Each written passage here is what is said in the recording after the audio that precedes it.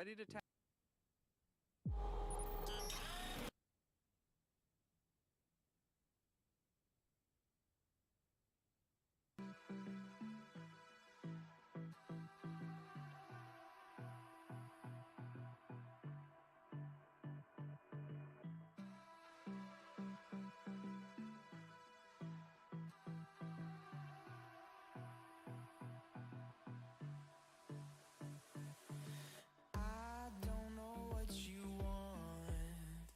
Let's have a bit of fun till I downfall. My love, if you feel like I do right now, don't say you're on the run to the other side, my love.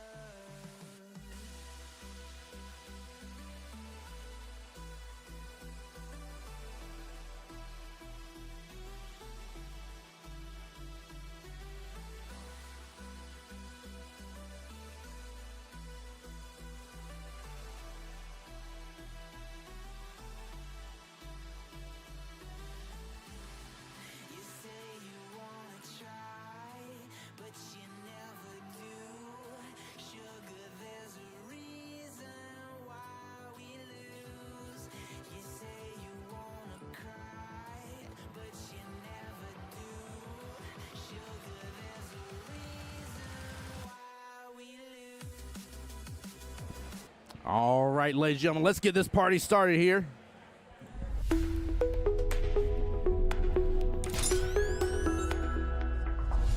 The voice of Jacksonville Pool.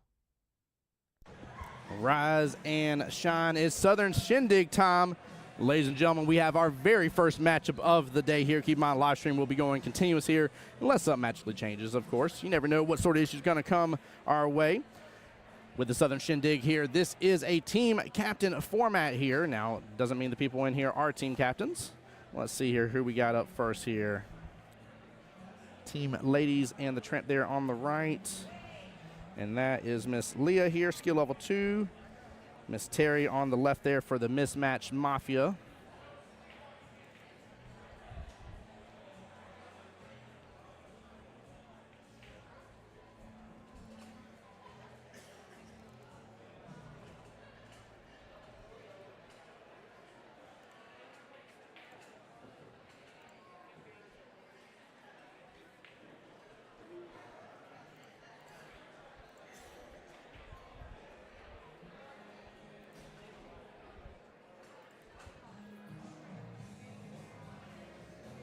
All right, Miss Leah won the lag here. We'll get to break for Ladies and the Tramp. They are running a skill level 2, 3, and 4. A combined skill level 9, meaning they only have to go to 3 overall wins here, versus Mismatched Mafia running skill level 4, 5, and 6 here.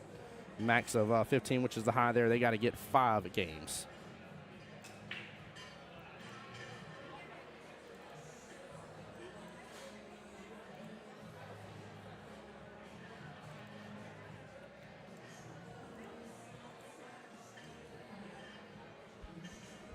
Welcome on into the live stream, guys. Let me know everybody's in here. We are live on my Facebook and YouTube, The Voice of Jacksonville Pool. We're going to get this party all started and rocking and rolling here for you guys. Don't hesitate to hit the share button for me today, too. The link for CompuSport is in there for you, as well as my YouTube page for those that wish to join.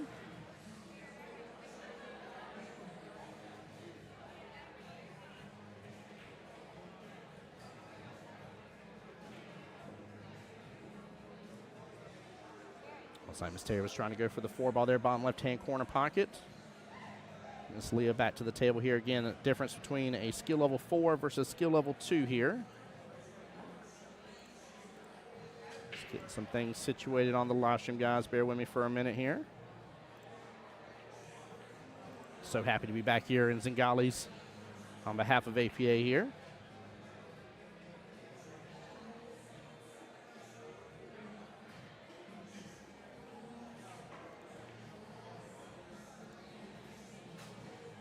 Team Ladies and the Tramp are from Mr. Derek and Miss Shante there up in Georgia.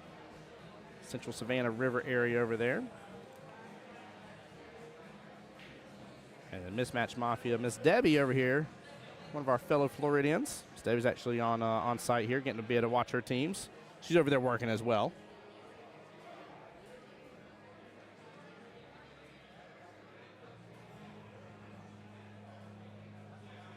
Yeah, it's going to be a very, very interesting lineup here right off the bat with Lays and the Tramp. Go ahead and going for a lower skill level run than what they have to go with. Max is 15.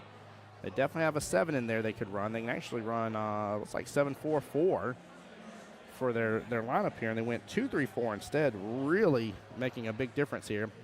Now, with the way these formats work, guys, for those that have not participated in an APA Team Captains Tournament before, which I would highly encourage you to do so, you have a team of 5 people, max 15 between your skill levels here. You're going to run a 3-man squad here. And so you can't break the 15 skill level rule between those 3 players. And whenever you lag, you break. And the first format will be 8-ball. Second matchup, and it's only 1 rack, guys. 1 rack gets the point. Second matchup will be between player 2 versus player 2 on the roster that they have picked. And that would be 9-ball. Then we rotate back to 8-ball. And we keep going until there's a winner. In this case, again, Mismatch Mafia will have to get 5 of the racks here total to get the win. A little bit of an uphill battle. For those from Jacksonville already viewing the live stream here, actually, we got Miss Carla there in the background. Looks like she's already fighting. One of our fellow Jacksonville APA teams already playing.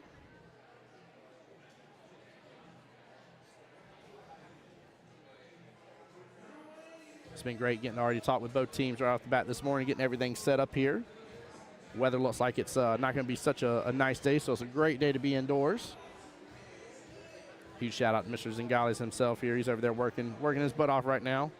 This man always puts on a good pool room.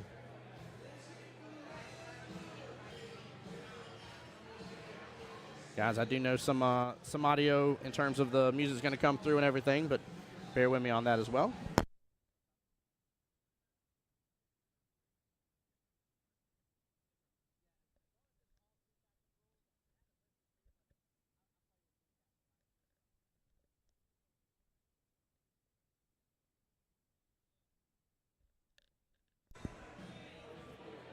Todd over here helping referee and everything.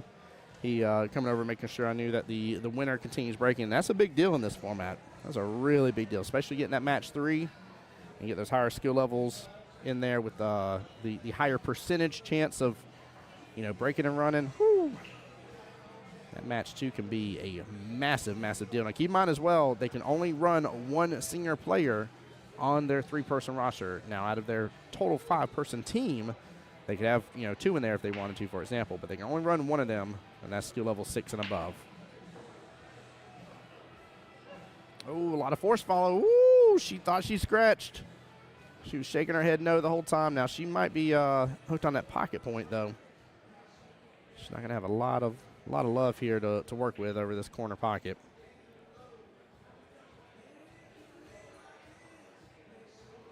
What a matchup too, right off the bat. Just imagine you're gonna have a skill level 2 versus 4, which this is Leah as the 2, Terry's the 4. Then you're gonna have a skill level 3 versus a 5, and then from there skill level 4 versus 6. So every matchup that we're gonna see between these 2 teams will be a 2 skill level difference between these 2. However, there is a 2-game difference. Again, that's what that 5-3 above tells you. That's what the race is. We'll see if it pays off, though. I was wondering if anybody was going to pull this as an option. It's just like in everything with APA, we have a little bracket that tells you your breakdown and your race 2 based on handicap. She got a nice little bit of movement right there, honestly. Kind of took over that top right-hand corner pocket. That was not a bad hit at all. One thing I'd love to see from these lays here, especially an 8-ball, start getting your balls near pocket, start taking things over. Really big deal.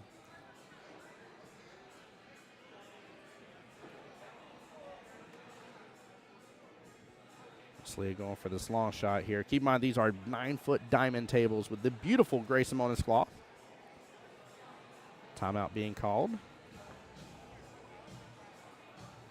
Mr. Robert to the table here. Their skill level 7, their senior player.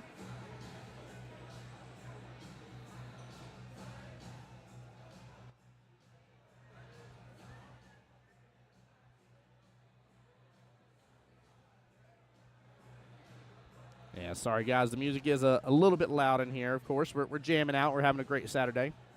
So I might have to mute down just a little bit. Let me know if you guys can't hear me. Nice hit right there, and that is what I'm talking about. Great timeout. Love to see it here. What a smart play. Goes ahead and starts taking advantage and taking care of the trouble balls. Gets a stripe in front of that left-hand side pocket. Terry back to the table here. She's going to do something similar here. She's got the 2-6 by the look of it that are tied up. Go ahead and start breaking those apart a little bit. Going to play a safety. All right, got a little bit of separation. She may be able to work with that later on with that 2. Would like to see more, but still great attitude. Great option. Leah's going to look here, see if maybe she has that side pocket. If she doesn't, looks like she's going to go after this other stripe. She can bring this all the way down bottom left-hand corner pocket. That's not an easy shot. That is majority of the table. Tough angle here. But if she hits it slow to where she can get at least close to that pocket while still obviously making contact with the rail after, she'll be doing herself a really big favor here. Yeah, she went for it. Good try. Not bad at all. Not bad at all. Terry back to the table here. She has eyes on the 7 or the 4. 7 top right, 4 bottom left. Can go with either option here.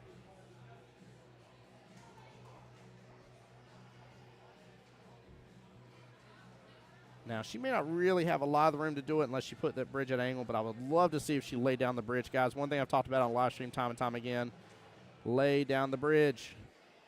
Take one extra part out of the equation here. You're talking about XYZ axis for both the bridge and your pull cue.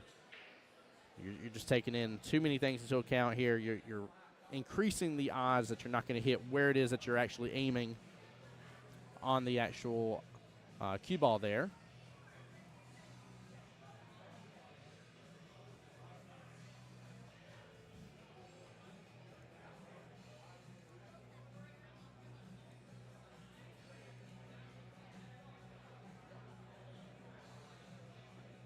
Hey, Rodney on the YouTube side. I'm sorry, brother. I was missing the comments here. I need to look over. Rodney over on the YouTube channel says, Robert's a great coach. He definitely showed it right there. That was a great call. Robert not on any of the teams I played on or have played against his teams. Oh, and have played against his team, sorry. Helps out even when I ask questions. That is a true player, a true high-skill player when it comes to APA. I love hearing that. Very blessed back home here to have several players that act that way as well. And just shows a really high level of talent, sportsmanship, and just overall really helps grow the entire game. I love seeing it. Hey, Southwest Georgia APA over here on the live stream. Will this be continuous live or break between matches? We will go continuous as long as they got people for me. I am set up between tables 2 and 1 here at Zingales, 2 being the primary focus, but I'll flip back and forth. If for some reason there's going to be a long period of time, like a 30-plus minute wait or something like that in between matches, then I may actually, redo the stream here. But as far as I can tell, these matches are going to take a moment, and hopefully, unless internet issues, we're going to continue going live on everything as well. So we'll try to keep the coverage here, but it will continue to be no matter what on my Facebook page, The Voice of Jacksonville Pool, and on YouTube as well. Justin J. Money Lamont, what's up, my brother? Welcome into the live stream, brother. Hope you're doing well today. Tell Sam I said hi. But glad y'all are here. Miss Leah getting a little bit of a run here. Worried about the location of that 8-ball for later on, but she's about to have nothing but everything downfield for herself. Now, I don't know if she rushed that shot or didn't feel comfortable, but good try.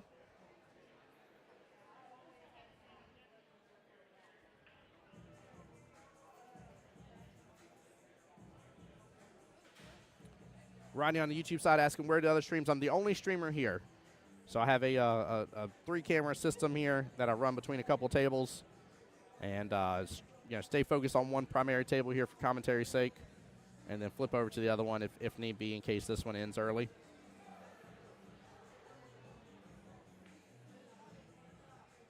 Dylan, great question here. Says, was this an invitational? Would have loved to have put the team together. I don't know of it being invitational at all here.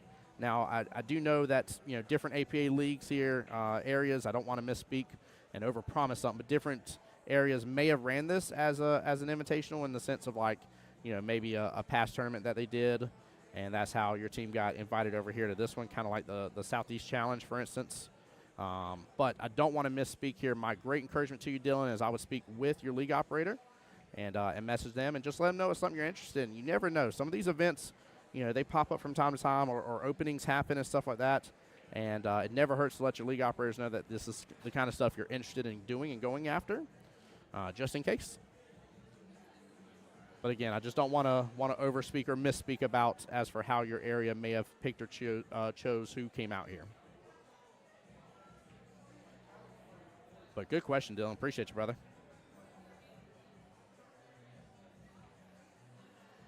And appreciate everybody's activity this morning, too. We're already having a great live stream.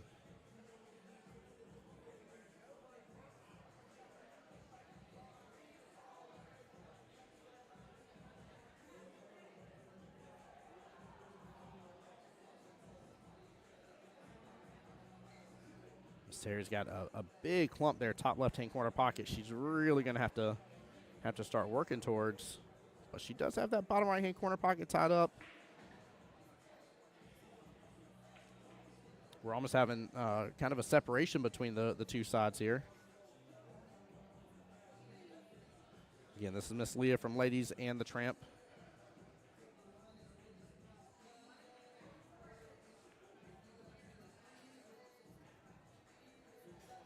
I think she's looking at the tangent line there.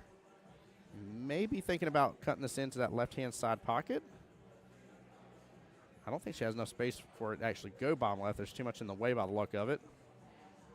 Yeah, she's looking at the cut here. Gets the cut. What a beautiful cut, but it's going to be unfortunate. It's going to come right on down and send itself all the way back up top right-hand corner pocket. But that was a very, very tough and impressive cut. Again, I would love to remind you guys, Miss Leah there for Ladies in the Tramp here. Skill level 2. Skill level 2 versus a skill level 4 here. Got to keep all that in mind. Teams, again, allowed max skill level 15 between the 3 people that are going to be playing in the matchup, but you do have a 5-person roster. 1 senior player only. Can't go in putting 2 skill level 6s and then say a 3 for example's sake. Skill level 6 and above will be your senior player, only 1 per 3-person matchup. You can have, 2 or 3 on your team, but only 1 per 3-person matchup.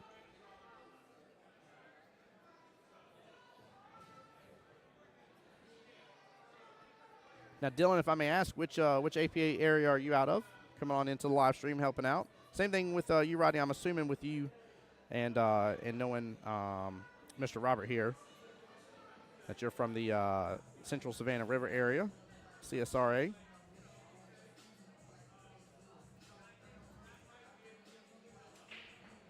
Nice job by Terry here, getting a breakup of a lot of those solids there. That was top left, and now kind of has the 3 corners locked down. Going for this 4, bottom left-hand corner pocket. I'm hoping she still gets a window for the 1 if she makes this here. She came close. Oh, no, it's going to come on out and hook itself close to that 15 ball off the bottom short rail. Unfortunate leave out of the situation, but good try.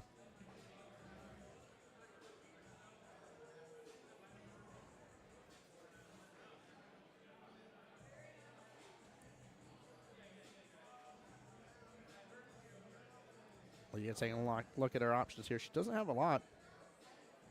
But I actually kind of like almost going after this bank here for this 9 ball in that left-hand side pocket. She's not going to have that 9 as option for the bottom right unless she takes over that pocket and goes ahead and dunks in. Ooh, good try there. Very close shot. Unless she goes ahead and dunks in Terry's 1 ball there.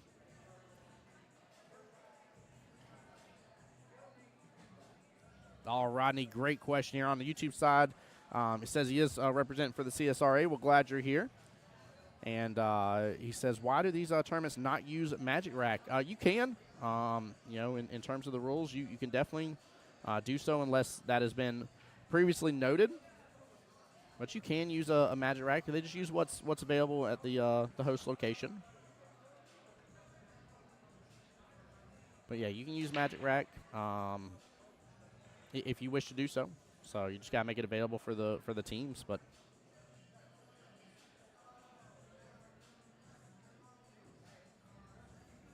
I'll be honest with you, using Magic Rack can get a little dangerous at times, though, and really give some pattern breaks for people.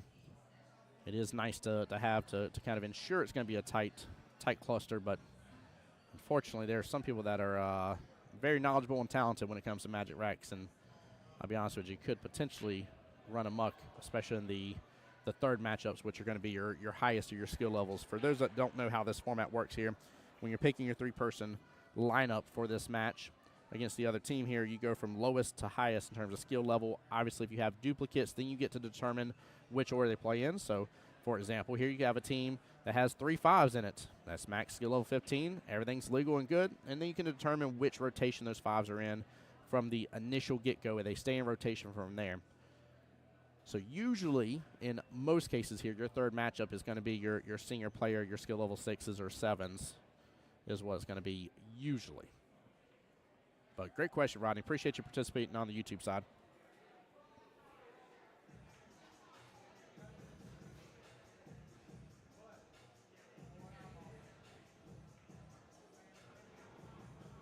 All right, Miss Leah here going for that top right-hand corner pocket. Looks like she drains it. She does. What a shot.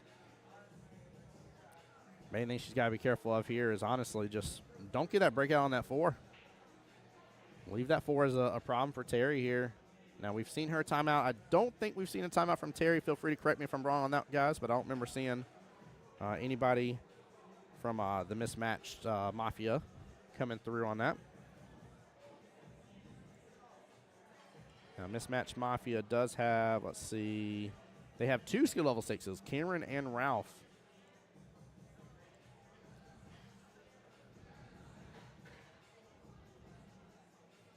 Not a bad leave at all here. In fact, she may have taken the 1 rail out of the equation here. This is going to be a tough shot to get a good hit.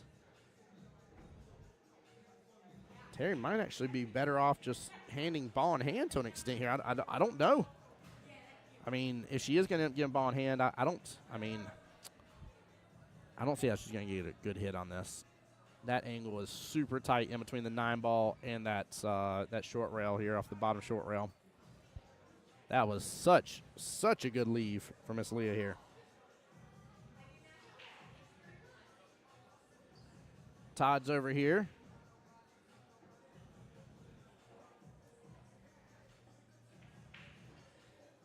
Oh, she might have a little more room here to get a good hit. That's going to be tough. Yeah, looks like 15 all day long. That's what Todd points to and says, yeah, I didn't think she could get a good hit on that. Wayne Kelly in the stream. What's up, brother? Welcome to the live stream, man. How you doing today?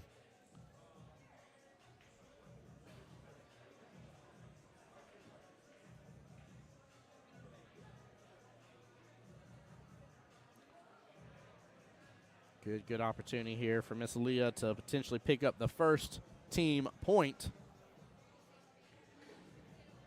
She doesn't got to give this too much up, but come off that rail. There she goes. Hits it like a champ. What a shot. Wow. This ball in hand may actually be devastating and put Team Lays and the Tramp in a significant lead because they only need 3 racks versus 5. Wayne Kelly, you said you're chilling. Now, is that literal or figurative? Because is it a little too cold over there today? Looks like it was going to be raining and stuff. It started sprinkling a little bit when I came in first thing this morning over here. So we'll see what happens. Well, a nice little run here. And honestly, I mean, even with her going with this, I kind of like going for the bank. Now, she's shaking her head. She doesn't feel comfortable. I feel like she sees that there is a scratch potential there and or this is just a tough shot. If she goes for the actual bank, and normally I'm all about them side pockets and making them side pockets, yeah, she's seeing that tangent line. You see it there. Trust your gut. Trust your gut. Come on. You know it's possible. Please don't go for this shot and risk that scratch. So you can put some bottom on it, be just fine. But the reason I like going for the bank here instead is because if you use a little bit of bottom and you can pretty much exchange the cue ball where the 8 is, you're not going to leave Miss Terry with a lot of great options here. So now, oh, man, she's switching sides. Yes, she is. All right. All right, what a choice. Way to go with your gut. I love that. Man, what a smart play. What a very, very smart play.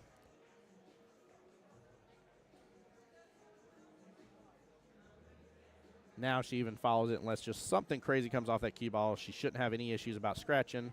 Has the chance to make it and has a great opportunity of not leaving an opportunity here. Oh, comes close. Good try from Ms. Leah here. But again, look at where the cue ball is and angle with the 4 there off that bottom short rail. She is not leaving any sort of opportunity here for Miss Terry. Rodney, great question. Yes, sir. Regardless of skill level, 1 timeout per rack here. So 1 timeout per player per rack. They're only playing 1 rack each. Winner of the rack gets the 1 point. And again, guys, if you start to like this format and the way this works here, I would highly encourage you to know what the rules are in terms of team captain and being able to participate in the team captain tournaments here. I was very blessed this past year. I actually got to go to Vegas and represent for Jacksonville APA and play out in the team captains tournament. But it is an amazing, such a fun format. But this format follows the same rules with the exception of these teams do not have to be made up solely of team captains.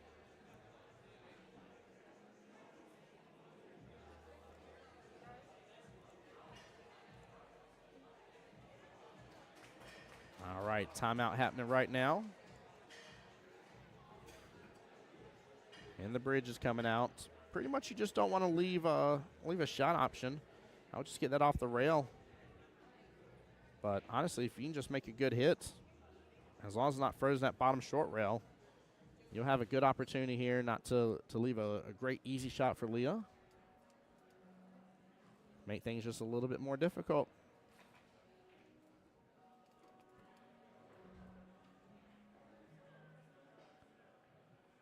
She hits a little firm. Comes close to that left-hand side pocket.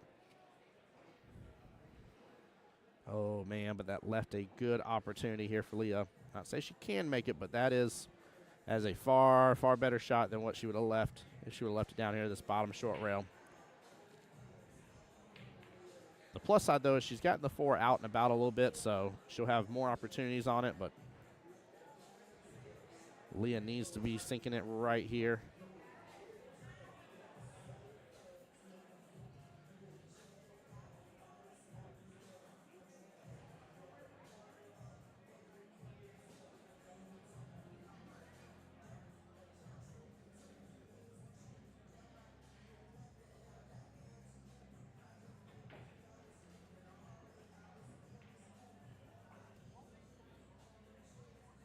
Good try here, good try. Cue ball's going to come back down.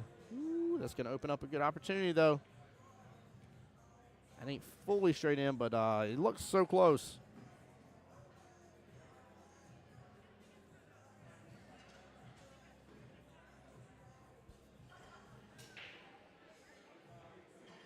Bridge coming back out again. She got the bridge laying down this time around. See if she leaves it laying down once she gets it in place of where she wants it.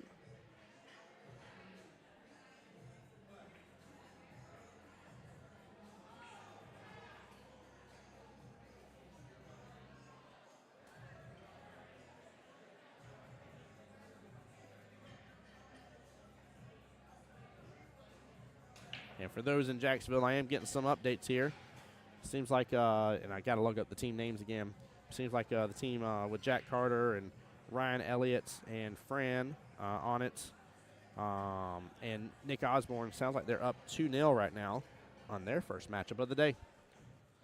I like the speed. Does it open up? It does not. Good try by Miss Leah here. Very close. Very, very close. Good smile on her face on that.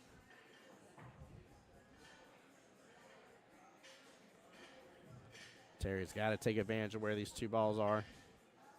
She can even come off rail a little bit here and get back down, not risk the follow through. That's the only worry about this shot, is putting just a little bottom, letting it turn to the top, or putting top. There we go. She comes off that top short rail. Cue ball pops right back out on the center of the table. Very nicely done. What a good shot. Very well played.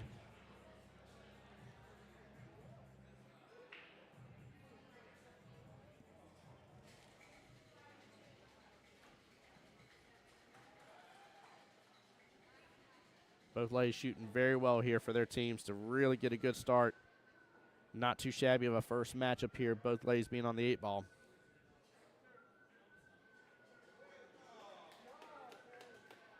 And Terry will get the point there, so that will be 1-0 in the 5-3 race right now.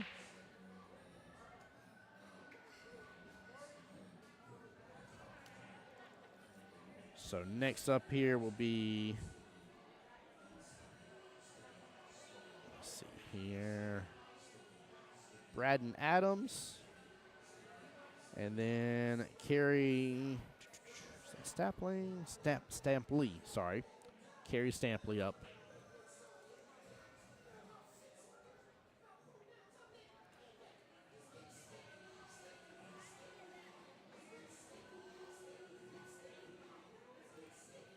All right, guys. With this format as well here, the winning team is the one that gets to continue to break.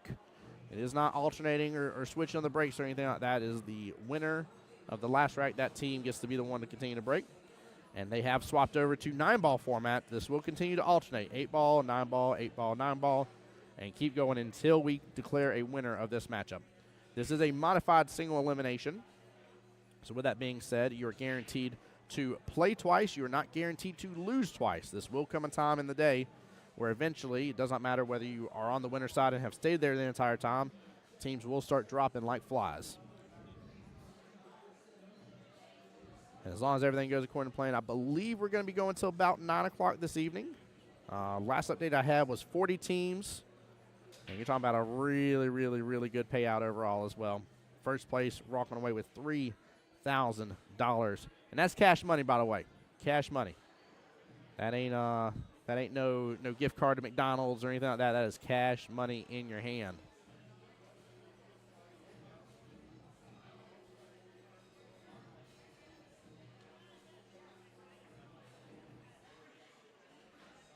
Tough start here right off the bat. Braden had the break. Take a look. You got majority of the balls there towards the upper right-hand corner, close to that right-hand side pocket. And you got 3 here towards the bottom half of the table. 1 ball will be a 1-rail kick here by Carrie to start this off.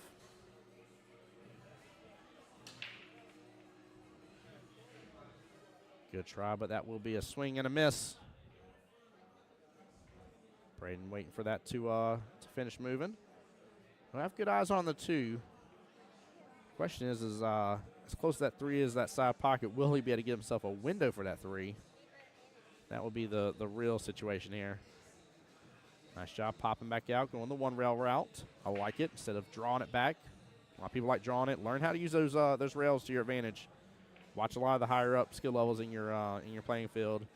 Some of them will draw that shot, but most will go a rail.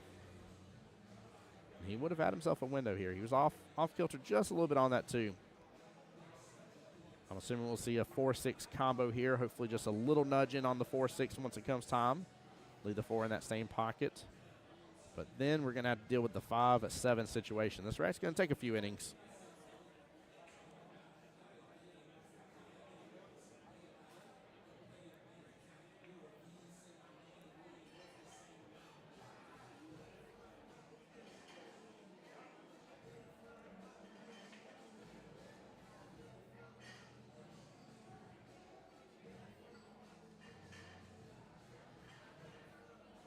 Carrie with a nice little window between the 9-5.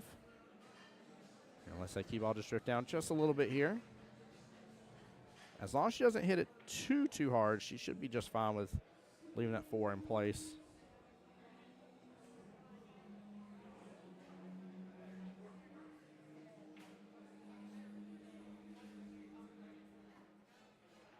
Biggest race that we'll see today, by the way, guys, will be that 5v5 racks race is what we'll have.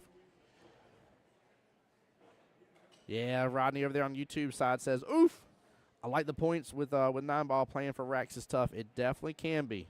Definitely can be. It's very Masters format feel when it comes to it being racks-based instead of points-based. It does change your strategy a little bit. You got to know when to hit the brakes. You know, a lot of times for us in APA, we're so used to playing for points. We're like, look, like I'm a 2 versus a 4, or you know, in this case here, it is. Let me pull it back up so I don't tell you wrong. A 3 versus 5. Braden's a 5.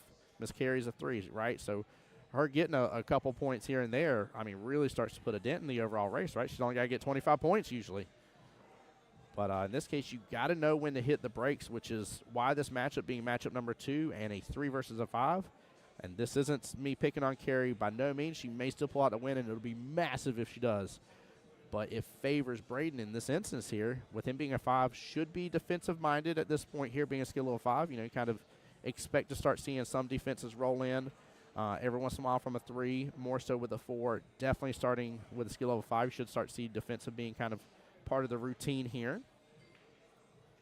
So with it being defensive gameplay here, it definitely can favor the higher skill level player. So, but that's what you got to take into account. You know, when you flip that coin initially between the 2 team captains, and that first team puts up their roster right off the bat, you've got to really be considerate here and be like, how's this going to look? How's this going to play out? However, I will say, though, if Miss Carrie pulls us out here in this matchup between these two, this is massive. I mean, this, again, Team Ladies in the Tramp only need 3 racks. It's 4-3 left in the race right now with the Mismatch Mafia getting that first rack. But it starts to feel a little daunting there, right? They get that first rack underneath their belt, feel a little bit of momentum start swinging their way. It can make all the difference in the world. But, yeah, you got to play your 9-ball extremely smart. Hold it very tight to the vest here. Tabitha, what's going on? Welcome to the stream. Says, come on, Carrie. That's what I'm talking about. Let's root on your people here. I love it.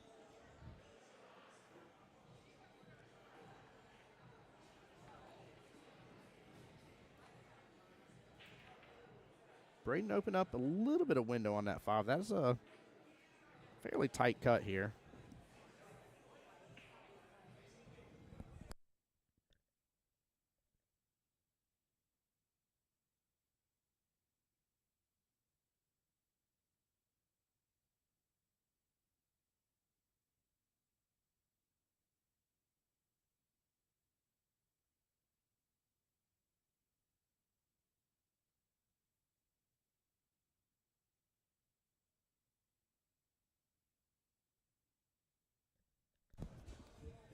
All right, sorry, guys, back.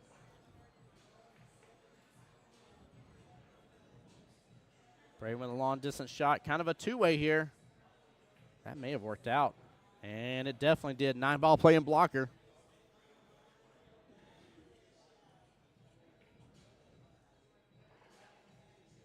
Carrie back in the same predicament as her first shot.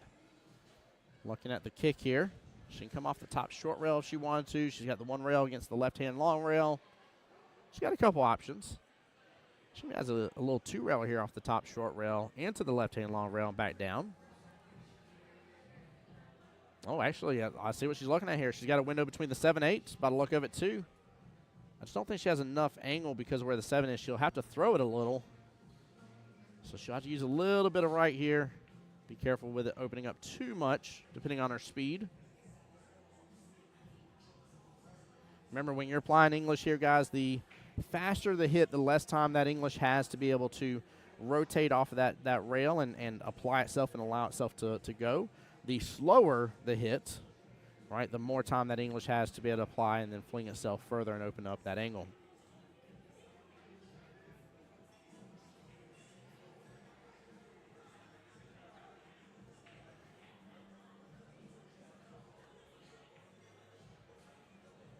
There we go. Defensive-minded, but I don't know if he got it fully. She should still be able to see the right-hand side of that 7.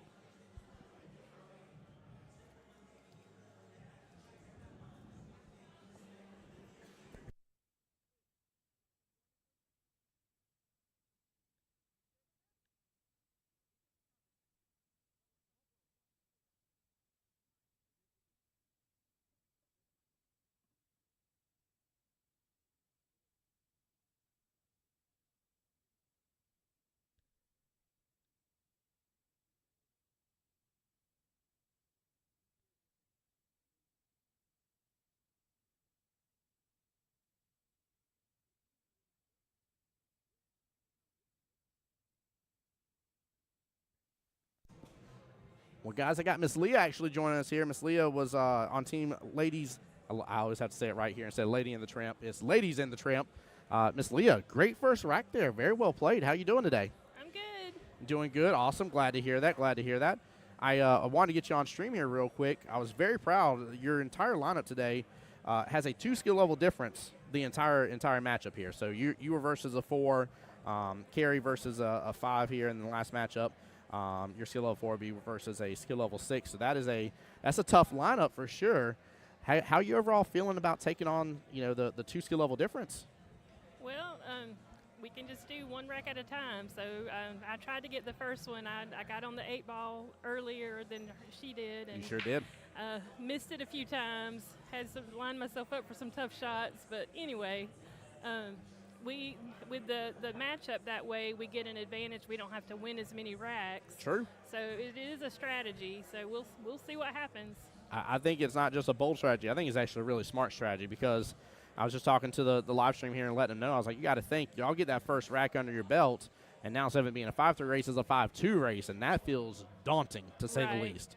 So, but no, I want to give you props on stream here. Was complimenting a lot of your shot choices, how you were shooting and everything. Very impressive for you being a skill level 2 coming onto a 9-foot table. If I may ask, where do you normally play out of? What's the pool hall? We play in Augusta, Georgia, and there's several places we play, but we play for Rack and Grill 1, Love Rack 2, Grill, yeah. Rack 3 in Aiken, and then there are some other smaller places in the area. Now, for the night of the week that you play, do you normally play on like 7-footers, 8-footers, 9-footers? What's the size table you're normally playing on? Do you remember? We play 7-foot bar box, yeah. Woo! So you're coming in off of a 7-foot bar box on these 9-foot behemoths. Right. That's what these are. And shooting as well as you are, I just want to give you that confidence boosting you because I think you put her in a tight moment. Like you definitely had her on the ropes for sure in that first matchup. Yep. I wish I could have got the 8, but definitely we'll keep on playing, doing what we can do. Yeah, you definitely will, and I think you'll continue doing a great job to say the least here. Just go in there with that confidence again, with the way you were coming off and rocking and rolling and. Don't let any of the additional pressure get onto you, no matter how the team score is. Play your matchup. That's the most important thing for sure. But right. I think you're already showing a very, very strong showing right off the bat here. So great job. All right. Thank you. Thank you as well. Appreciate you coming on the live stream here with me. Guys, I'll continue throughout the day here trying to get more and more people onto the live stream as we continue going on and talking about their matchups and everything. And definitely appreciate them for joining. I know it can be a little daunting sometimes hopping on live stream with people, but it's definitely a good time, and I think kind of gives you guys a better inner look here of how everything's going throughout the day and how they're feeling. There is definitely pressure here. Obviously, it isn't anything crazy of where you're like, I'm playing for Vegas, and may let my team down or anything like that. But we all know that most of us here in APA, we take all this serious and definitely want to do our best. And I just want to give her some mad props. Leah really, really brought the fire that first round, first matchup here against Miss Terry. And Terry did great as well here. When it came time to capitalize, she definitely capitalized for sure here. Love that last 2-ball run out that she did. Very, very good. Good job here. No. That is where the trouble comes in for 9-ball. The scratch happened for Miss Carrie.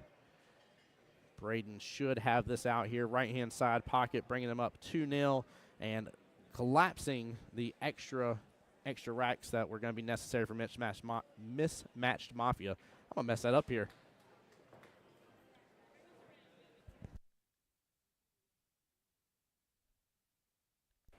All right, Braden getting the win against Miss Carrie, up 2-0. A race of 5-3.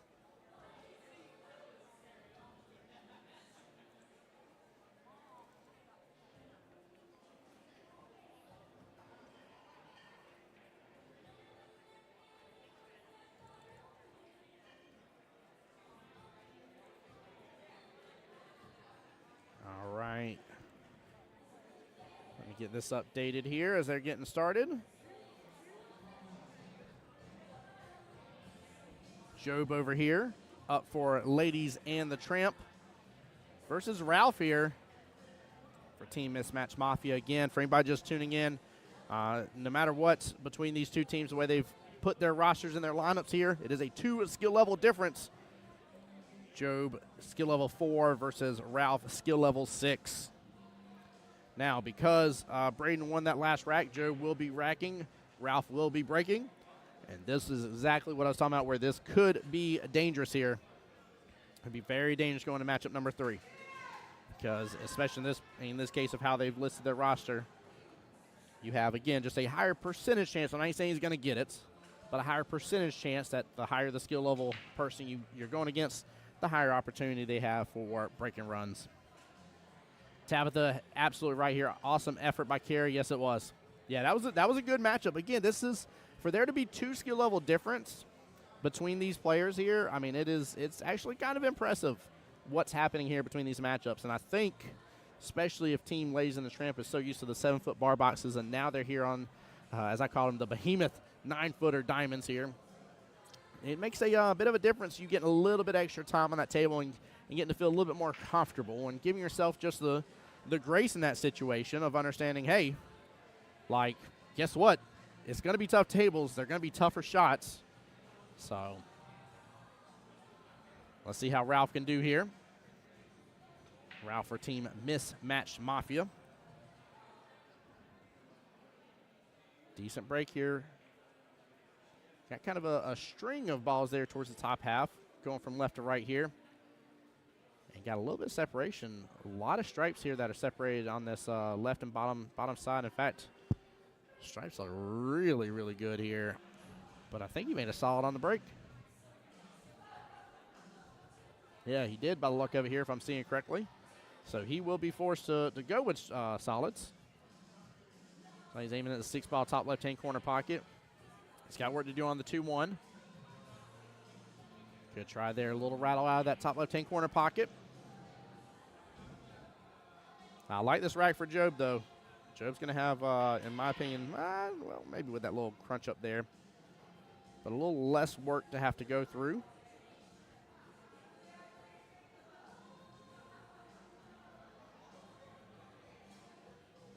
Guys, as well as we continue the live stream, keep in mind if you ever need any live streams done and you're part of the APA, don't hesitate to feel free to message me. Available on voiceofjackspool@gmail.com. If you want to send an email, you can always message me via Facebook as well. But let me know how I can help really promote your events and make them even more enjoyable.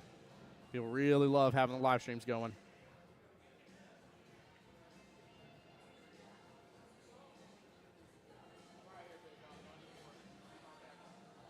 So after this, no matter who wins this rack, we will go into matchup number 4, which will put the exact same lineup that y'all saw for matchup number 1 back on the live stream here.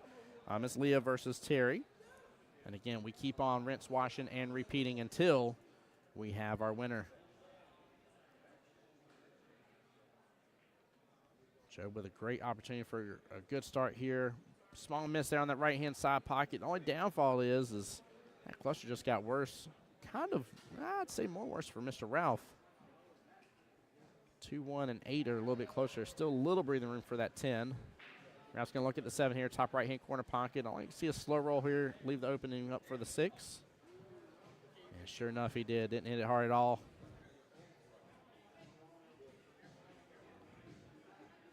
Try and take a look at his problem balls. Oh, looks like he has an opening for that, too. I don't think he can get around to it based on his angle here on the 6, unless he just tries to create it and make it happen a little bit better. But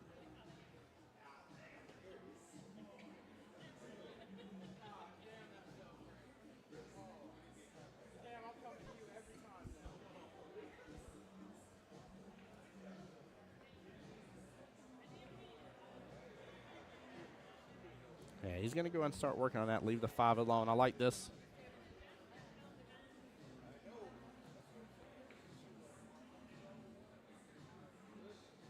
Oh, he had room to actually send it all the way down. Bottom right. Good try there.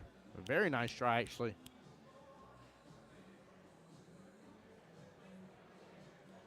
Also as well with us doing 8-ball for matchup number 3. That means matchup number 4, Miss Leah and Terry come back to the table here. It will switch and reverse to 9-ball for them. That's kind of one of the things I love about this. If you have one of the formats that you love over the other, well, just make sure you really grin down and get that grit going, and understand that your time to shine may be coming up.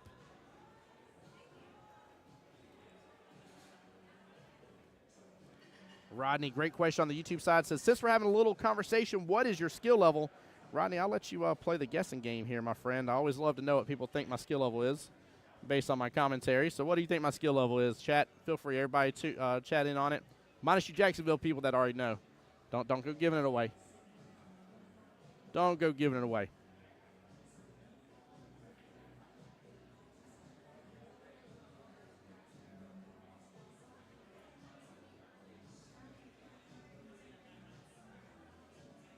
I don't know if I'd mess with that 4 right now versus messing with the 2-1. He's going for a defense here, though. I like the option. Rodney taking a swing here at it, saying that I'm a 6'8", so a 6 in 8 ball, skill level 8 in 9 ball. I like the guess. I like the guess. Chat, anybody else want to tune in here? Facebook side, feel free to get in on this as well. What skill level do you think I am?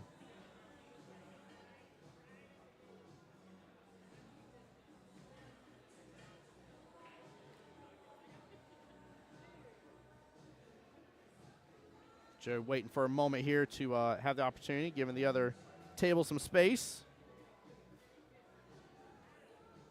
Rodney, I will reveal it here in a moment. I'm going to give some people some time here to answer.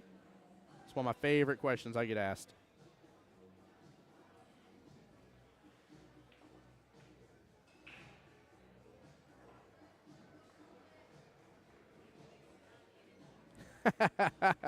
Wayne Kelly over there says a lot lower than you should be. I appreciate you, brother. I seriously do.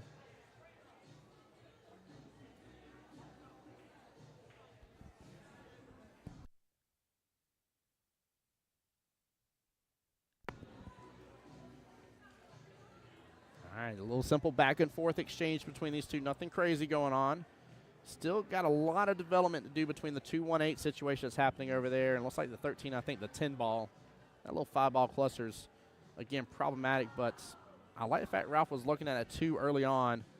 And looks like he did see there is a window of opportunity for the top right-hand corner pocket, which I definitely agree that's going to be his best choice. He's going to have that 5 left-hand side pocket here. And should have that. No. Oh. I don't know. He doesn't like something about it. I was about to say he should have the window. Marion here says, let's go, Ralph. Let's go indeed. Mary, welcome to the live stream. Glad you're here supporting. Good speed. Yeah, it looks like he got in the window. I don't know what he didn't like about it. He's going to both have an opportunity to swing at the 2 for the top right, get a little hit on the 1. Just don't hit this hard. I'm a little worried with the location of the 1-8 situation, and especially with it potentially carrying him off the 10 to the right-hand side pocket. He did. Oh, man, risked that 8 ball in the right-hand side pocket. Oh, my Lanza. I was super worried about that. Oh, goodness gracious, that 10 ball was more than willing to give a high-five drive-by. Instant 8 ball on down. Woo. Oh, my goodness gracious, guys. Let's see if I caught it in time here for a quick little instant replay. No, I didn't caught the tail end of it. I wanted y'all to see that. Pay close attention when you got a cluster like that. Pay close attention. It's tough to kind of know from time to time. You get used to it as you play further, but well, Rodney, nobody else is taking a stab at it here. I know Wayne Kelly already knows my skill level here, so in APA, I'm a 5'5". 5'5", my friend. Been blessed to be on multiple teams, get to go to Vegas multiple times. Been a part of the APA for, I think I'm on my 12th year now, if I remember correctly. Took about a 3-year break in between. Wife and I had our 2 kids, Luna and Luke. Luna just turned 6. Luke turned 4 at the end of August this past year. Luna's birthday just happened on the 8th, actually. So we had a few-year hiatus here to be with them babies a little bit. But appreciate your compliment on the skill level, brother. Blessed to get to do what I do, man. Love to do what I do.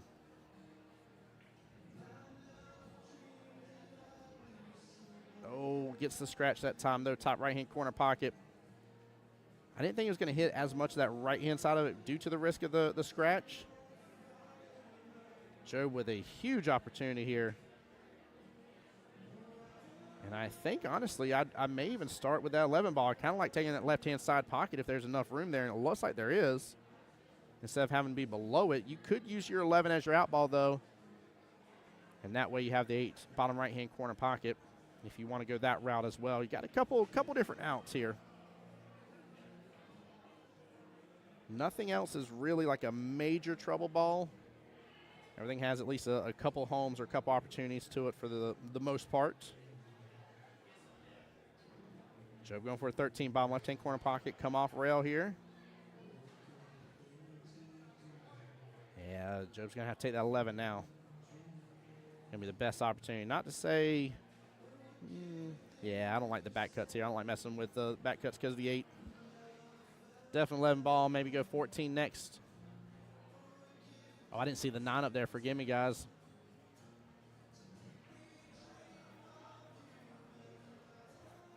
Well, looks like Job has forced Ralph here to clip into this 1.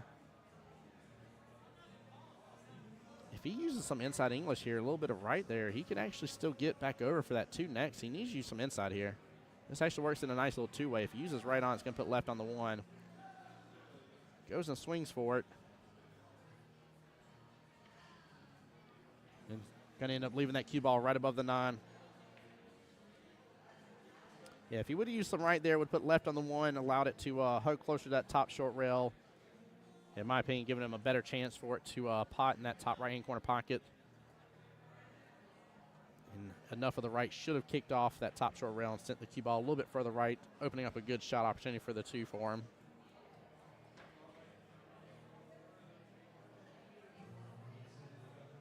Rodney said that was my guess, since you made mention of the defensive mindset that 5 should have and 4 should start to have. Yeah, that was a real big change for me over the past few years.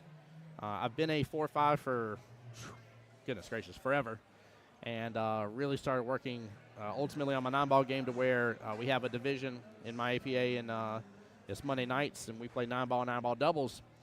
And so I really put a huge emphasis on my 9-ball game and trying to grow it and understand it. And I kept trying to understand the difference between 4s and 5s, and everything I saw was 4s started working on some defensive shots, and 5s really started shifting the mindset. Now, granted, maybe not landing as many, but still shifting that mindset of like, break time. I know it's break time. I know it's time to hit the brakes, time to stop this game and play defensive.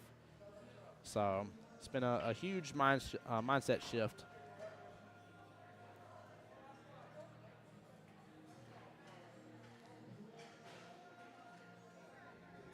Well, the only thing Job needs to pay attention to here is just leave for that cue ball. Realistically, where that stripe is that she's going after, just don't leave the cue ball there. So if not, you're going to give him some run potential here.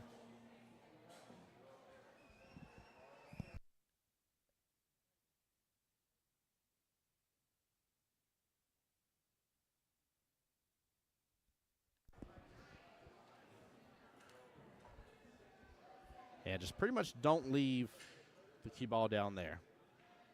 I don't even know if I like going after this 9 here in this instance, just for risk of leaving a good open angle for that 2. It's going to come off rail a little bit. I'm not going to be upset with that leave. He will have opportunity for the 1, but I don't know if he's going to be able to hold it for that 2.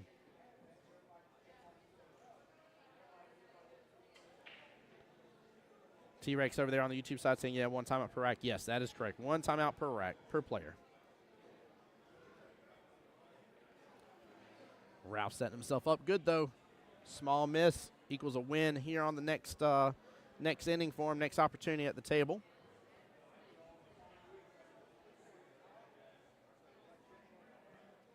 Ronnie saying I myself am a 3-3, and that's how I approach the table is defensively, but I need to better work on fundamentals. Yes, work on those fundamentals is a 3-3 for sure. Work on the fundamentals, without a doubt. And just watch more pool, especially anything APA related. You're just trying to get better within APA and work on your skill levels. There's a lot from corporate APA. Really gives you a lot of views, especially when in Vegas at the Pool Dog Arena. Great opportunity for you really to get some good insight. Keep in mind between that, singles and getting in singles regionals, huge opportunity for you to get better. Huge opportunity, especially getting to be within your skill level bracket. Big encourager of that, especially in our area. I love seeing that. Nice hit. Where's his lead for this 8? Oh, he gets a little bump on the 8 here. He has opened up a good opportunity. Could be 3-0 right now for Mismatch Mafia. He does not like the stretch. I don't blame him on that. I don't blame him. Stretch is a bit much here. He is going to have to use the bridge. Looks like he's a fan of laying the bridge down, though. I like that. Look at that. That is perfect. That's going to give him a good opportunity. Once he gets it settled, plant that hand down in the middle, leave it planted down. What an out. Good job by Mr. Ralph in the mismatched Mafia. I'm going to say that wrong. That is so tough. 3-0 right now. Miss Leah and Terry back to the tail here.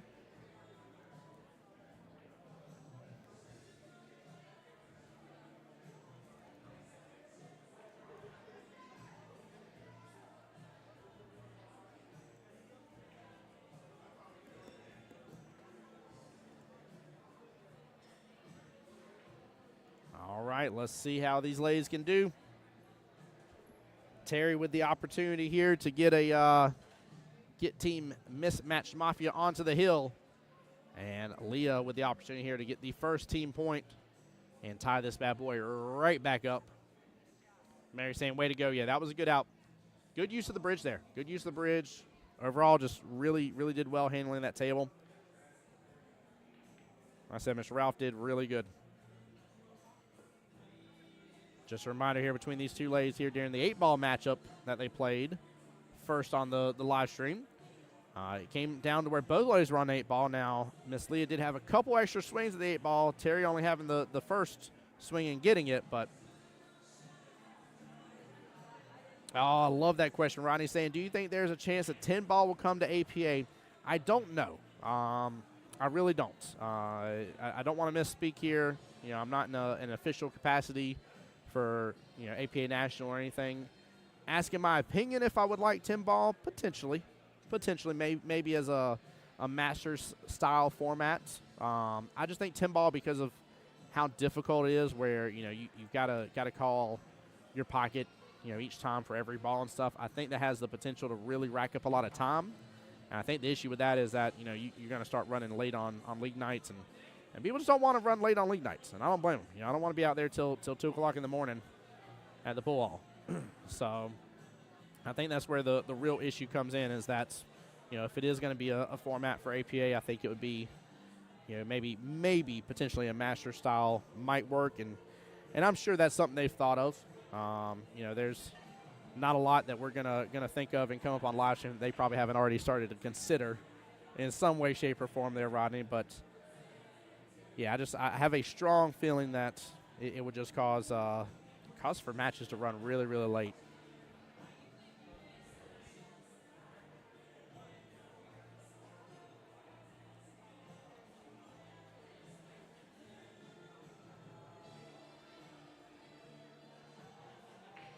Good try. Nice little starting run.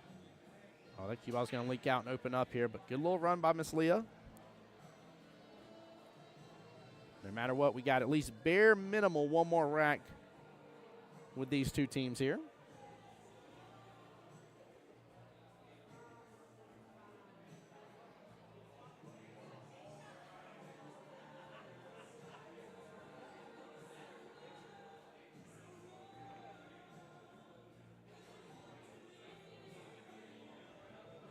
As Terry hits off a little bit, you see her head shake. As much as that's gotten close to that top right-hand corner pocket, she has not made it easy for Leah. It is right there off that bottom short rail.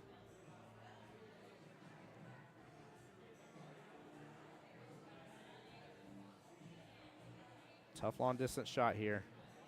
Leah hits it nice though. Just a bit soft there. It's going to get crumped up against the 5 and 9. And I don't know if it hit enough 9 to open up a window. It looks like that's what she's staring at right now. T-Rex on the YouTube side says, I was curious of that about the 10-ball as well. Yeah, it's a good question. And, you know, like I said, you never know. APA is always growing. Like this year, you know, I'm super excited to see how Vegas is this year. Big change in Vegas. We've had a shift as for what events are where. So your Showdown Series events, with the exception of the Team Captain event, have all moved into the spring time frame, if you will.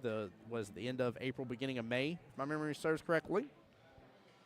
So you'll have all of your singles during that time. You'll have your Masters format during that time, your doubles, all that kind of stuff. And then in the fall time frame, you'll just have the Team Captains, and you'll have the regular teams for 8-ball and 9-ball.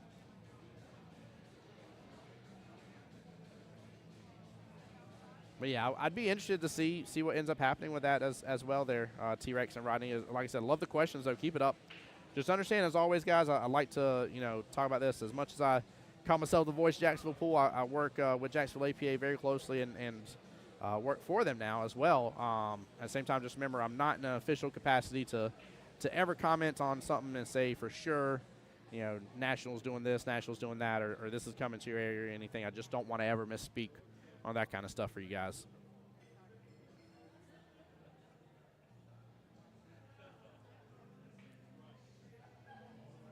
Yep, Lays is in the spring as well, Rodney. Good question. Yes. Lays is the wheelchair format. Every bit of it, like I said, it's been a massive shift. It's going to be really, really cool. But just such a massive shift for APA. And, again, excited to see how it goes, see how everything runs.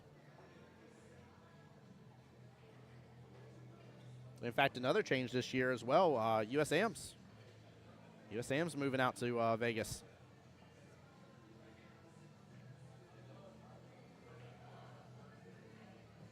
Good shot there by Miss Terry. Nicely done. Eyes on the 5 as well. Looked like she had a little smile about that shot, too. She should. That was a good long-distance shot. Good speed.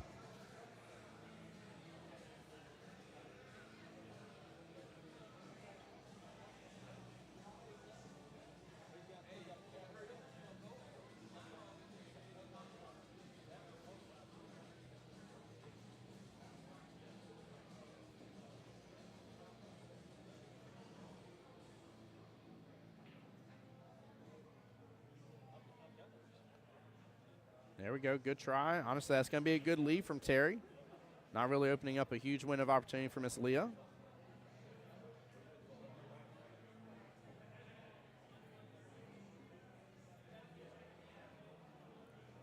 Leah can respond in kind with the defense here. We'll see if she sees the opportunity for a defense.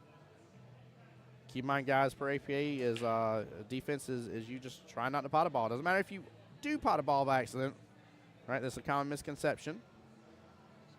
It's all about your intent here. Did you intend to pot a ball? Oh, thought it was going to break up more of that 7-9. Allow a little bit more space. There's enough space to work with it regardless, but honestly, the closer those are, the slower this rack may go, may give Miss Leah more opportunities against Terry. However, Terry has great run potential right now. That 5 definitely goes. Cue ball should pop back out, even if it bumps to the 8. Unless it hits it just perfectly full and blocks up its path to the 6, you should have eyes on the 6. But a good opportunity here.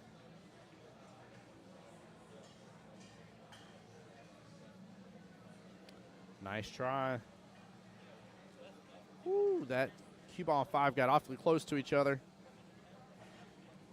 They have a couple options for this. But like that 5 in that right-hand side pocket.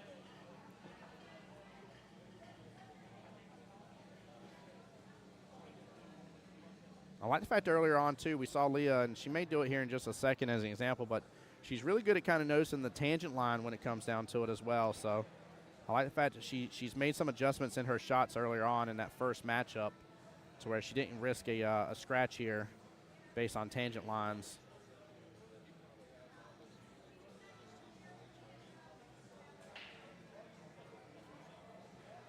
Good try. Go for the carom here from the 5 to the 6. Go for the combo from the 5 to the 6.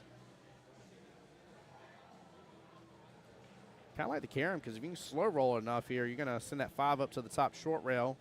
Cue ball's going to drift off the 5 into the 6. 6 pots top left.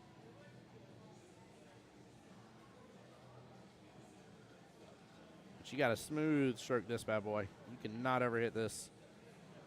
She's going for the combo. Swings, gets that 5 open, or gets the 7 open, I'm sorry, from the 9. And doesn't look like she leaves Leah with a lot here. Maybe the 1 rail kick, but not a lot at all.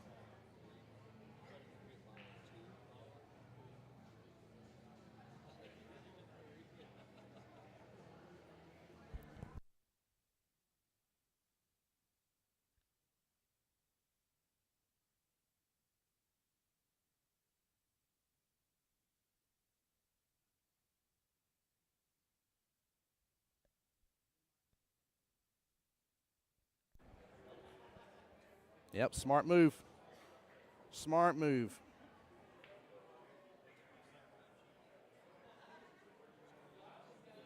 Good defense opportunity coming up for Terry here. Nice little hit into the 5. Let the cue ball drift a little bit left. Use the 7 as a way to hide it. Let the 5 come on down. You might even have both the 7 and 9, depending on how hard she hits this, coming into play for the defense. Getting this later into the rack here, you definitely want to start taking advantage of, if you can play smart on 9 ball and play defensive. She's doing it right there. What a shot. What a shot. Take a quick look at this again here. Quick little instant replay, top left hand of your screen. Very wise decision right there with how she just did that. Again, didn't overhit it. Knew the 5 was just going to come on down. And it looks like she lined up her angle really to hide that cue ball. Look at that. Such a good shot. Great job there. Great, great job. I wonder if Leah has just enough to be able to still clip it and come off rail and still get a hit into it, though. But that's tough.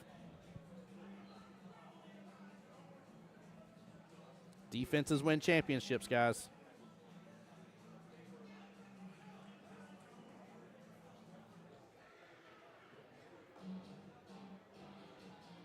And there it is right there. She tried. Ends up clipping the 7 in the process. Cue ball's going to drift on over close to the 6. It will be ball in hand, though.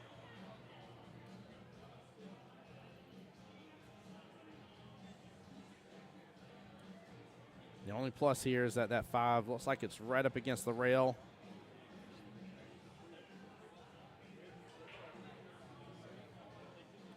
And she just went ahead and went for the simple shot, not trying to get any extra leave or additional angle here for the 6. This will be tough here. Long distance shot. A lot of table.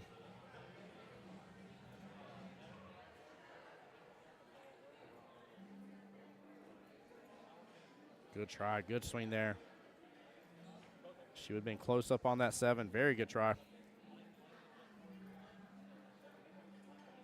Let's Leah back to the table here with a tough shot on that 6 right-hand side pocket. Looks like it's got a little bit of an angle of opportunity here.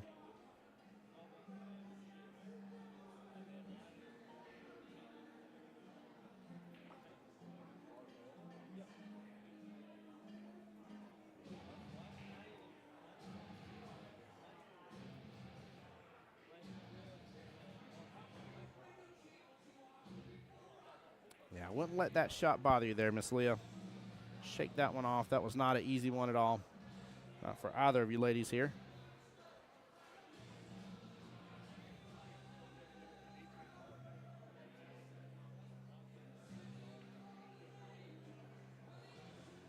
A light angle on the 6 here. Should open up a little bit of a window for the 7. She hits off a little bit. It's going to send the cue ball close to that bottom left-hand corner pocket.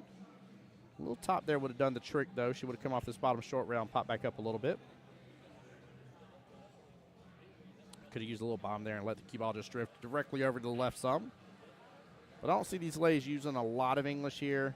For Leah as a 2, makes complete sense. Terry, you know, sometimes whenever you start getting in skill level 4s, you get people that get really stuck in using too much English all the time, and it really stunts their growth in their skill level because they, I don't want to say become dependent upon it, but it's caused some issues sometimes. You start using English when it's not necessary.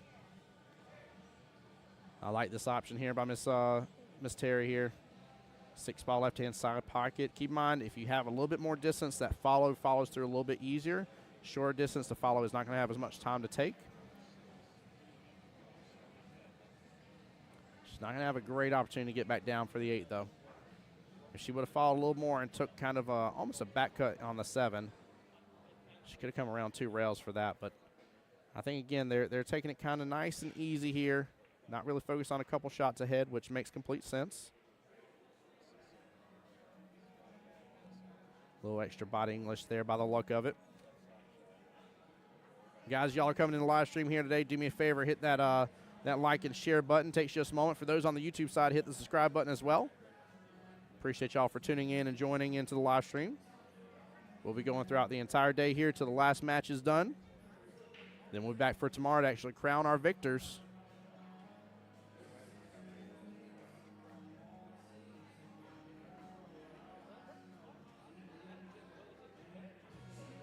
Leah going for the 7 right-hand side pocket. Nails it perfect. Not enough oomph there, though. The cue ball just drifts down just a tiny bit, clips the 9 in the process. She has eyes to be able to make a good hit on the 8, but she's stretching here and doesn't have a lot of opportunity. The bank is there, but don't like the bank here.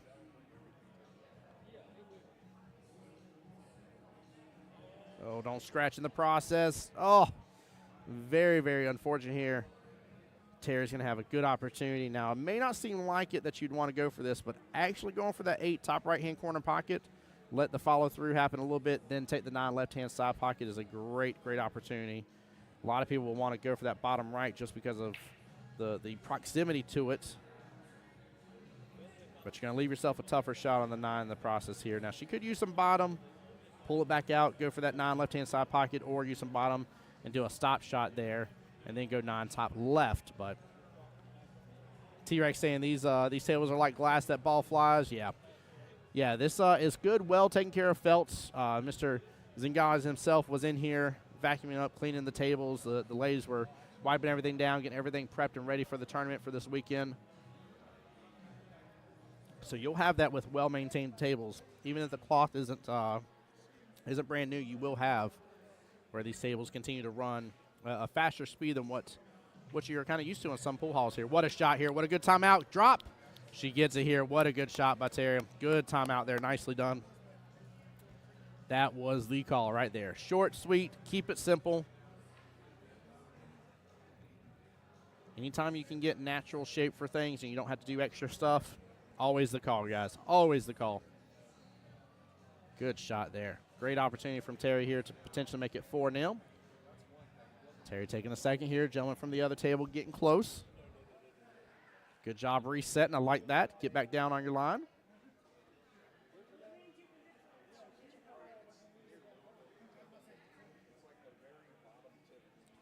Really big deal here for Mismatch Mafia here. Getting on the hill first. 4-0 up. Whew. And it will be. Good out there by Miss Terry. Nicely done.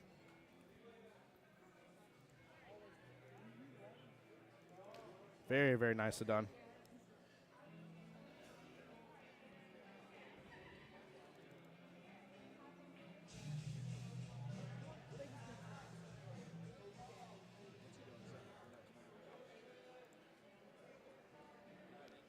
All right, Braden and Carrie coming up to the table again. Because that last rack was 9-ball, we're back to 8 again. Remember, their original matchup was 9-ball that they played. Tierra says that, I like Poolies. He says that's how Poolies Billiards in Palm Bay, Florida, where I shoot, definitely a big difference for people from bar tables to good ones. Yes, yeah, major difference. Yeah, I like Poolies. Poolies is a good place. Good place, man. I've been blessed to be there to do a live stream before. Definitely a good time.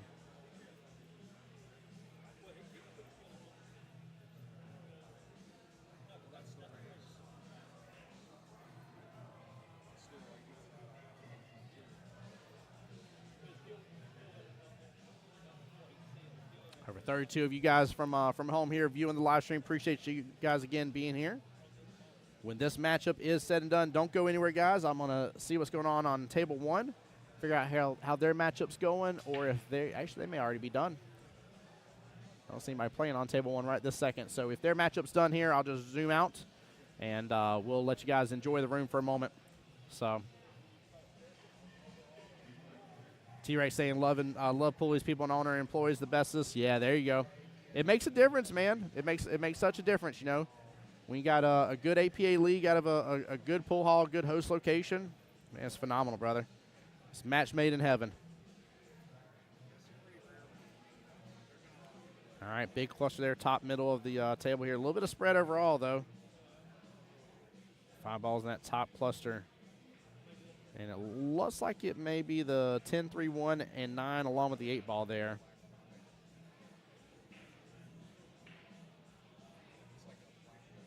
Good try on that 7 ball. Woo, flirting with that left-hand side pocket. Ends up hitting the bottom pocket point of that.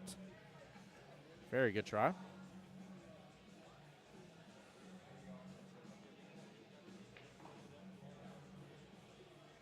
Braden will have his choice here. Chat, you going solids or you going stripes? Which way you going on this one? I think I'm going solids here. As long as I'm seeing that correctly, this is a 3-1 tied up with the 8. It looks like it is. Actually kind of like solids. You got some more room, but you got the 4 playing blocker. So you got a pocket taken over there top right. You got some time to work out your issues. And I just don't like, out of both issues there in that top middle cluster, I do not like where that 9-8 situation is. Braden showing his skill level 5 coming on out. Keep in mind that because of the way the lineups were chosen here, again, team Ladies and the Tramp played skill level 2, 3, and 4. And team Mismatch Mafia played 4, 5, and 6. There is a continuous 2 skill level difference between each of these players.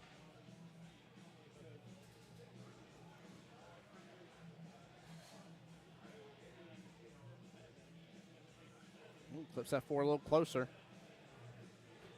Honestly, that would not have been bad thing at all if that 4 would have dropped. That would have actually favored Carrie on that one. I know most people are going to think I'm a little crazy for the 4 already dropping, but that 4 is really hanging things up. Braden's only going to have the choice really to go after it. Swings for it. And gets a nice shot here. Oh, clips right into the 8-9, opening up just a tiny bit. Has eyes on a 7 and 2, though.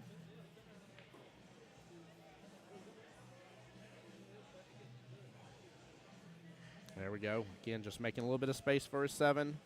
2's off the rail a little bit. 7's closer to that top left-hand corner pocket. Not a bad turn of events there. Carrie's got to be cautious for opening up this cluster a little too much. That's my only worry for her right now. Good shot. She avoids the scratch there, top right-hand corner pocket. She just needs to keep working through everything that's there. Again, trying to avoid breaking up the cluster. Leave the 3-1, 9, and 8 tied up. Braden will likely, in terms of just opportunities, will probably get to the 3-1 situation first, but let him deal with that problem. I say that's his mess to clean up. There we go. Good try there on the left-hand side pocket on the 10 ball. Again, leaving the cluster alone. Honestly, too, with the, looks like the 15, 13, 10 here, kind of middle of the table, close towards the right-hand side. There's enough space between all 3 of those balls. She can definitely work with that. Braden's going to have a choice of his 7 or his 2. I actually like going after 2 here. Want to get the right-hand side of it, go and send it closer to top left. We're just bringing it out middle of the table here a little bit. Oh, he clips a lot of it here. Ends up clipping the 15 in the process, and the scratch happens. 2 groups in a little bit closer to the rest of the cluster there towards the top middle. Carrie's got an opportunity here to get that first point for her team.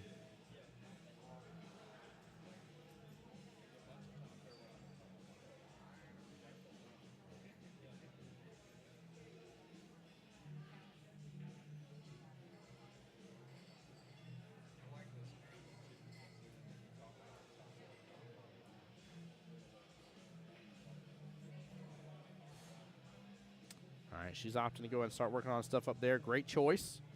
Ball in hand, you should start looking at your problem balls. Follows through just a little bit. Looks like she's still got eyes on that stripe that's to the right of the 2 ball.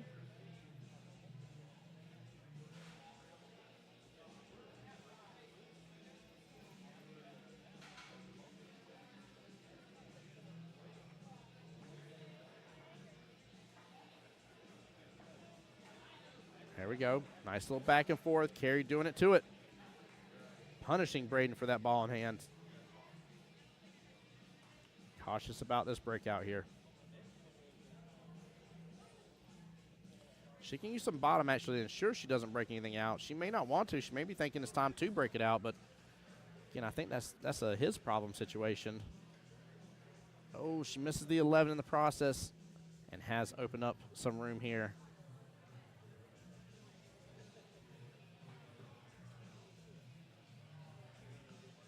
Braden's going to go and look at this 2 ball right off the bat.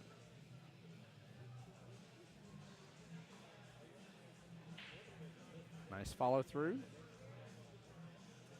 Don't know what he was thinking to go after with next here. I don't know if there's enough room for him to back cut that 1 top left.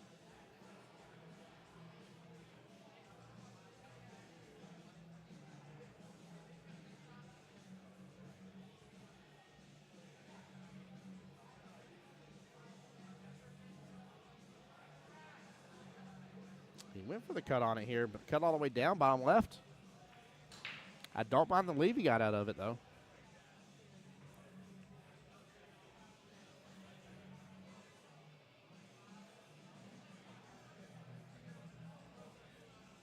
Carrie with a good defense opportunity here. Hit right in that 10, hide up with the 13. Looks like she may be aiming at 13, though. Maybe trying for the 13-11 combo. That's a tough combo. I say tough combo, and she hits it with absolute ease. Very well played, Miss Carrie. I'm going to hold my tongue on that one. Goodness gracious. She said, hold my pool cue. Very well played. Looked like there was more angle there to make that shot a tougher shot, and she hits it with such grace there. She's learning that combo again, but go for that 9-ball. Do the back cut on the 9-ball bottom left. She can come back above, then take the 13, let the cue ball drift down, work on the 10, get back up table for the 8. Yeah, good try, but back-to-back combos is tough.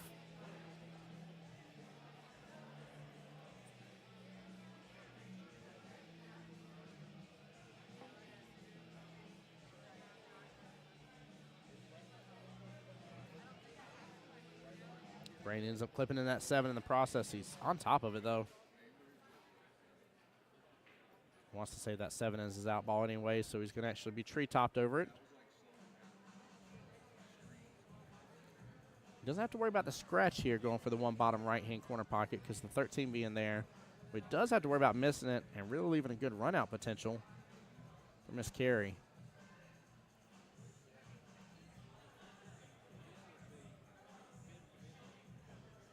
Good try there. She may have to get the bridge, but I actually like, again, I like going after that 9. 9, 13, clip into the, clip on upfield a little bit after 13. 10 top left, and then just depending on your angle from the 10, depends on where you take that 8-ball, but just easing that 9 on in, bottom left-hand corner pocket could work out really well.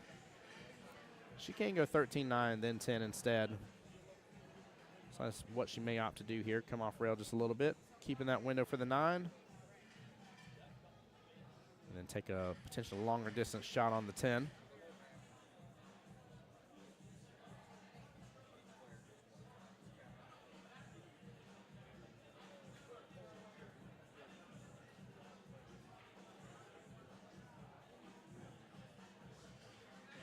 Nicely done here. Slow down a little bit.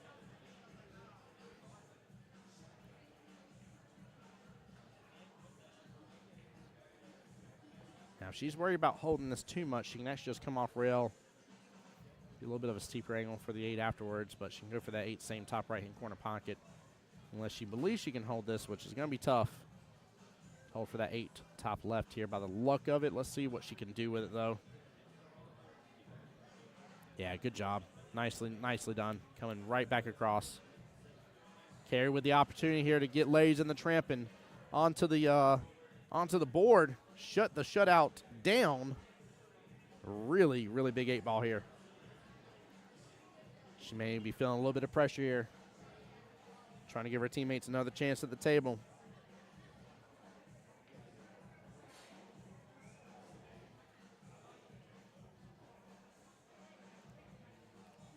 What this means is Joby will have another chance at the table if she does. And then Miss Leah will as well.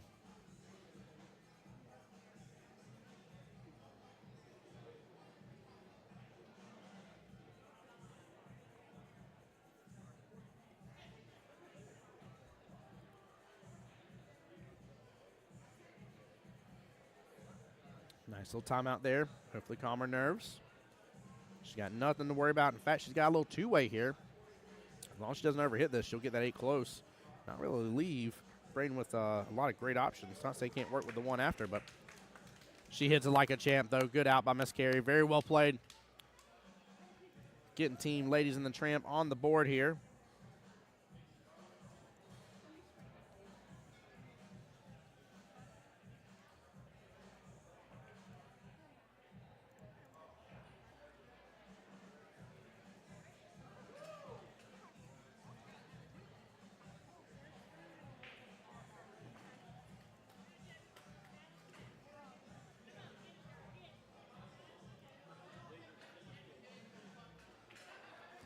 right, Ralph and Job back to the table. Again, Ralph skill level 6, Job skill level 4. However, difference here, Job gets the break.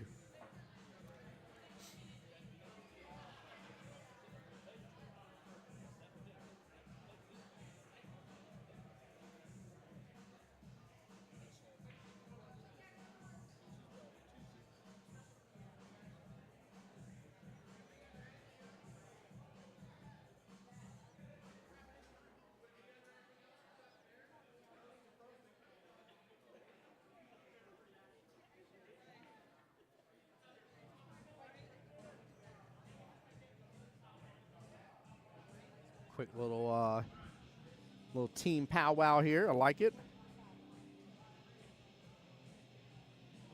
Joe taking a big, deep breath here. This whole script can get flipped here. Joe can get a 9 on the snap. We'll go into the last and final matchup. Have a hill thriller.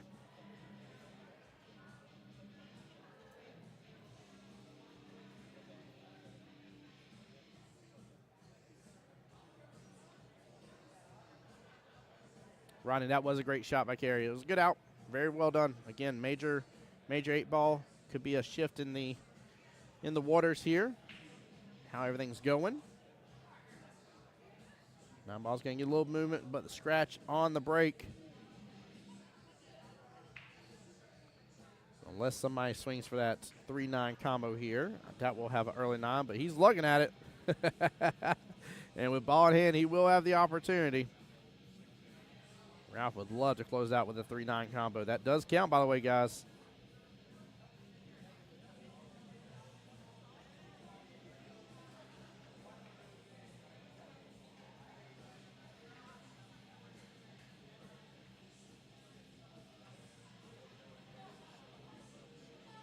He's going to follow through on this. See the amount of distance he has. It's going to allow the top to have extra time to forward on through. Yeah, beautiful shot. Good angle, too. He's really increased his chances of going for this 3-9 combo to shut it down. Again, no matter what happens here, guys, keep in mind all teams will still be in it after this first round. You're guaranteed to lose twice. Or, yeah, guaranteed to play twice. I'm sorry, not guaranteed to lose twice. Let me say it right here.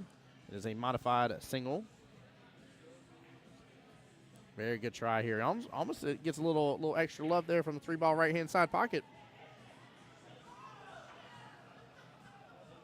But, yeah, no matter what, teams will still be in it no matter what happens this round.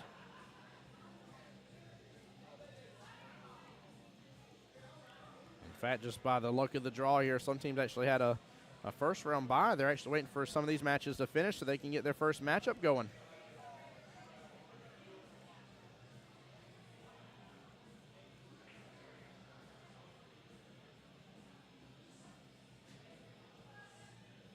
I like some of these team names in here as well. All right, you are 6 tenders from the bar, you are at table 5, and then left hand. Your tenders are up at the bar. 6 tenders. You were just on table 5. Looks like somebody's missing their chicken tenders here.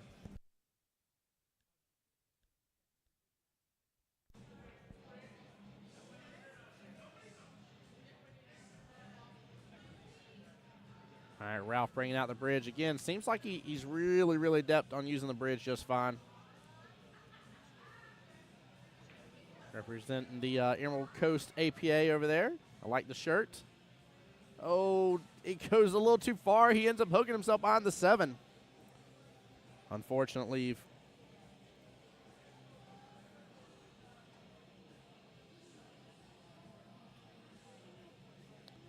Go one rail kick here. Luckily, he can really split the difference between these two. Come off the top short rail or bottom short rail.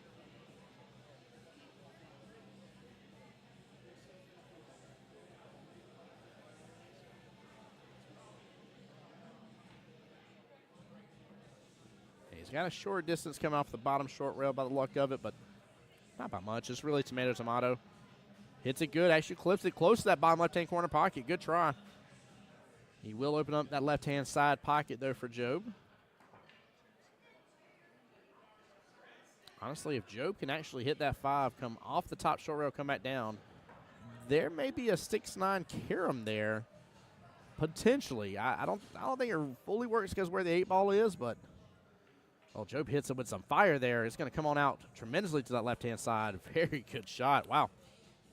Some intensity there, but I feel like there may be a 6'9". That may be why Mr. Roberts coming out.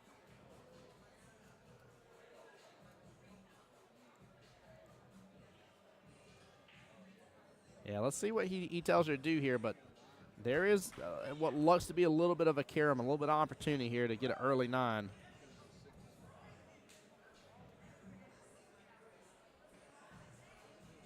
Yeah, he's definitely telling her the 6'9" carom. This would be an amazing, amazing out if she gets this.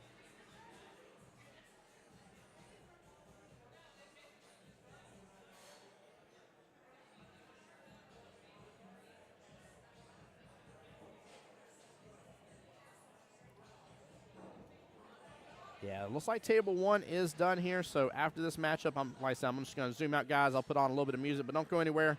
We'll get your next matchup as soon as possible.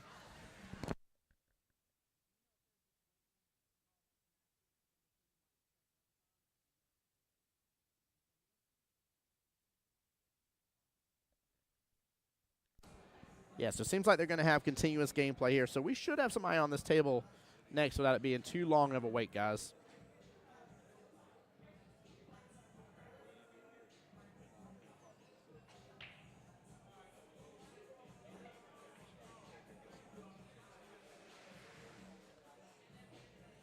Ralph avoids that scratch there, but looks like the 7's too much in the way here. He might have some saving grace.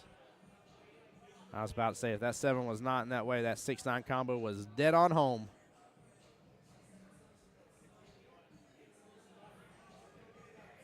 This could be the giveaway here, though.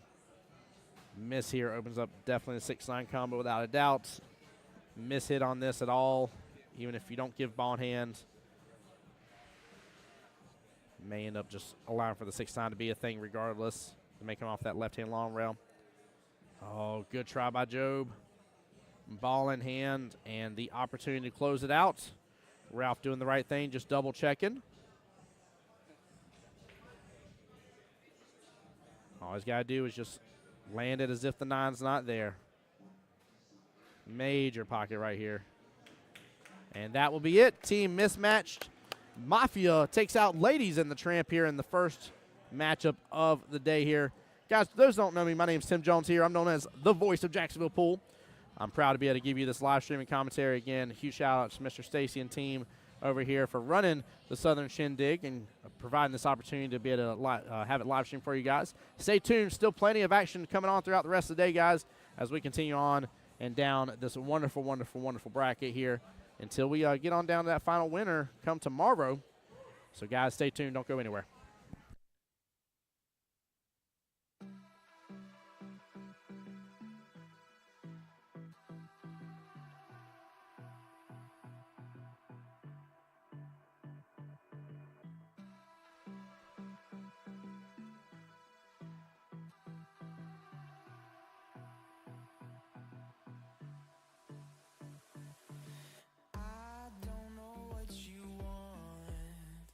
Let's have a bit of fun till I downfall. My love, if you feel like I do right now, don't say you're on the run to the other side, my love.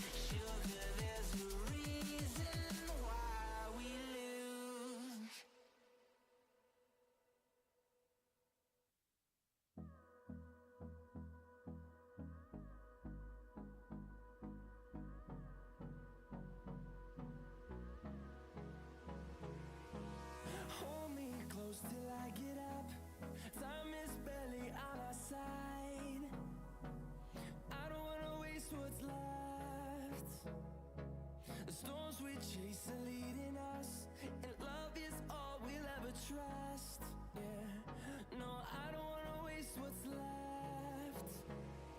And on we'll go, through the wastelands, through the highways, till my shadow turns to sun rays. And on we'll go, through the wastelands, through the highways, and on we'll go.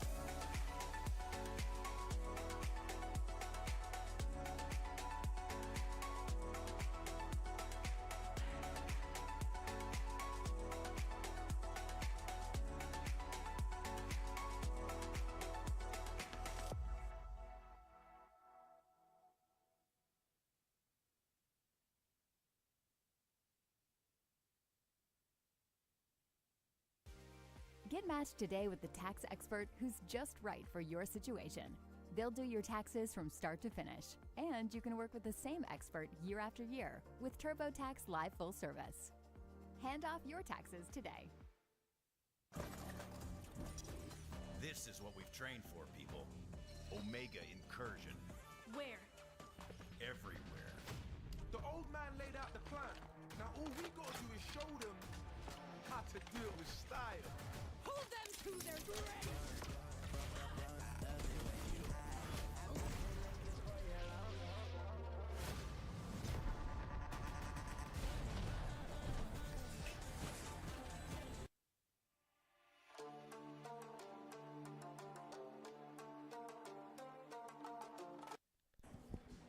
All right, guys, bear with me for just a moment as I get this next team set up here, but be right back, guys.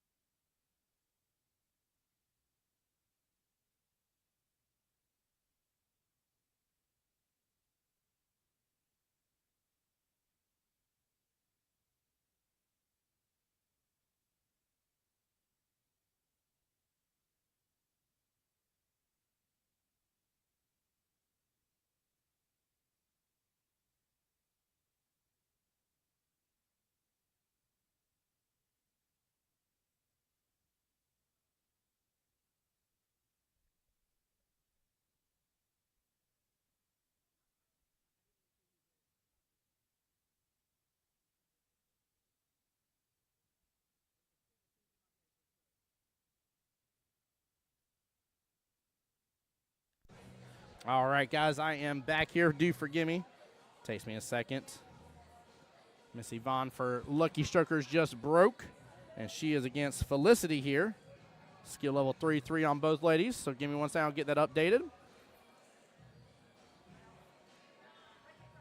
And get that race, too, as well updated. It'll take me just a moment, guys.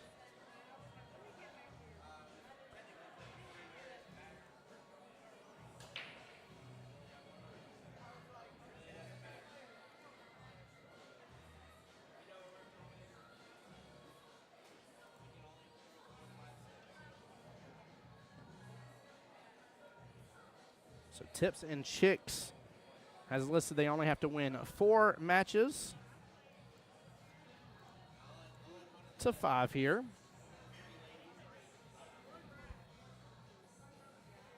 Hey, it looks like Lucky Strokers from over here. In fact, it looks like, whoa, how did this happen?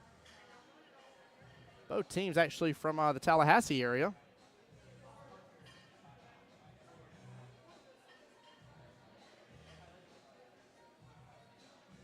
Give me one second, got to adjust this view just a little bit here.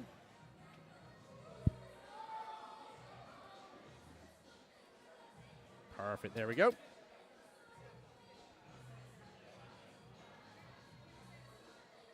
Kind of a packed house here tonight. Let's go, guys.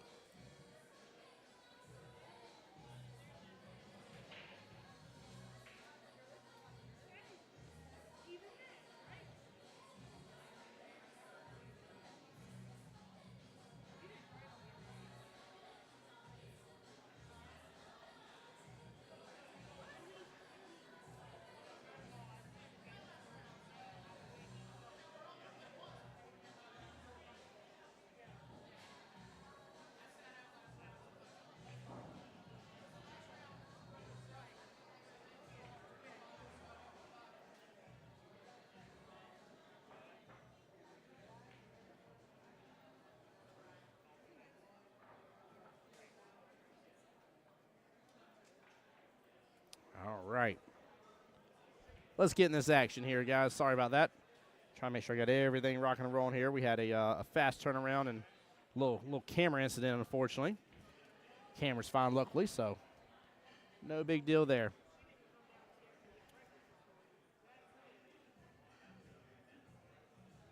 All right, Miss Felicity here. So she's looking at the stripe here against that top short rail.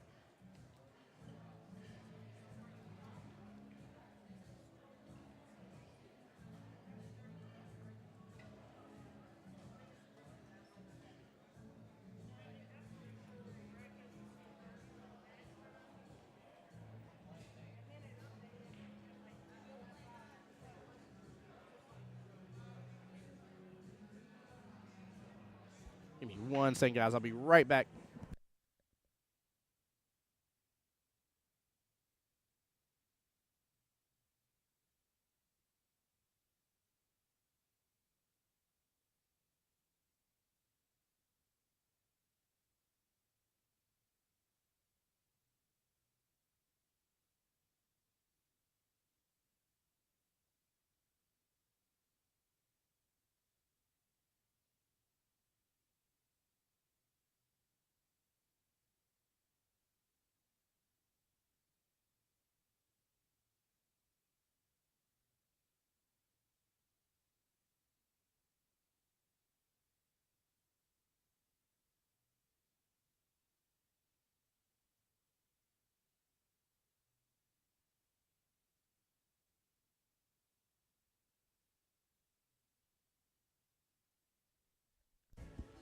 All right, I'm back. And guys, like I said earlier, we're going to keep the live stream going for y'all throughout the day, so please do stay tuned. We're going to have continuous coverage as we continue to get teams on these two tables. Now, this matchup is an important matchup for both these teams here because this is in the one-loss side bracket. So both teams are on the chopping block here.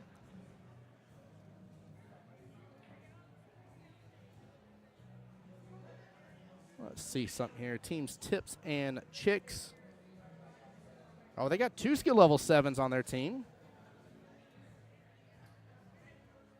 They can actually play 7, 5, and 3. Interesting. They opted for 3, 4, 5. Not bringing out any of their heavy hitters. Got to take an assumption that is probably Derek or Jordan that just came to the table here to give Felicity a timeout.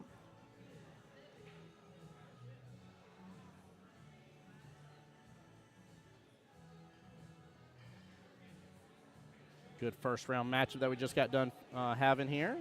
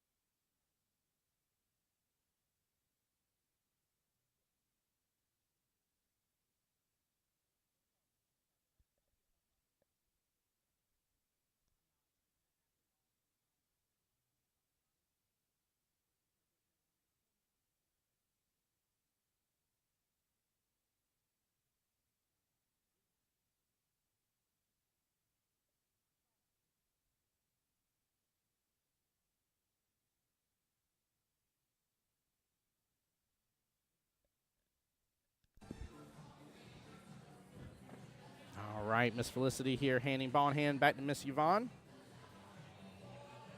And again, the matchups for this is going to be Yvon versus Felicity here, both skill level 3s. Then Steve for Team Lucky Strokers, skill level 5 versus Suni here, skill level 4. And then last but not least would be Miss Melissa Durkin, skill level 5 for the Lucky Strokers versus Kayla, skill level 5. So as we progress in the matchups here, we start to get a further gap between the two skill levels. We'll see how it pays off. There's, of course, the one game difference here. The race is 5-4. Lucky Strokers needing all 5 matches here. Tips and Chicks only needing 4.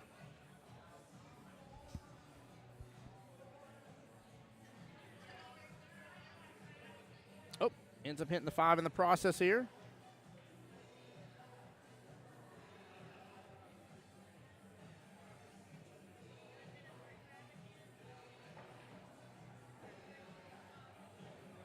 And looks like Jack Carter's team here is advancing.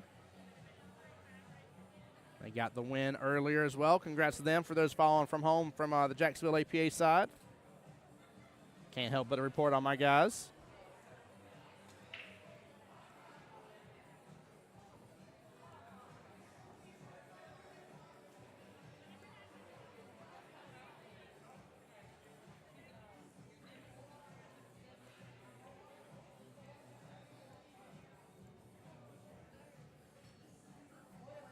All right, Miss Yvon with ball in hand again. Plenty of table to work with. She might be able to work through a few of these situations here.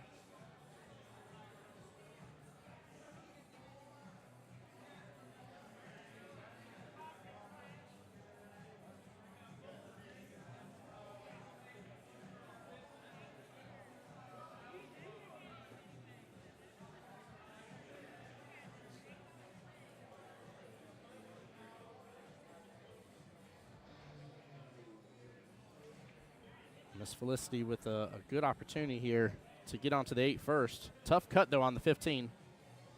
Not going to be easy.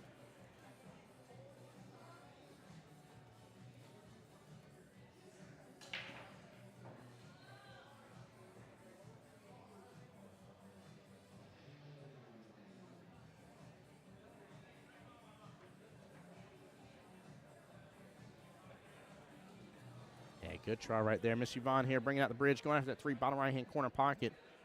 Kind of like the setup here. Should be able to go from the 3 to the 5. If she has a little back cut on that 5, she can get back up, maybe to go after that 1 or go after that combo there towards the top right. Yeah, she's got a little back cut here. She could just go for the 1 instead, though. It's going to roll forward just because how close she is to the rail.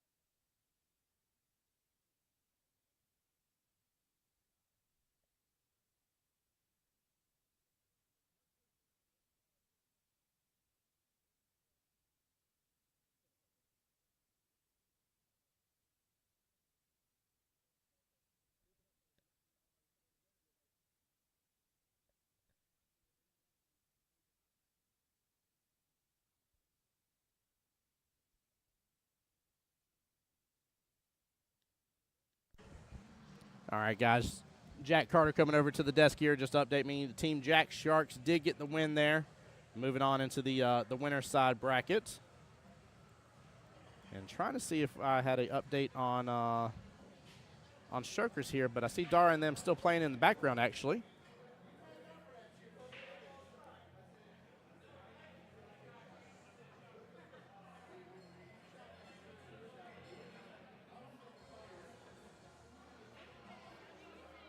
right, again, a very similar cut here for Miss Felicity for tips and chicks. Pretty good distance, though. Almost 3 full diamonds away from that bottom left-hand corner pocket. If she starts to hit it a little slower, she'll get it close to that pocket and really start narrowing down her, well, she'll increase her probability to be able to make it on the next shot here. That's the only thing I'd like to see different from her on this right now. It's kind of popping back out to the similar angles that she keeps having to go after. Yvon going for the 5 bottom left. Should get the cue ball back popped up a little bit. Comes off that bottom short rail, though. She hits it a little off. Oh, 5's going to be in a tougher spot there off that bottom short rail in the process, though. She did get back upfield, though. She had the right idea. Pretty good speed that she had. Just off-kilter a little bit.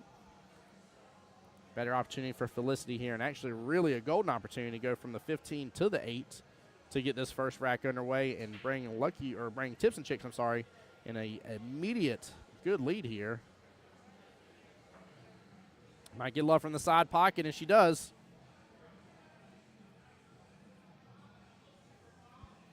All right, going for the 8 top left-hand corner pocket. Again, these are almost just crazy how back-to-back-to-back she's had these similar cut shots.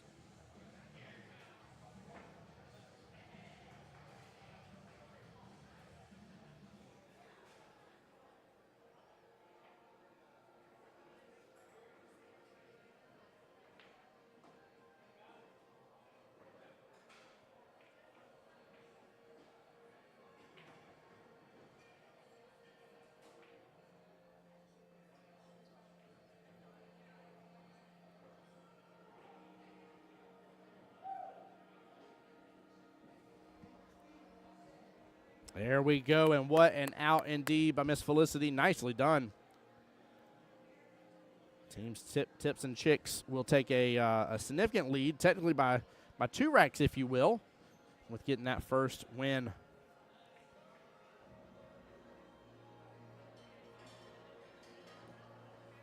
All right, for Lucky Strokers here, Steve is up next.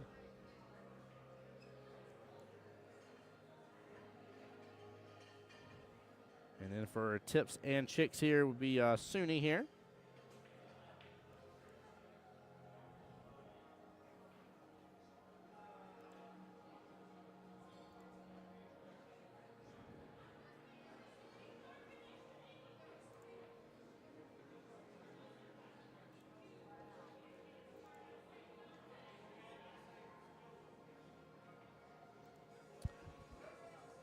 All right, because Felicity won that last rack, Suni here will be the one breaking.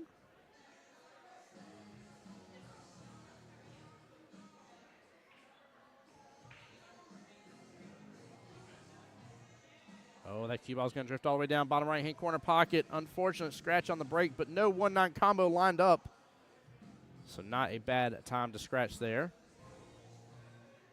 Suni skill level 4, Steve Miller skill level 5. So 1 skill level difference again as we continue on in these matchups here. It goes from even skill level to 1 off to then 2 skill levels difference.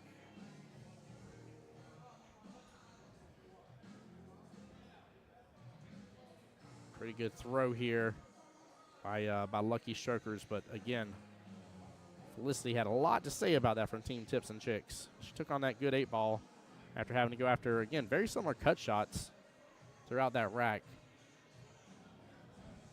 For those back home from Jacksonville that are watching, that is Miss Carla, one of our own there off the table at the top of your screen.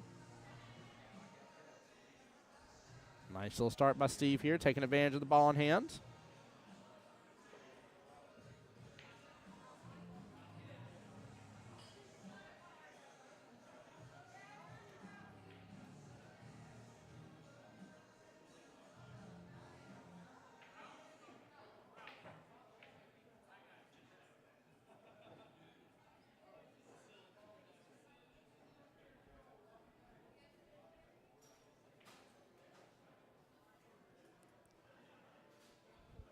Suni back to the table here for the 3-ball bottom left-hand corner pocket.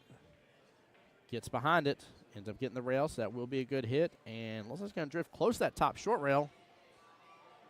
Not a bad leave. Leaving a lot of opportunity here for Steve, but Steve might punish him with a good defense here. Sure enough, he's going for it. Clips into the 5 in the process. 3's going to clip up on the 8. And looks like he isn't going to leave Mr. Sunni with a lot of opportunity here. Might be able to 1 or 2 rail this. Oh, unless he's got the window between the 7. Okay, I didn't think he did, but he tried for it. Ball in hand over here to Mr. Steve.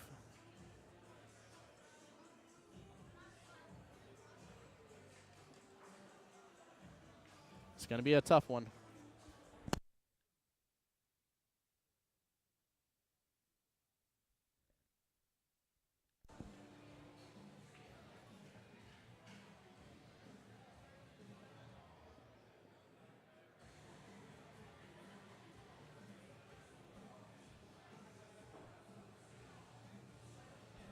Following through on that 3 ball.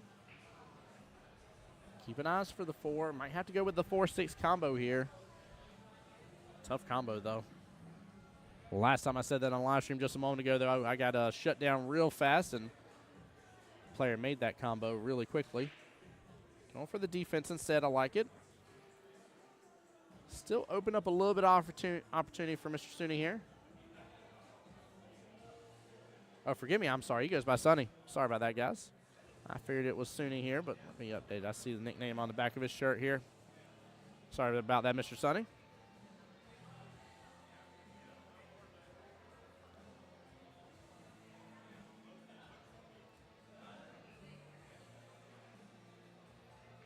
Nice hit there.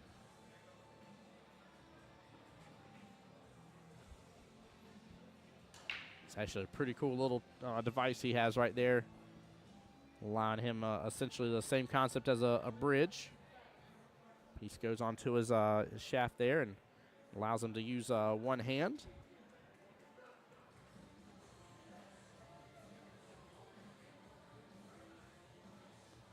Went for the 1 rail kick, though, comes up quite a bit short. Sunni will have ball in hand now, but still not a lot of great opportunities here. A little worried about how the rest of this run works.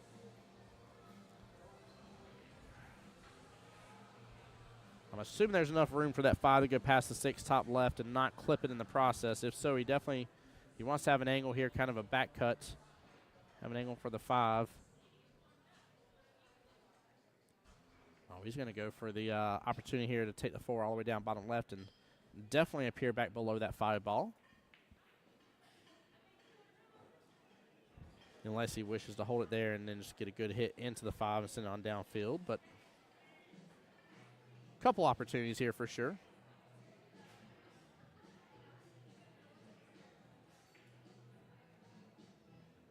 That may open up for the side pocket. Nope, it's going to die right before.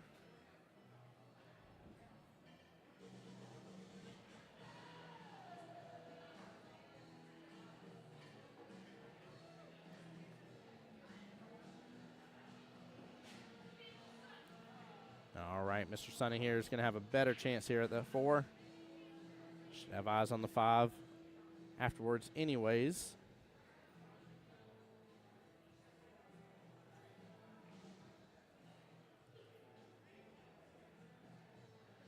Good speed here. Just got to slow down just a little bit. Still open up that window for the 5, top left-hand corner pocket. Again, it's tough, though. 5 looks like it's off rail just a tiny bit here. And again, there doesn't seem like there's a lot of space with the 6.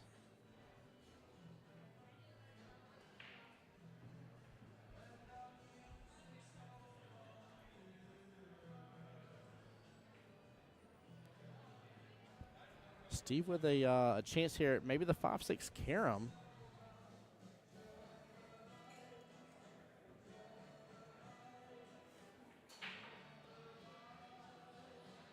No, goes for the combo. Cue ball's going to end up being on the left-hand side. Oh, clips the 9. And looks like it may have tried to get in the way. I don't think it fully did, though.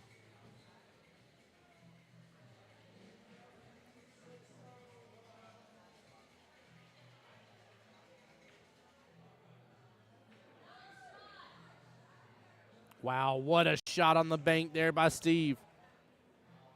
Nice little instant replay, top left hand of your screen. Take a look at this. I mean, he drills it down there. It looked like it was about to be just a little bit short, but it opened up just enough. to get into the clutches of that pocket and go right on in. Very well played. Wow. Very impressive shot.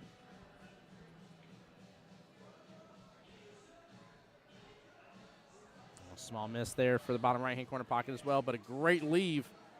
Cue ball is stuck up behind the 8. 9 is playing problem by the look of it here for the left-hand kick. Might be able to masse this around or may still be able to get enough of it. There may be enough room for him to still clip the left-hand side of the 7 from here. I don't think he has the room, though, for it. This is tough. It's very tough, actually. Little timeout here. They're going to opt to go on the right-hand long rail instead. So, yeah, that means the left was out of the question.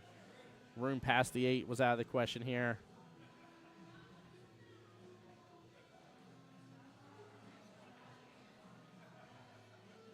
Good try there on the kick. Ball in hand back to Steve. 3 balls remain on the table. And the run is on.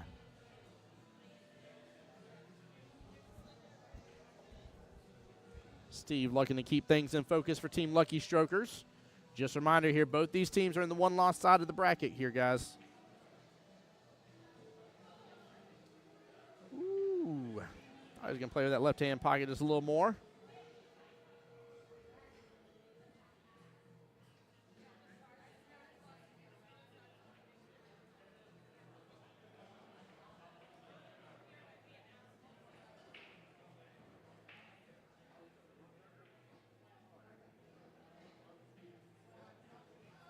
Good try there. He was trying to keep it just between the 2 long rails.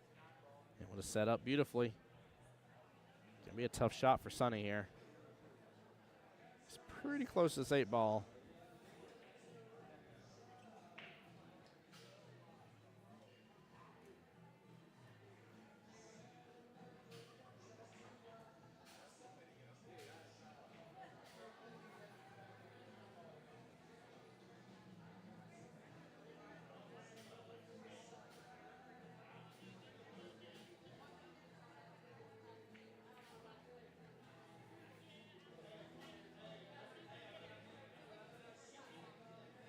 Looks like that may have been a good hit here. Kind of tough when he's hitting it dead on like that.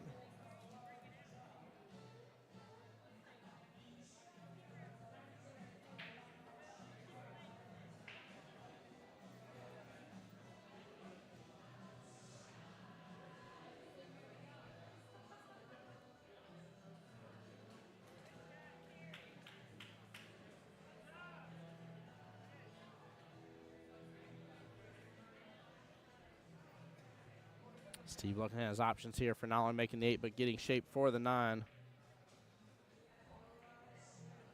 Going for the bank here. Ooh, almost got some love on that right-hand side pocket here. But he's definitely opening up for Sonny to have an opportunity.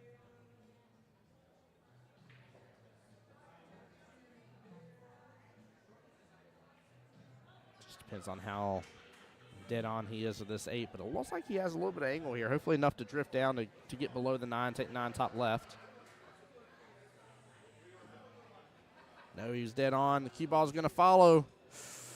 Woo! Escapes the clutches of that right-hand side pocket. He'll still have eyes on the 9. May opt to bank this here as well. I don't like the cut. Very tough cut here.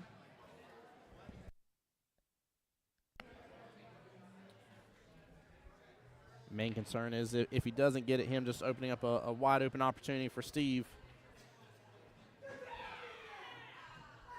He got the bank, though. What a shot by Sonny. What a bank. Wow. Good sportsmanship right there. Take a look at this instant replay. What a shot. Man. Oh, that was gorgeous. That was clean as can be. Clean as can be here. Very well played, Mr. Sonny. Nicely done. All right. Melissa versus Kayla.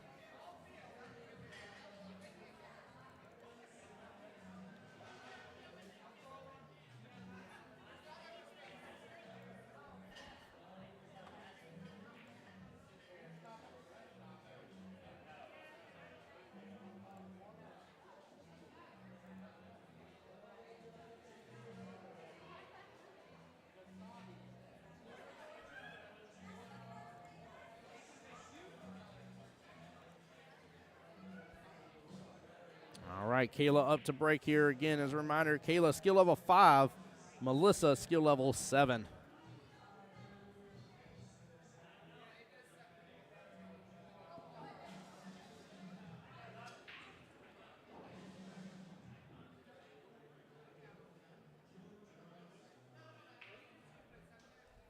All right, looks like she did pot something on the break here.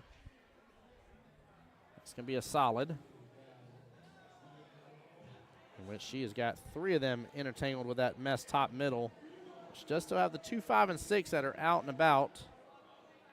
Maybe had to work on something with the 3 here in a moment. But she can start this run.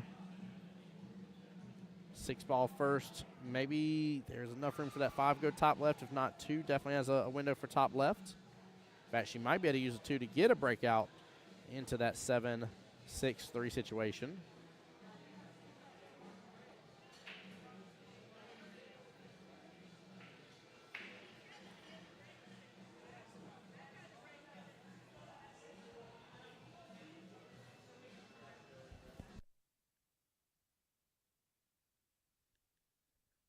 Jack coming over here to update me here. As we can see in the background, our very own Strokers won as well here. Both of our Jacksonville teams still advancing and moving on through the winner side bracket. Congrats to both of them.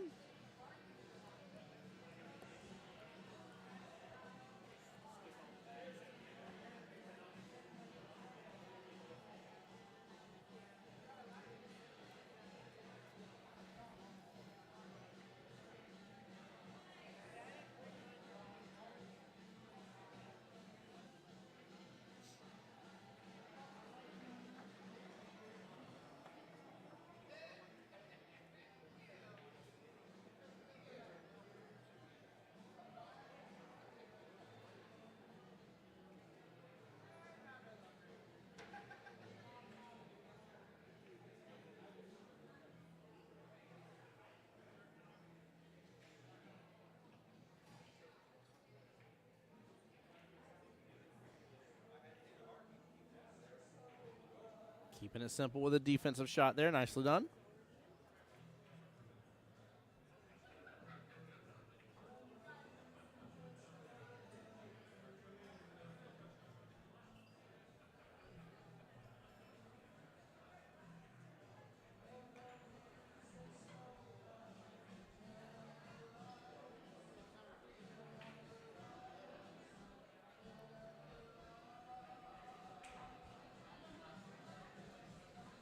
Ooh, almost made a stripe there in that right-hand side pocket.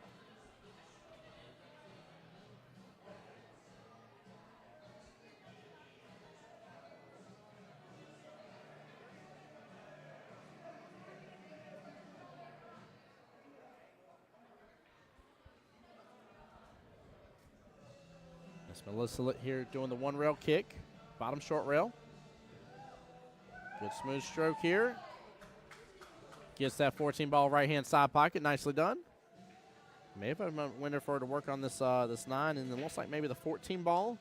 Let's mix in with it a little bit towards the top right of it, or maybe it's the 10.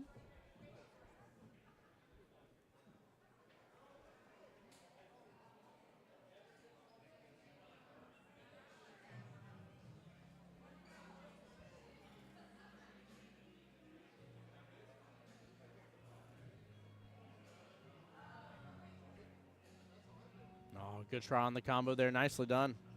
Not a bad leave, though. That was the 10 ball, 9-10 combo.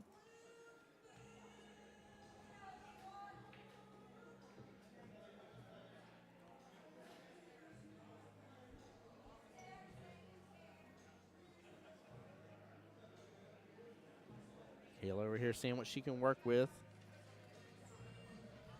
It's almost worth for her to go into that mess because it's all her solids.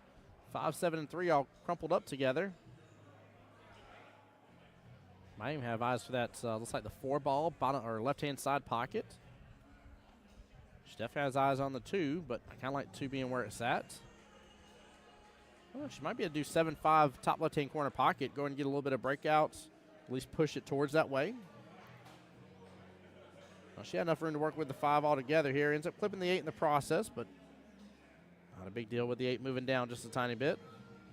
The big deal is that she doesn't have a lot of opportunity now with the next shot.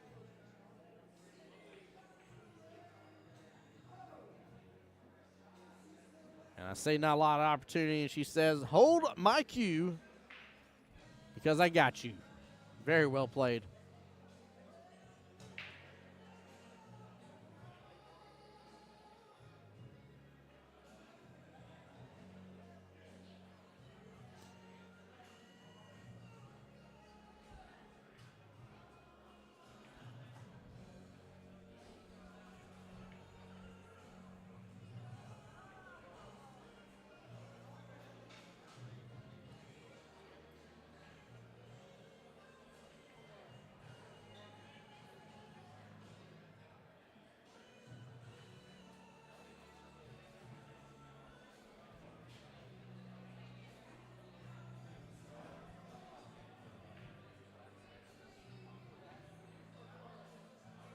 Good try on that 2 ball. It's going to end up getting back close to where it was.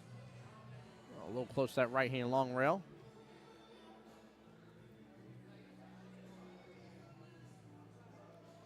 Melissa with that duck goose sitting there, top right-hand corner pocket. She'll have good opportunity to move one of those stripes in position of it. If she has that stripe that she can clip that's right above the 2, that may be the better of the 2 choices, but if not, definitely go for the 15 here. Just let it drift top right. Sorry, 13. Nicely done.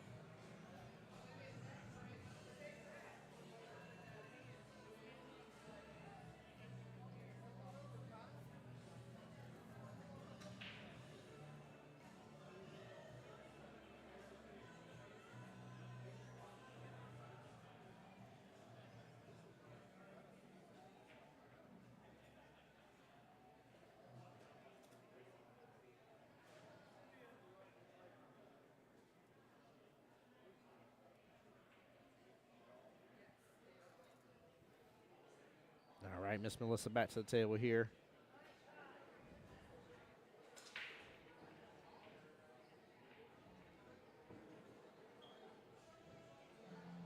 Goes for that cut, top right-hand corner pocket.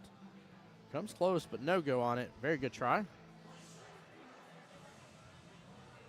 And even though there's an opportunity for Miss Kayla here for that 2-ball bottom right, this is still a tough situation to get some sort of shape for that 7. Like the 11 and 9 are both blocking. Really the advancement for that 7 go top right-hand corner pocket, which naturally going to be on the left-hand side of the 7 ball.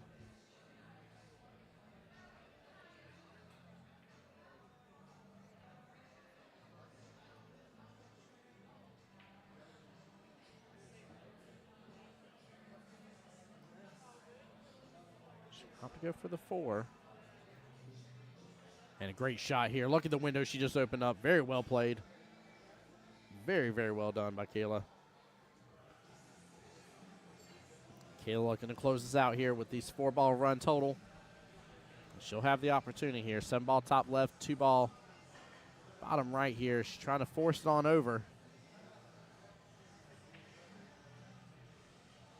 I don't think she had to do quite that much. She would have had a longer shot on the 2 in the process, so she was definitely trying to give herself a better opportunity here, which I don't blame her, but anytime you try to force those pockets here on these diamonds, they are usually going to backtrack on you a little bit and tell you to slow it down, calm down, and try again.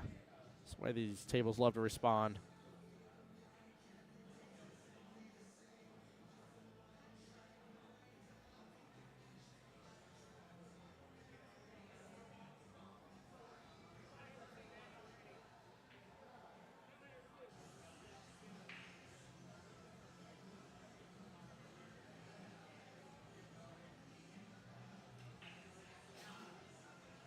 Good try again, top right by Miss Melissa.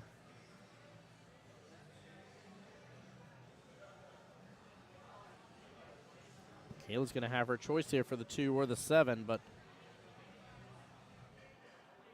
a little worried about her leave for the 7 after the 2.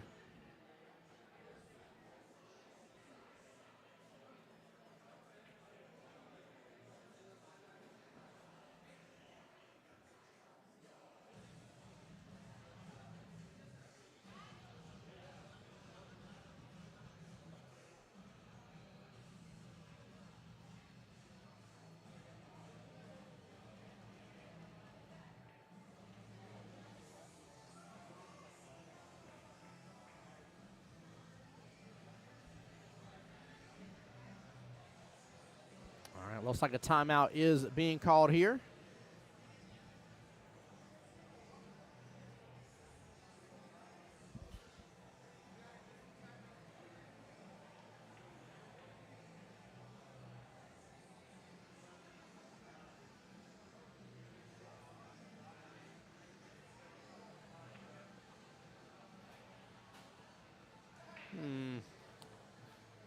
Yeah, a little worried with again, just how she's going to make this run work and actually give herself an opportunity on that 8 ball. I agree, definitely a good timeout here to have to use this, but this is tough. I don't know if she can get around that 11-9 without clipping into it in the process, which I think is what's going to end up happening. If you try to load up too much bottom, just get the cue ball to clip all the way to the right. You got the other stripe. If it clips down a little bit, and or you try to load up too much and the 7 gets rejected out of that top left-hand corner pocket anyways. Yeah, good try, good try.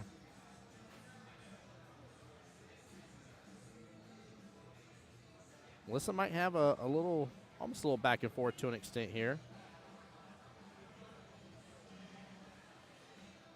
She can opt to go for this bottom right-hand corner pocket, but looks like she's going to opt to go for the side. Side is definitely an option too. Cue ball is going to drift on down this bottom short rail in the process.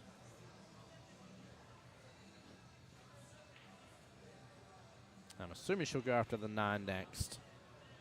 Good cut here, though. Cue ball's going to come way back upfield. It does not lose a lot of energy off that cut. She's going to have to go for the back cut on the 11, unless she opts for a defense here.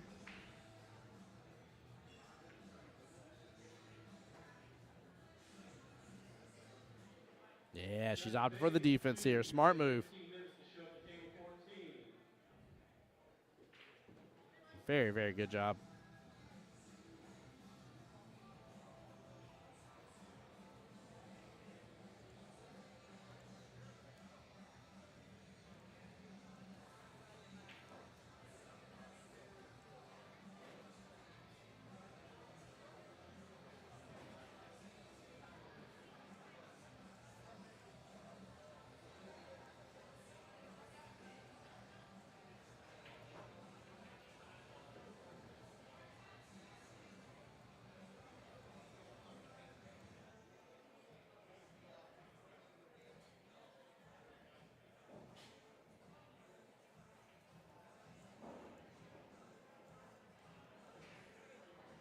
Oh, yeah, this tournament is cruising. They are keeping this bad boy rolling. I love it. I was just looking through the bracket here. That's why I was quiet for a moment, guys. And due to using CompuSport and everything, they're just going to keep tables and everything just rolling and keep everything going forward instead of doing specific round times here. It's just as we can get through through the day, which I love seeing. Honestly, it'd be nice if we're able to work down. I don't know if there's enough time in the day, but Zingales, 3 players and all customers. My mother just brought in her homemade treats. She's kind of famous for them. They're up front. They don't last long. Michael Zingales' mom is bringing in her world of famous treats. Check those out when you get time. I love it. Love it, love it, love it. One of the benefits of coming to Zingales. Mama Zingale, she makes some delicious, delicious sweet treats here. Guys, I'm definitely hopping off stream for just a second for that here, so I will be right back.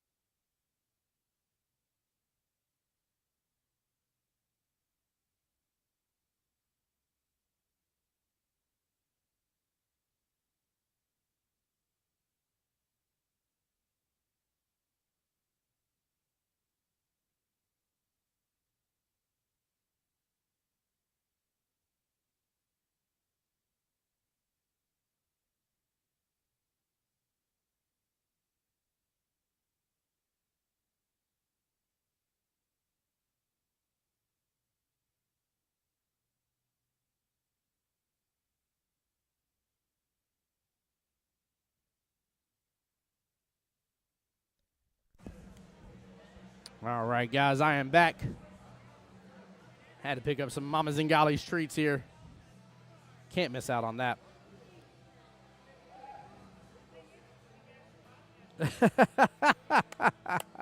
I like Kayla's reaction right there. That was good. She was trying and hoped that the 7 and the cue ball would have clipped up and hid that stripe there for Miss Melissa, but Melissa's going to have the opportunity to not only get onto the 8, but potentially set herself up really, really good for the 8 here. Really, really good opportunity. But yeah, I like the way the tournament's running so far, chat. This has been an enjoyable experience.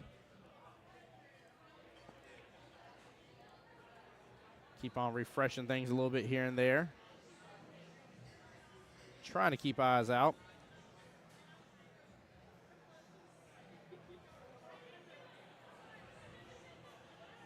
Oh, no. She's not in the best position for that 8 ball. Now, she could bank that bad boy. Right-hand side pocket. I like that option. Yeah, she likes that option, too.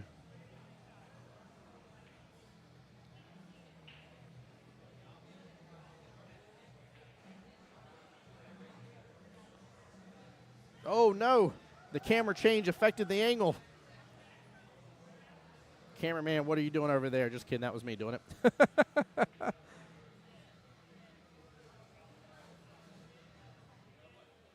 Does that 7 have enough boot, scoot, and boogie to go right past that 8 left-hand side pocket? I don't know if I actually like going all the way top right there. I feel like the cut's the call, but she goes top left, I'm sorry. She needs to put top here on this cue ball. She goes for the left-hand side pocket. Oh, but what a predicament. What a predicament. She has taken over the pocket and left the 8 ball shortly outside of it.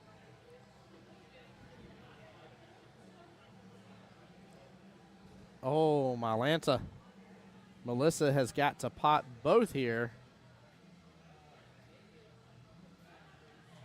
I don't know if she has a defense here. Honestly, guys, I'm interested to see if she can actually make both because the 8 and the 7 are off kilter a little bit. The angle's not fully there. Usually if they were even dead on, you would use bottom on the cue ball. That would turn into top in the 8 ball. 8 ball would then follow the 7 and then follow through after that. But this is a predicament and a half.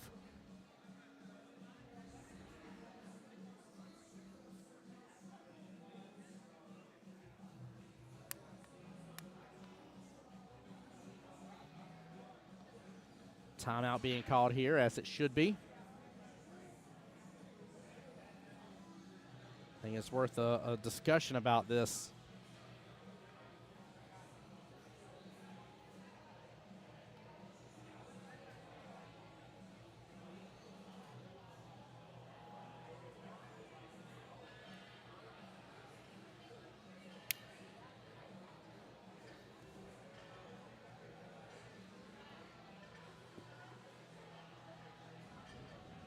He's talking about how you want the forward momentum to happen, but I just don't know if she can do it with the angle that she has. Not sure at all, to be honest with you. Melissa giving the other table a moment here.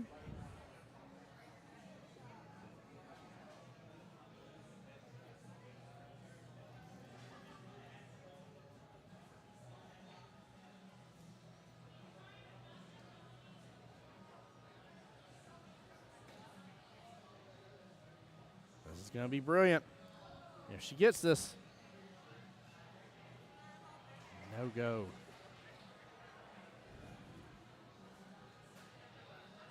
How close is that cue ball to that 8?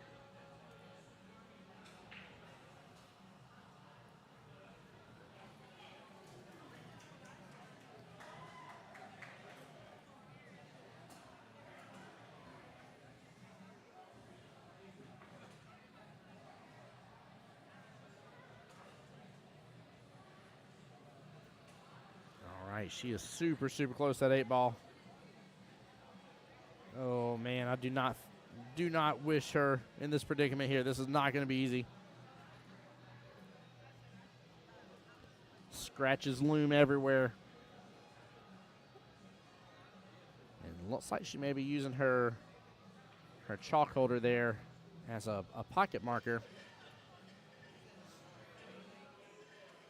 She's going to jack up on the shot a little bit here, looking for the angle, bottom right-hand corner pocket. I'm worried about this shot. She hits it slow. Avoids that top left-hand corner pocket for the scratch here, but has opened up a window for Melissa to get Lucky Strokers onto the board. And if so, we'll be back to Miss Yvon versus Felicity again.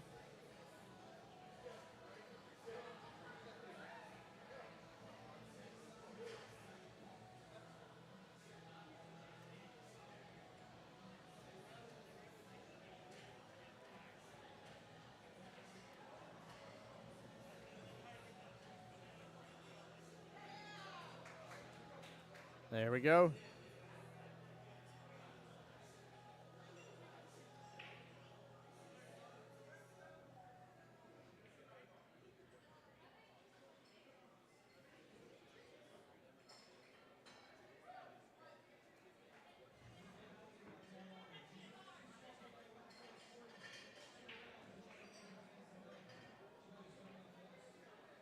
Guys, give me just a moment here.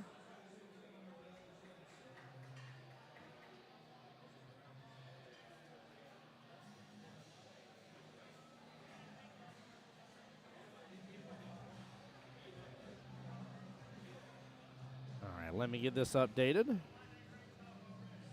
again, good out from Melissa getting them onto the board.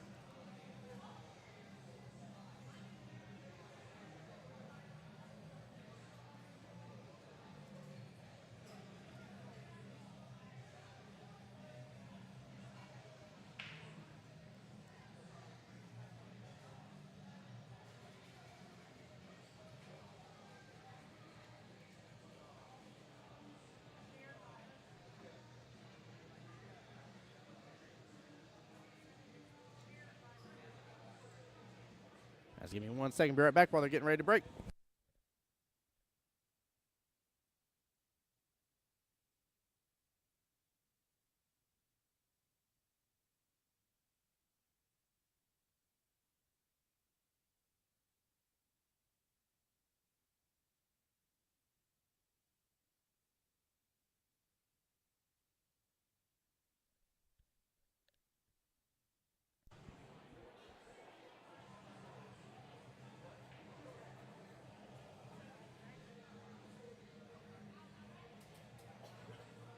That's why we're waiting for them to get started here. There's a little gander at the room here.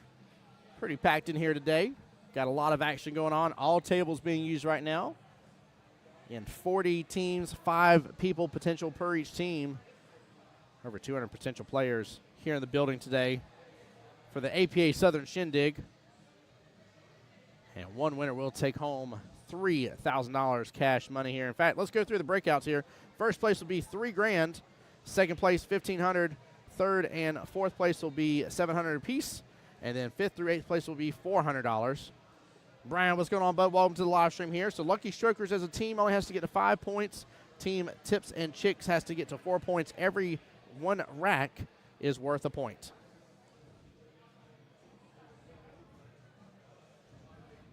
But welcome into the live stream. Thank you for tuning in.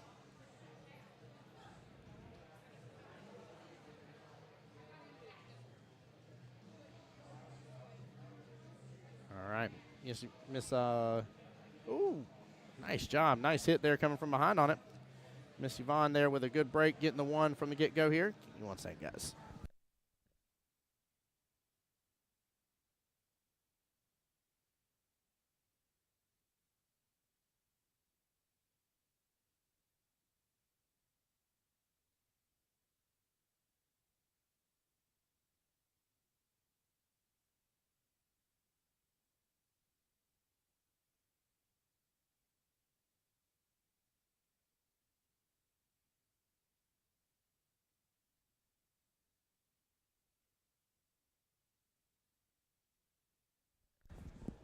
All right. Sorry to continue our conversation here, Brian.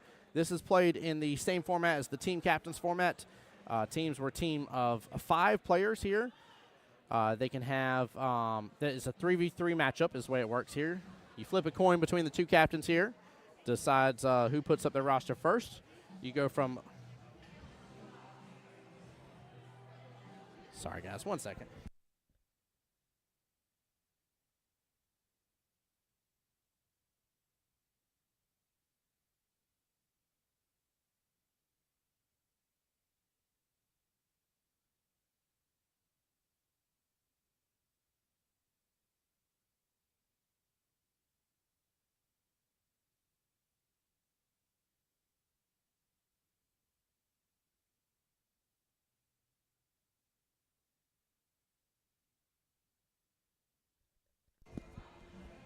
All right, sorry, trying to get the camera in a position here. Chairs keep getting moved on me.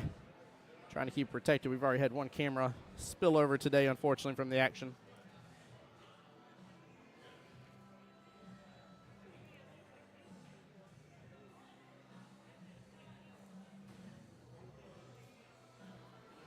But yeah, great question there, Brian. Let me know if you got more questions as for how the format goes. But each matchup here, so there's only, again, 3 players versus 3 players. Add the 5 people on the team roster. Each matchup is 1 rack each. We start with 8 ball and keep on cycling right on through. So it goes from 8 ball to 9 ball, 8 ball to 9 ball. And we'll keep going until there's a winner. Player 1 from Team A plays player 1 from Team A. And it keeps staying in that lineup from that point forward until we claim a victor. But Lucky Strokers only has to get 5 racks to win. Teams Tips and Chicks, because of the skill levels they put up, only has to get to 4. To give you the example here, so Tips and Chicks is a max of skill level 12. 15 is the ultimate, the highest end that you can go, but they're 12 because of that, since they're against a max 15 team, they only have to go to 4 racks versus their 5. Ball in hand to Miss Yvon here, and the 6-9 combo is sitting there. I don't know if she has a timeout here. I haven't paid as close attention to this matchup. If she has this timeout, I'd love to see them set her up for that 6-9 personally. Close it out.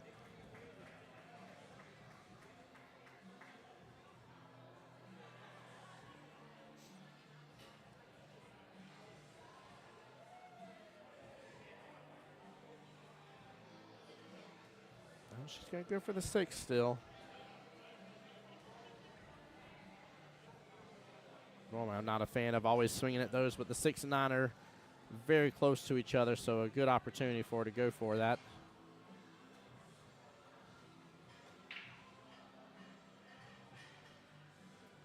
Seven ball, bottom left-hand corner pocket.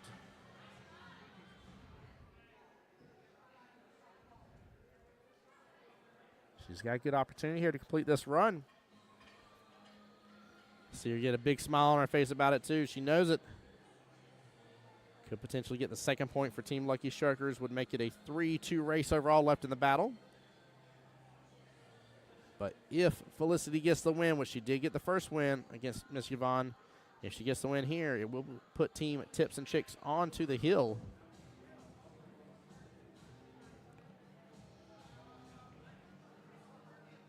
Nice try on that. Hits off just a little bit, though. The only problem is that 8 ball is so close to that bottom left-hand corner pocket.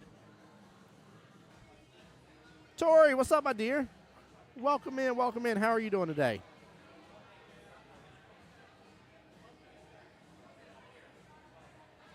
Glad you're here in the live stream with us, though. Appreciate you tuning in.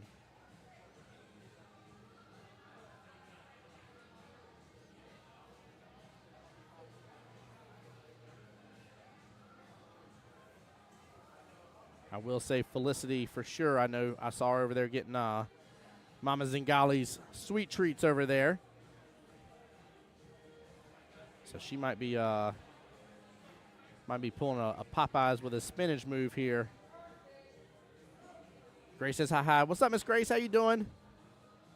Jack and team won their first matchup, by the way, here. Both Jacksonville teams won their first matchup, so both of them are in the winner's side, and I think they're both already playing. I believe they both already have table assignments and are set to play already, if I remember correctly. I'd have to look back through the bracket. Tori says, doing great. How have you been? I'm doing well. Doing very well. Oh, Miss Felicity misses it. Good try. On with a very tough shot here, though. Long distance cut.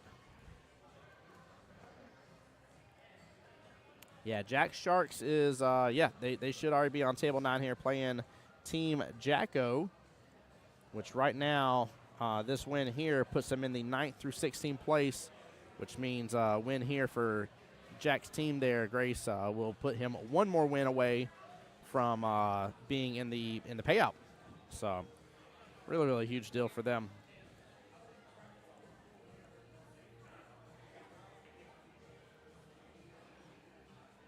But yeah, Tori, doing well. My daughter Luna just had her birthday recently, so she just turned 6 out here in Tallahassee and having a good time here for the first time ever at the Southern Shindig for myself. Really enjoying this format. I'm a huge fan of the team captains format in APA, and this format plays the same here. Just the only difference is you ain't got to be a team captain, and that leave will do just fine here. Felicity will have an opportunity, though, for the bank.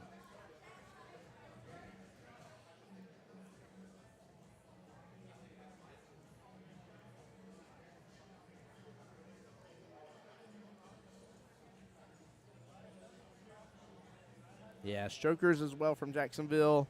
They're already up on table 15 against team Just Cut It. She goes for the bank here. It does not open up, but sends its way over there to the bottom right-hand corner pocket, and she gets it in the process here. Felicity getting that 3rd point, and will put team Tips and Chicks onto the hill.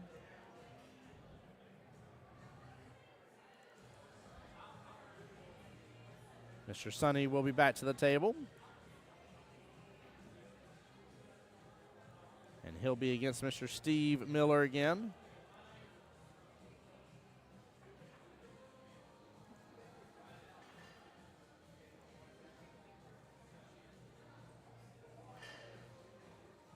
Hey, Mikey, how's it going, brother? Welcome to the stream, my dude.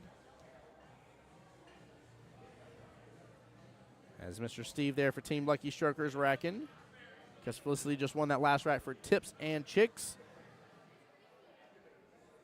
So because their first matchup was 8-ball, their second matchup will be 9-ball. Again, it goes in rotation.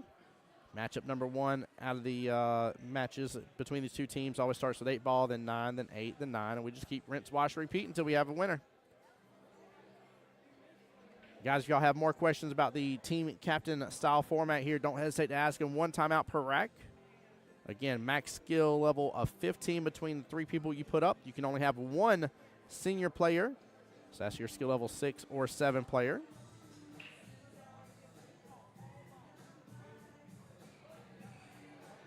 Ooh, got a pretty decent break there, Mr. Sonny.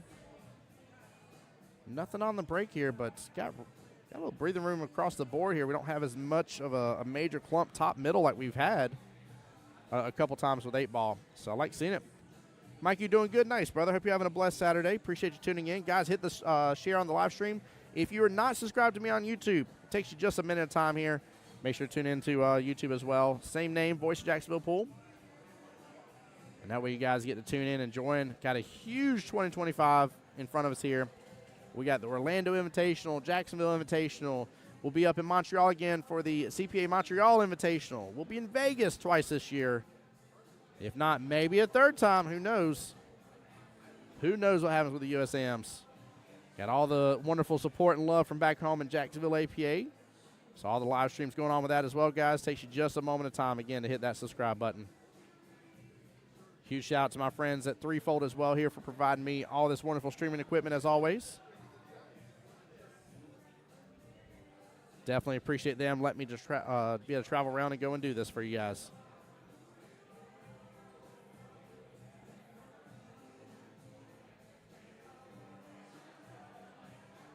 Still a wide open table. Getting these solids going. Drain that 6-ball right-hand side pocket. He's like in stripes now.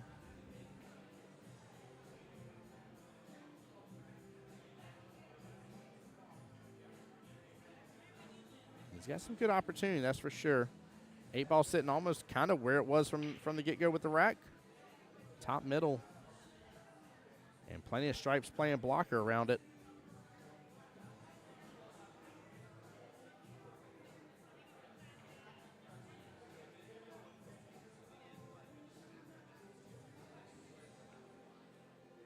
He's going to have some work to do because of where that 15 ended up 4 is playing blocker for that 15. That's right above where he's at with the cue ball.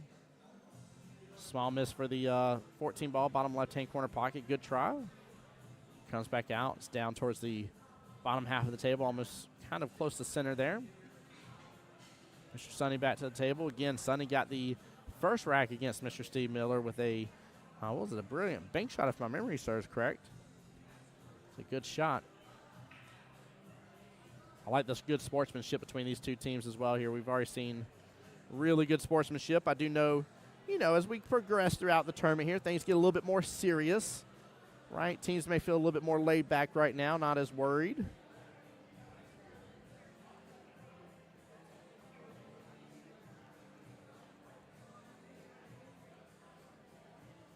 Guys, also, too, I haven't said it in a moment, but just a reminder here, both these teams are in the one-loss side bracket of this match, or of this tournament.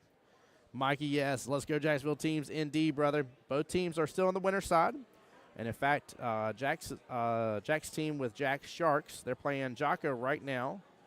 And with that team that they're playing here, the winner will move on and be in the 9th through 16 part of the bracket, which means they'll be one win away from being in the money. 5th through 8th place pays out $400 per team. There'll be 4 of those.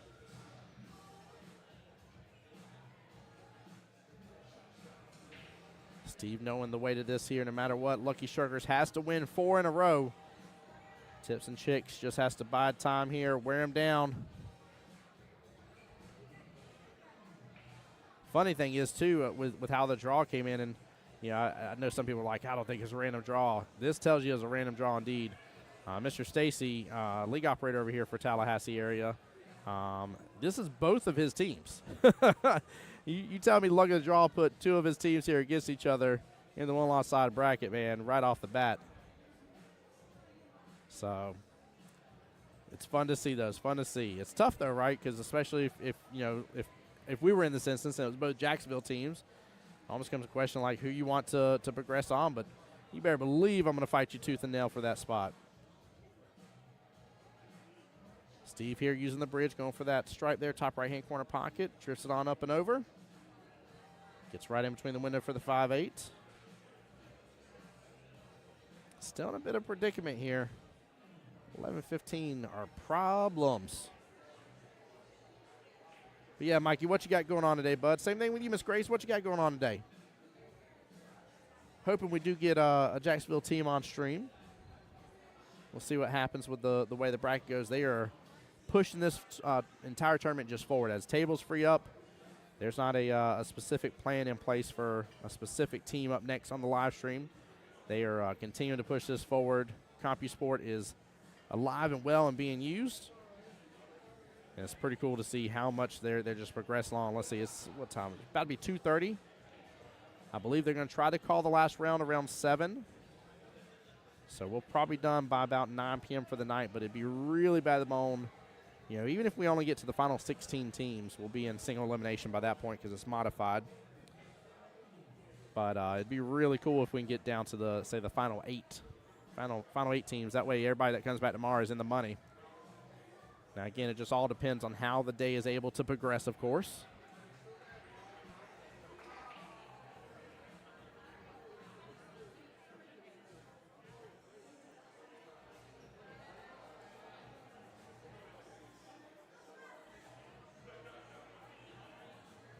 Steve really taking a moment to look at this here, but he doesn't have anything super nice here to work with.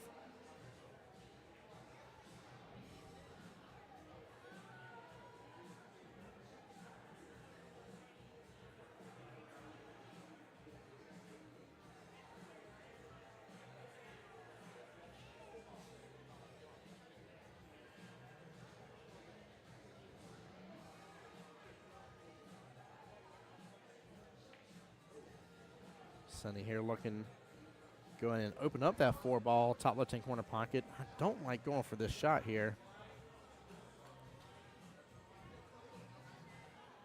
He has opened up that opportunity now for Steve to come back and use that pocket. I would have left that blocked up just a little bit longer. He's still got plenty of solids on the table to work through, so that 4 was makeable from a overwhelming majority part of the table, but something can be said about trying to get your run going and start to see balls drop here and be able to pot them.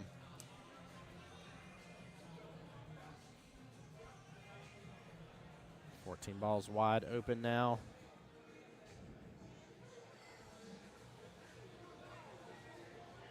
Wonder if he's got enough angle here to work with and get back up for the 15. Nice top shot there instead. Must have been just almost dead straight on with it.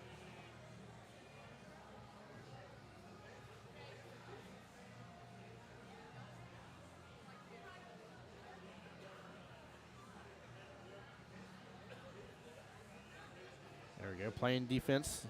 Smart move by Mr. Steve Miller here for Team Lucky Strokers.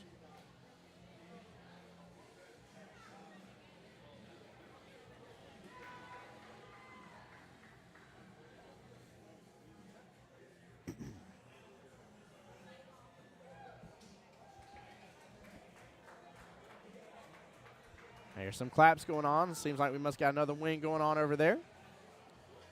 Again, like I said, today's been already a stellar day. We're about almost 3 hours into the initial start time. And things are just, like I said, they're cruising right on through.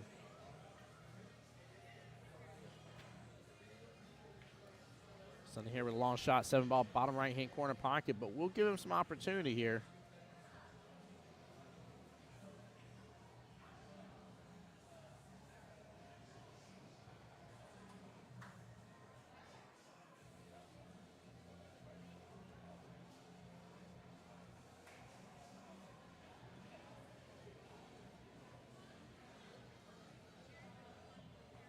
This has opened up a couple extra shots here. I don't like that 6-2 combo, so I'm glad to see him going after the 1 ball.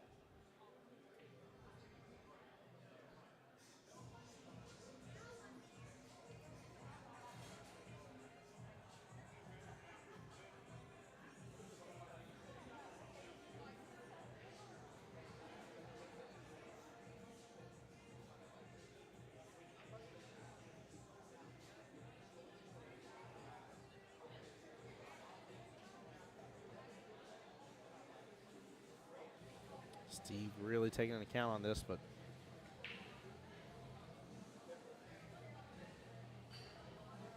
problem is he doesn't have the ability to put really any bottom on this cue ball without really amping up and jacking up on this shot. So yeah, he's going to go for that stripe that's right above the 8 right now. That's an 11 ball here. Good try on it. I actually don't mind going after that 15 top left instead. Just roll into it gently. To take over that pocket or dunk it, and then going for the back cut on the 11 ball. Take my medicine on the 8. But he may have actually just set himself up for a better opportunity here.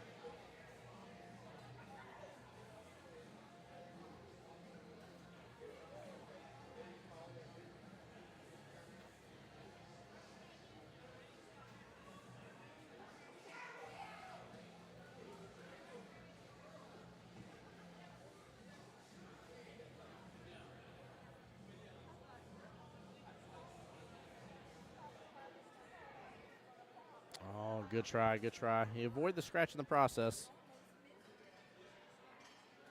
11's not too far. A little over full diamond away on both rails, or right at a full diamond away on both rails. Sonny has a great run. As long as he leaves that 5 ball as his out ball here, he should be sitting pretty good.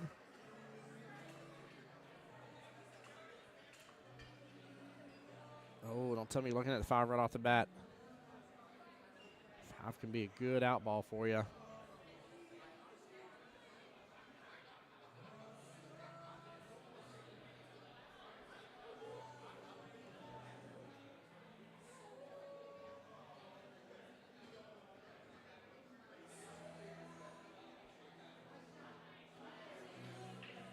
Good shot on it.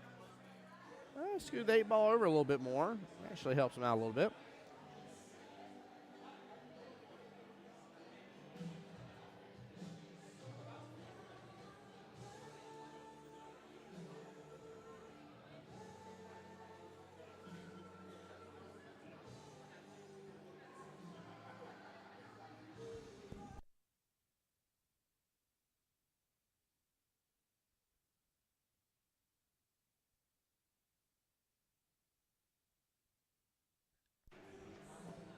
Good shot there by Mr. Sonny again. But looks like he may be dead on top of that 6. There's a little bit of room between it, but I don't know if he's got enough room to work with the 1 here. Even if he doesn't, may have the angle here by the look of it for him to go for the 6 left-hand side pocket still and go at it at an angle. I'm just a little worried about the leave here. Good try, Sonny. I came close to that, being that close up, being able to see that angle. Nicely done.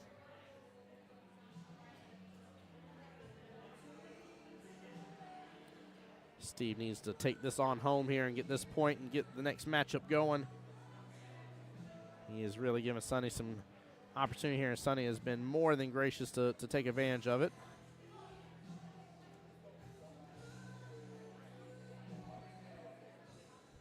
Still not a bad lead from Steve, but Sonny is starting to really rack up what all he has left on the table and able to work with. 6 ball left-hand side pocket. Come on back down for the 3 right-hand side pocket. See if you can get an angle, drift up for the 1. On the top left or left-hand side pocket, and then hopefully take 9 top left. Oh, good try. Yeah, he had a couple of run opportunities there, depending on how hard he hit that. That leave a do, though, by the luck of it. So it's going to be a 1-rail kick here for Mr. Steve.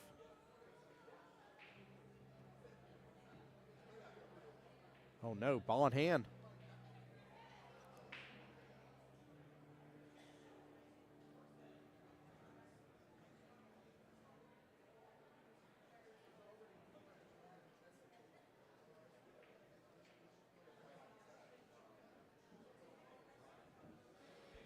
Sonny with a great run opportunity here. So he's going to opt to start this run with the 3-ball right-hand side pocket. Honestly, if he goes 3, 6, and then 1, where that 1 is and where he's going to end up at after the 6, he's going to pop him right back upfield for the 8-ball top left-hand corner pocket. I like this run option. In fact, I dare say I think this is the best opportunity. Most people would potentially look at starting with the 1. Give yourself an angle where you get back above for the 3. You could also do that still. You can do 1 bottom right, pop back upfield for 3 bottom left. And then see if you can give yourself an angle to come 1 rail from the 6 here. But you're going to want to end up being a little above it here, so you can 1 rail and kick on back out. Now you can do 3, 6, 1. Misses 3 in the right-hand side pocket. And ends up getting it very close, if not right on top of that stripe there, top left-hand corner pocket. I don't know if Steve can hold it for this to still have the window that he wants. He might be able to do this over a little bit of inside. Oh, he's going to hang it up, and he held it. He held it good. Wow. Good shot by Steve. He'll have the opportunity next one, though, if Sonny gives him a chance on the field. Sonny's getting closer to do or die time here. How this rank is progressing, Steve has really advanced his position here.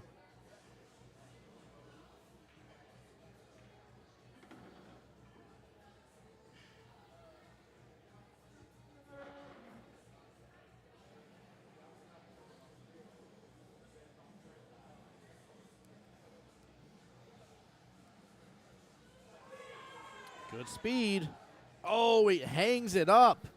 What a shot. He had the exact same run coming up again. Again, 1 ball would have been bottom right-hand corner pocket. Would have come off that bottom short rail and popped right back upfield for him and have an opportunity for the 8 top left.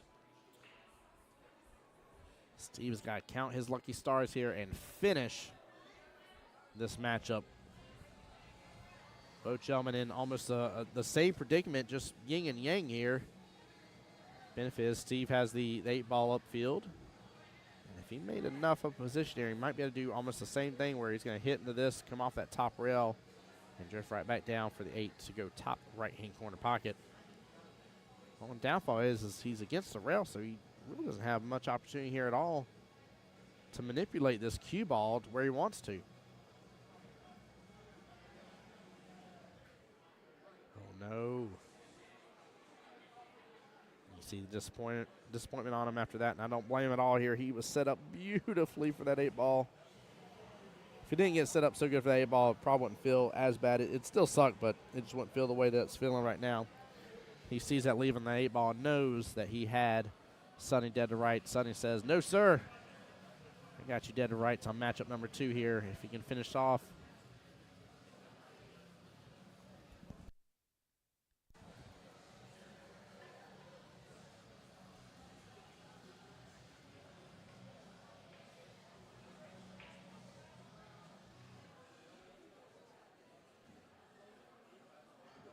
All right, he's going to take his medicine here on the 8-ball.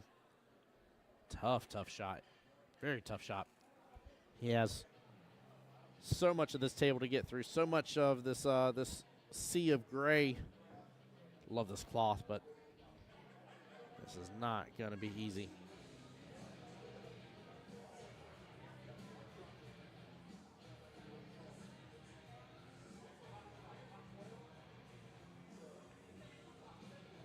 Unless that cue ball gets all willy-nilly. He doesn't have too much to worry about, but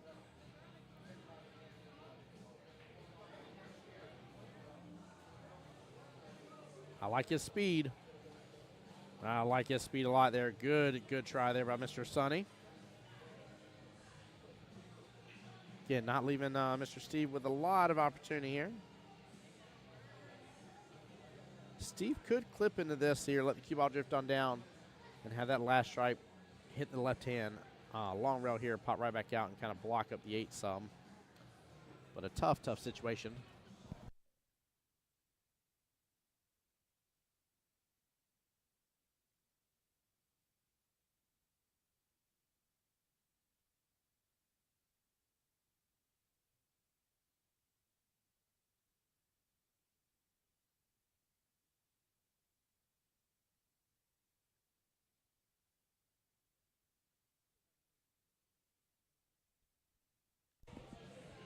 Oh, no. Oh, Steve feeling it after that. Very unfortunate here, but great opportunity for Sonny to knock out Team Lucky Strokers here.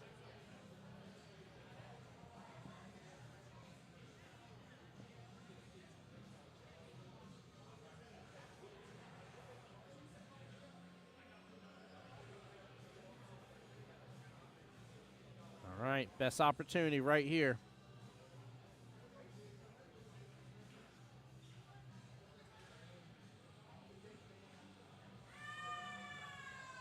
Uh-oh. Oh, no. He barely hit it. It's going to be ball in hand to Steve.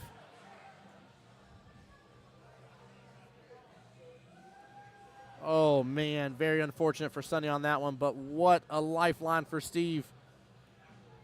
Steve taking a look, see if it still has room for top left, but if not, he's going to have to go top right. And be able to take that 8 top left right after.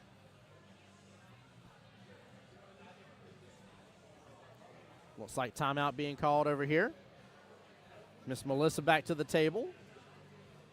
She'll be up next here if Steve gets the win.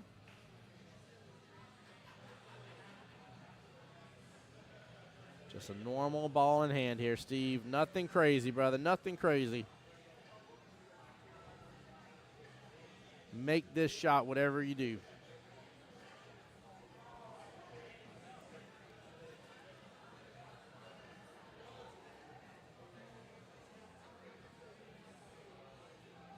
She's trying to give him just a little bit of angle there, a little off angle. So that way, naturally, when the cue ball clips in that last stripe, it's going to come downfield just a little bit, even at an angle. If you look at that tangent line, it's going to kind of tangent line it down in between where the right-hand side pocket is and the bottom right-hand corner pocket is. But that's kind of the direction it should head. Oh, he has changed his mind. I guess they talked it over here. He does not like going top right-hand corner pocket. Instead, he's going to go bottom left. He's got to let that follow forward, though. And a beautiful shot there by Steve. There is something to be said with going with what your gut instinct says. And even after a timeout, if your gut instinct, if you don't trust the shot that you've been given, talk it over with your coach. But past that here, you got to go with your gut instinct here. Steve keeping things alive for Team Lucky Strokers. Count their lucky stars after that one.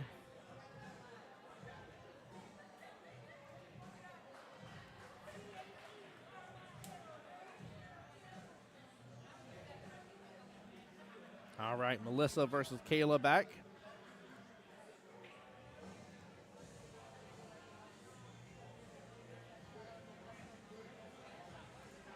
Again, this is where things get interesting between these two teams. Melissa, skill level 7. Kayla, skill level 5. Lucky Struckers has got to win the next 3. That's Kayla there at the top of your screen. Melissa was one given timeout just a moment. She'll be right back onto the table here to break.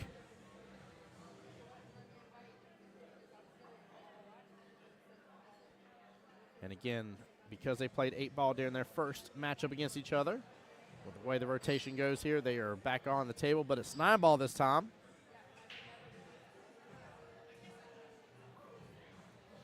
Nine-ball's the one that, in my opinion, requires the extra strategy here. You're both going after the same object ball, and it's rack-spaced. Very, very important thing to pay attention to with it being rack-spaced, guys. Such an important factor.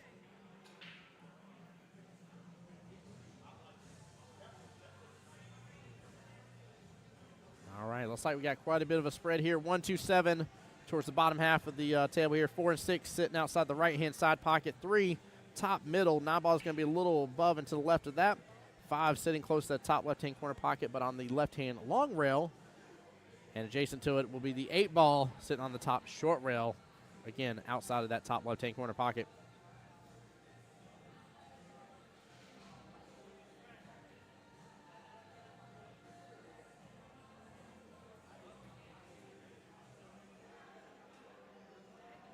Wow, what a bank opportunity here. She might still get it bottom left, though. It is going and gone. Good shot there by Miss Kayla here. What a start. What a start. She'll do another bank shot here. Maybe top left-hand corner pocket with the back bank on the 2-ball. See, she seems very confident with the bank shots. Might get a little bit of a different way. Almost gets the love there, top left. Very good try, Miss Melissa. Or Miss Kayla, sorry. Give me 1 second, guys.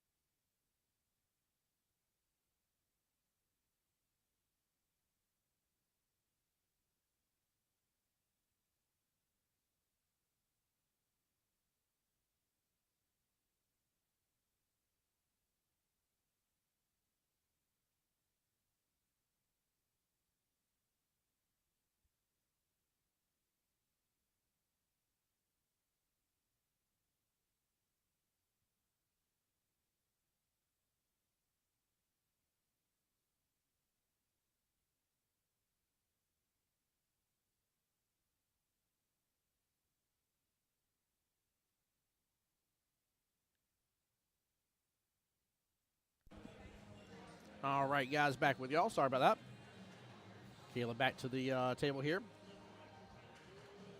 Using the bridge for the 2-ball.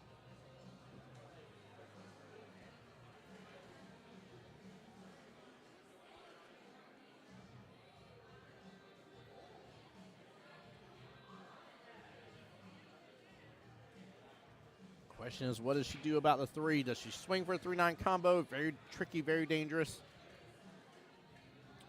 Not a good combo to go after. Does she go defense here and send the 3 just down to the bottom short rail? There might be a back cut there by luck of it. I think 7's far along here for the bottom left. Unless there's enough of a window. I thought the 9 was taking up enough space. No, she did have that window for that bottom left-hand corner pocket. Good swing. Very, very good try. She had a great lead for the 4. She actually had a really, really decent run out potential. It's all about that 7 to the 8. Really want an angle here to get back above.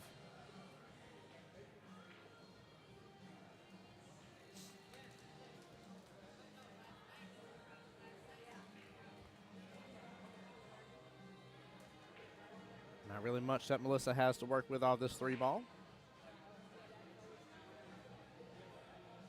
So he's going to drift on down, not touch the 4 in the process here, and kind of end up to the right-hand side, that 9. Still leave Kayla with eyes on it. Just wonder how much eyes she has on it, if the bank is an option here for her. But she definitely has enough of it. She can make a good hit here and not give up ball in hand in the process. No, don't scratch in the process of it, though. No. She makes a good hit, but the cue ball decides otherwise. Says it's Melissa's turn to start running things on the table here.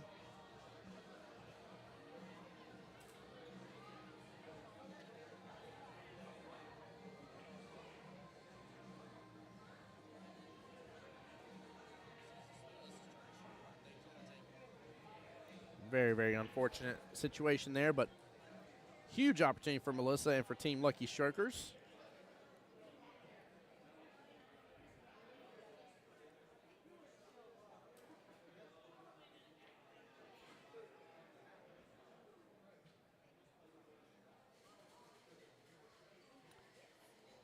Listen opting to be a little bit further away from the 3 here, which I like this option. Try not to use the bridge if you don't have to on ball in hand. Which there's very few times where you're going to have to.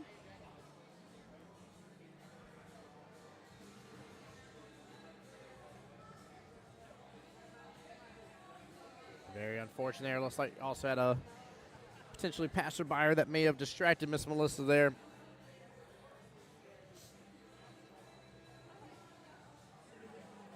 One rail kick coming up for Miss Kayla here. Not too crazy of one, not a lot in the way. She gets a good clip into the 3. And cue ball's going to drift right below that 7. And still open up for a window. Melissa can work with this here.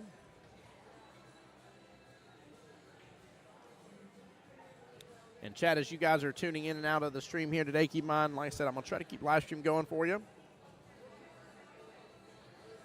And once we reach the 8-hour mark or come very close to it in between matches here, it'll be a reboot of the stream. But last call for rounds today should be around 7 p.m. Again, that all depends on how things are running, which right now, everything I'm seeing in CompuSport, things are progressing along oh so nicely. Stacy and Miss Debbie and them are really keeping this in gear. I've already seen Mr. Todd running around. We've seen him in the life vest. In fact, he's right there on the screen in that life vest. That little reflective vest there. We even got a round 2 matchup. Looks like it was called, about half hour ago between Regulators and Yes Chef. In fact, that is Stacy and team from here. Looks like team from South Carolina. Miss Debbie Birshaw's team here. Debbie said nope. I like the team names. Some of these team names are amazing. Let's see here. Another winner side match. Bank Shot Bandits versus Lucky Charms. That was called about 50 minutes ago. Slop Shot still waiting on the winner between Strokers and Just Cut It here. Strokers being one of our teams from Jacksonville. Winner that goes on to play Slop Shots here. Let's keep going through here. Circuit Breakers. They're against Friends and Family. That matchup was called about 20 minutes ago, give or take. 2 Chicks and a Stick. That team's waiting on the winner between Sad But True and Look Great on Paper. Team, I like this team. Why Am I Yelling versus Team Poke and Hope. That one's called actually just a few minutes ago. These are all winner side matches, I'm telling you. And then for our Jacksonville one again, Jocko versus Jack Sharks. That one was called not long ago as well. So we're gonna have to start booking it through a little bit through this one loss side, but really they're just letting everything progress along nicely here. I like it.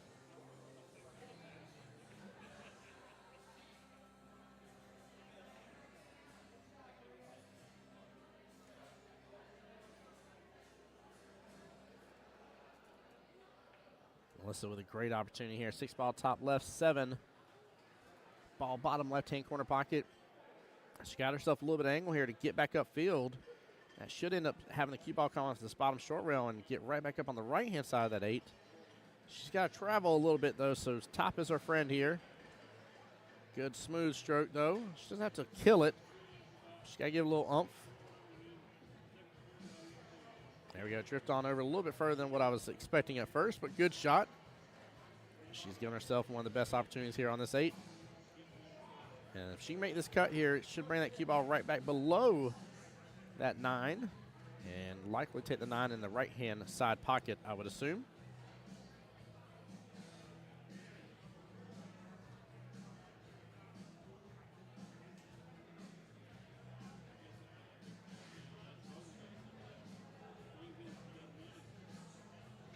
She adjusts a little bit on it. Slow down, cue ball. She's still got an opportunity here. It's not as easy as a back cut on the 9 right-hand side pocket. Still has an opportunity.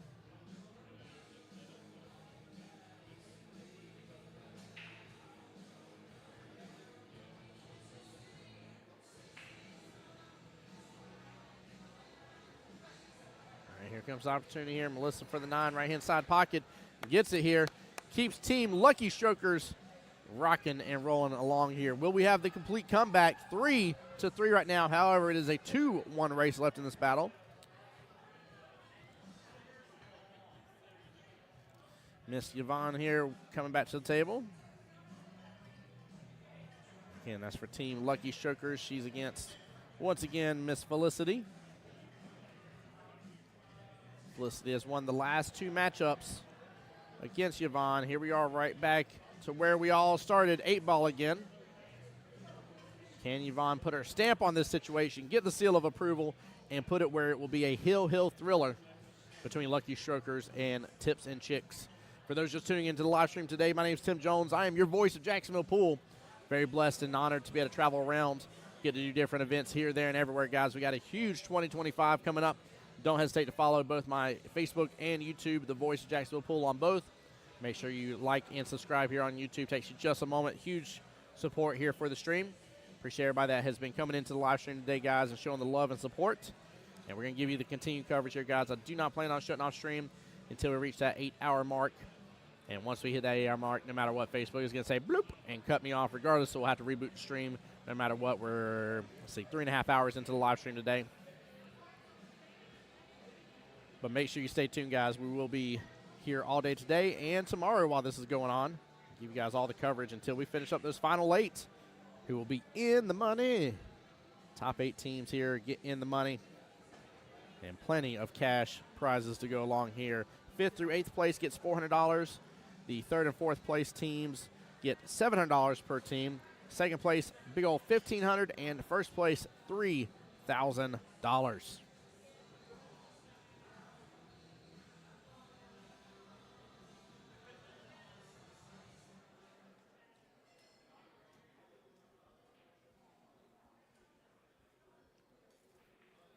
Felicity starts off with a good shot using the bridge here. Has great eyes on the 6 top right-hand corner pocket. She's going to continue working through the rest of these solids here. Oh, she's off kilter just a little bit on that shot. But that is not going to be a bad place to leave that 6 ball for later. Nice little prep work. If you got to miss small. The best things, again, that you can do for yourself in 8 ball. Play this like a game of Monopoly. Start taking over pockets. Charge people rent money.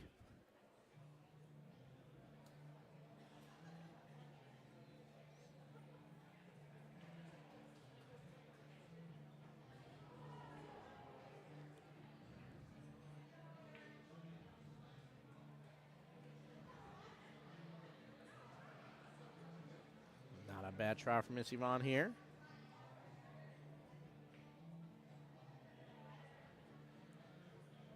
Felicity's going to be tempted by that 6 ball. I hope she leaves it alone, though. Doesn't mess with it just yet. Honestly, that 6 ball is really, really good for her. Taking up a pocket, gives her the ability to get back around and get some extra shape on another shot later on. She does have this 1 ball sitting all the way down by its lonesome here towards the bottom right-hand corner pocket.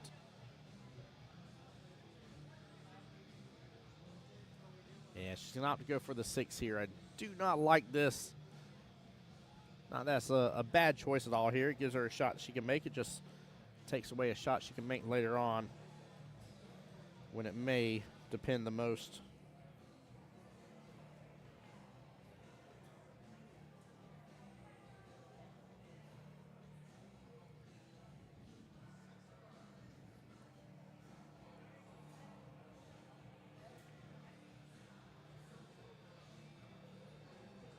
Well, in fact, she's taking an extra moment here, breathing through this.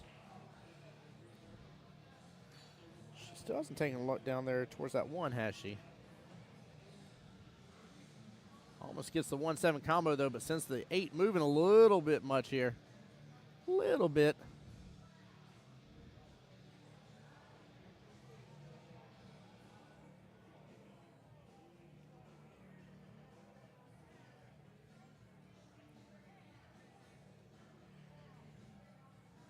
On here having to use the bridge. She is tree-topped over those stripes.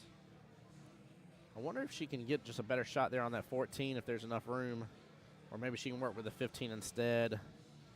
She's got a couple other opportunities here. Looks like she's walking the table. I like it. I like seeing it. Great call there for her to take just a quick gander. And again, she may not have something else that she feels better at or confident at, but you don't know till you get those little walk-arounds that help you out quite a bit to give you a better eye and see the angle a little bit better. Y'all see it all the time on the live stream where I just have, you know, my couple angles here based on the cameras and trying to make the best calls that I can from behind the camera and behind the mic, but truly be able to make the best calls, you got to be able to walk that table. This looks like this could end up being a double hit.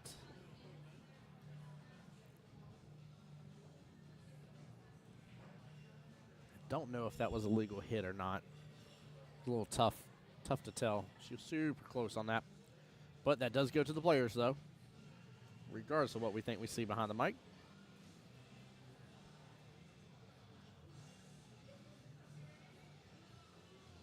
She's a little stuck, though. Looks like you might have to go with like the 15-11 combo if you want to. There is some space between the 9 and 3. I just don't know if there's enough space to actually still make the 9 properly without hitting the 3 first in the process. That looks like what would end up happening. 14, I can't tell how far along the 8 is along the trail. That'll work right there. She's blocked off the 5 quite a bit now. Felicity is only going to have really, honestly, good eyes by the look of it on the 2 and the 1 ball and the 7 as well, but in terms of working with something, she can drain the 2 all the way down bottom left, go with the 7 bottom right. Tough cut on, or I'm sorry, 1 all the way bottom right. Tough cut on the 1, though.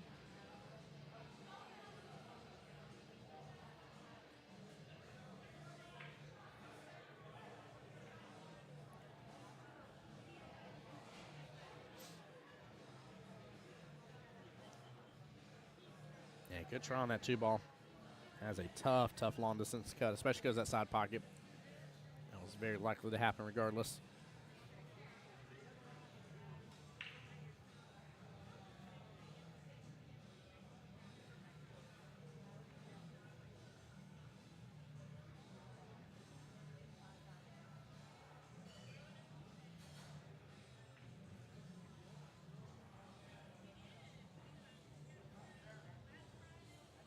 Looks like another matchup's already being rolled on over to table 1 here.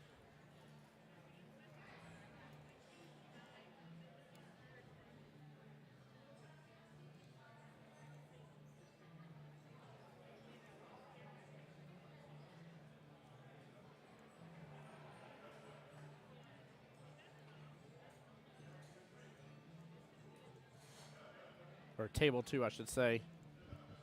Ooh, that is a 1-loss side bracket as well. Let's see here. 2 Florida teams. Team Deadpool versus Gems and Junk.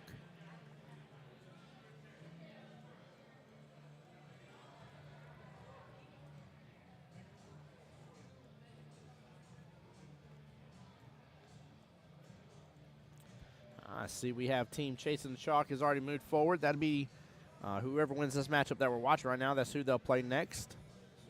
For the next round here will be Chasing the Chalk. That's one of the Alabama teams, actually. I like seeing that.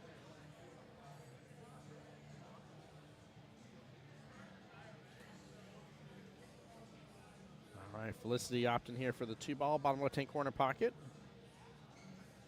Still got plenty of work to do because of where that 3-5 situation is. Should have good eyes on 3, but it's all about making room for the 5.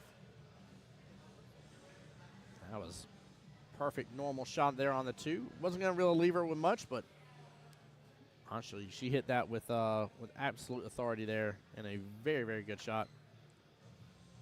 She's trying to decide here what else she can do, what else she can make out of the situation. 4 balls remain on the table for her.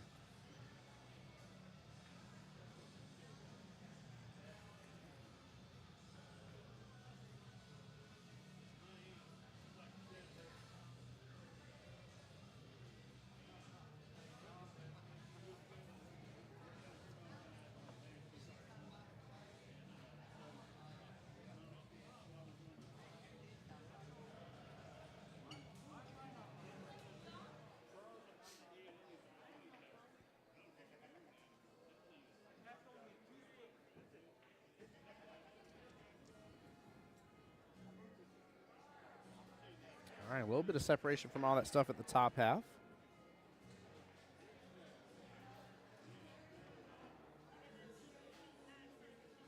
That's Felicity here again, just examining the table. I like the fact she's taking an extra moment, really taking this in.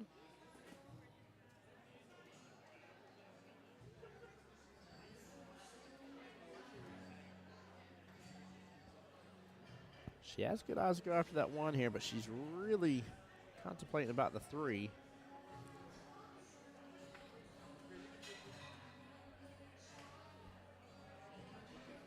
Looks like she may have, just based on where she viewed just saying, she may be looking at 3 right-hand side pocket, maybe?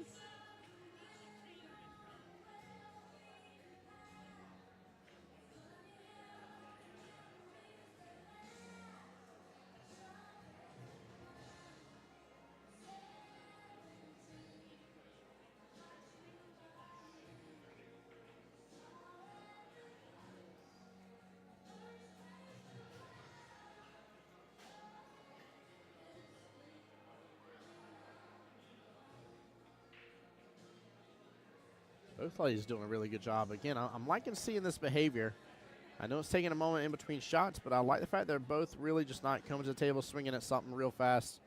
Again, taking a moment to really take everything into consideration. Give me 1 second, guys.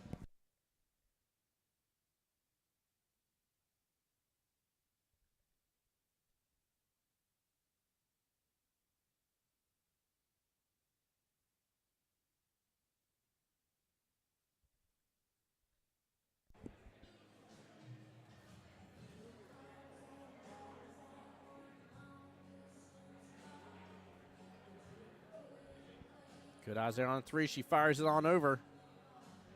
And honestly, this isn't a bad lead for the 1. This is going to force that cue ball back over. She may have to stretch for this shot.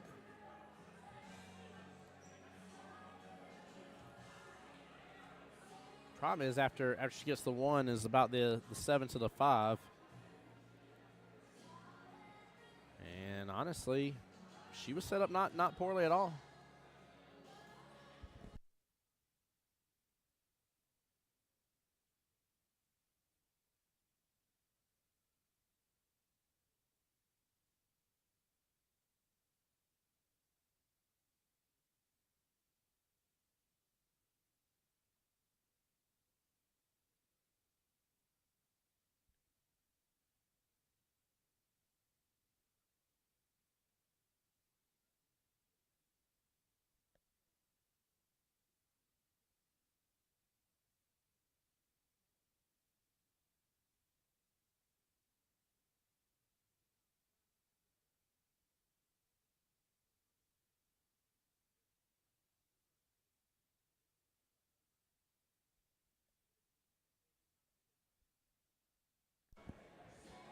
All right, sorry, guys. Mr. Todd coming on over here, chit-chat with me for a moment.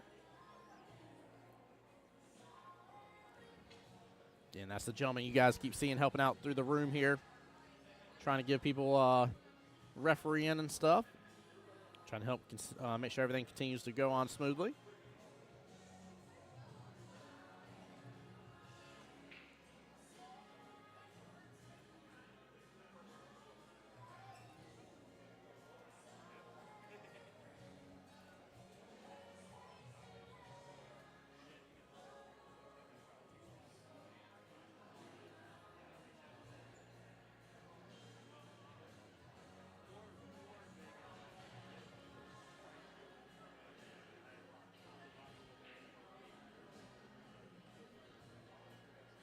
Miss Yvon there with a little push against that cue ball to the 10. And that 7-1-10 situation has gotten ugly, if you will. They are clumped up tremendously together. But that's going to be Miss Felicity's job to take care of because she doesn't have eyes on that 5. So her only 2 other object balls here are going to be the 7 and the 1 ball here.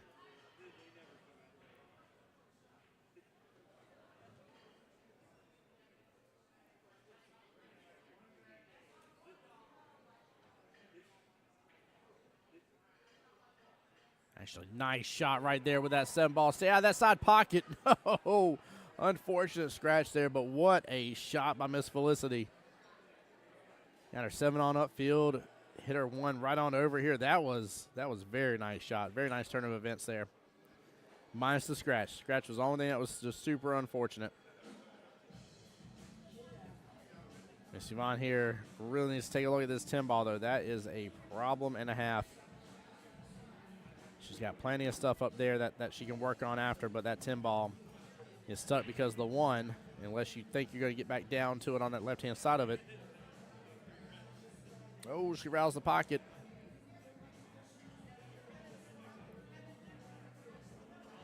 If I was team, I would take advantage of in-between time here just to kind of talk that if she somehow gets ball in hand again, that 10 ball needs to go.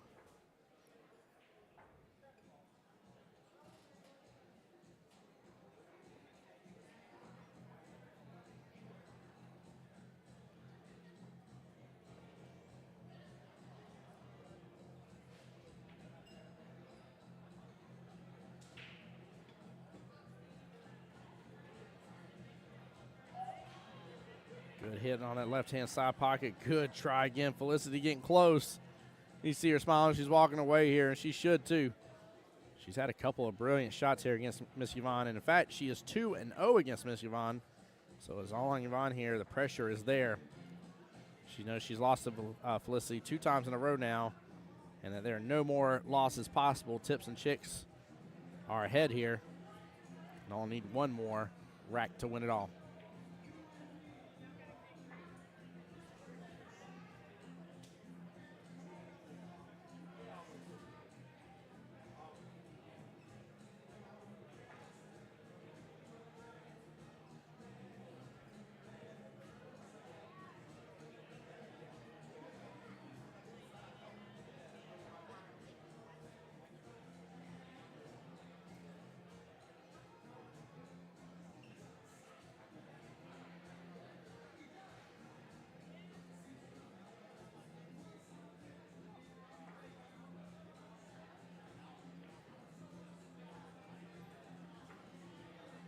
All right, there we go.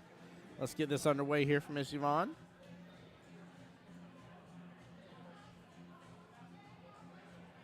She's got 2 stripes right there she can work on. I don't think there's enough room there for her to work with the 9 towards top left-hand corner pocket, but it looks like that's what she's looking at. I mean, if she can and take over that pocket, that'd be good. No, she was looking at the 14.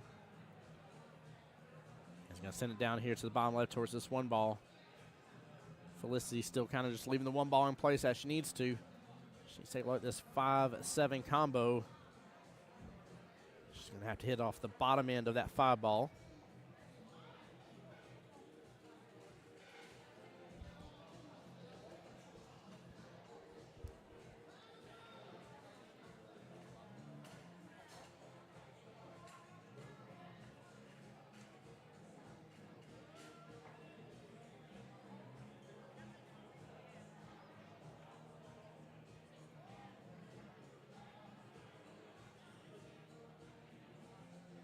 Looks like she might be hitting a little bit, maybe too much of that 5 if I see the angle right. Yeah, she's trying to clip it on over here. I don't think it could do that. But still, nothing's really changed ultimately here. However, Yvon now has the opportunity, though, to start taking over that bottom left-hand corner pocket, and she needs to. She needs to indeed here. She can do one of a couple things. She can either use the 10, and if she can get some rolling forward on the 10, she might not be able to just take over. She may be able to actually pot the 10 in process here. It's going to be a little tough. Or she needs to use the 14, just take over the pocket, leave the 14 in place. Woo, she slips it right up by the 1 somehow. I'm a little surprised on that. Good shot, Miss Yvon. Very nicely done.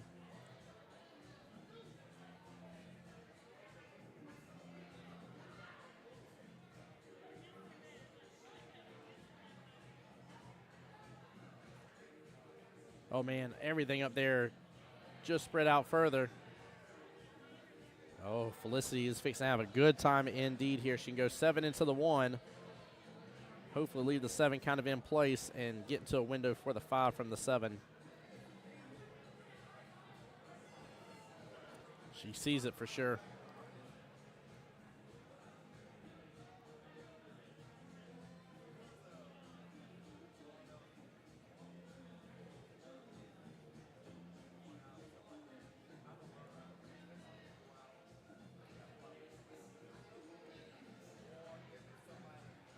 Oh, it's going to drift off that left-hand long rail a little too early.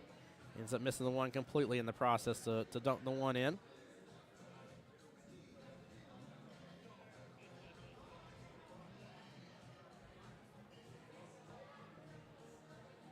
Yvon has a window there for that stripe that's above the 7. She has a back cut on the 9 as well as an option, but I like that, again, that kind of middle stripe there. That's in between the 7 and 8, just above it. Nice smooth shirt, should work out just fine for her. She ends up clipping into the 15 in the process here. May get the 14 in the process. She does. You hear a little cheer in the background for that. Good job, Miss Yvon. Well, she's got a little bit of angle here on what I believe is the 15 ball there, top left. Should be able to come off that top rail and come back down some. Only problem is you know, she may have to take her medicine on the 8 ball and go with a shot if she can get an angle for the 9 and be able to roll forward, be on the right-hand side of that 8 ball. Oh, she just barely hit it. Well, she's taking over that pocket, which again has boded well for these ladies here. It is the strategy of this game. Question is, are we going to get to see Steve versus Sonny back to the table one more time? Or is Felicity can close it out here? Don't like going after that 1. Felicity, leave the 1 alone. The 1 is your friend. You don't need to get shaped back around. You have eyes right there on that 7 right-hand side pocket. Back cut the 5 if you want to as well, but 7 right-hand side pocket would work so well. She sends the 1 on down and gets in between. Wow, I'm surprised it didn't clip that 9. Gets right on in between here. She's still got eyes on the 7 and the 5. She goes 5 ball right-hand side pocket, 7 ball, or I'm sorry, 5 ball top right-hand corner pocket, forgive me, 7 ball left-hand side pocket. And hopefully get back below the 8, take the 8 in the same top right-hand corner pocket as the 5.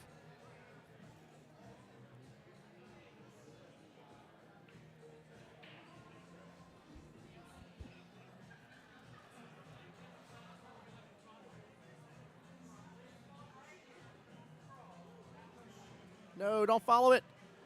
Oh, flirting with disaster there.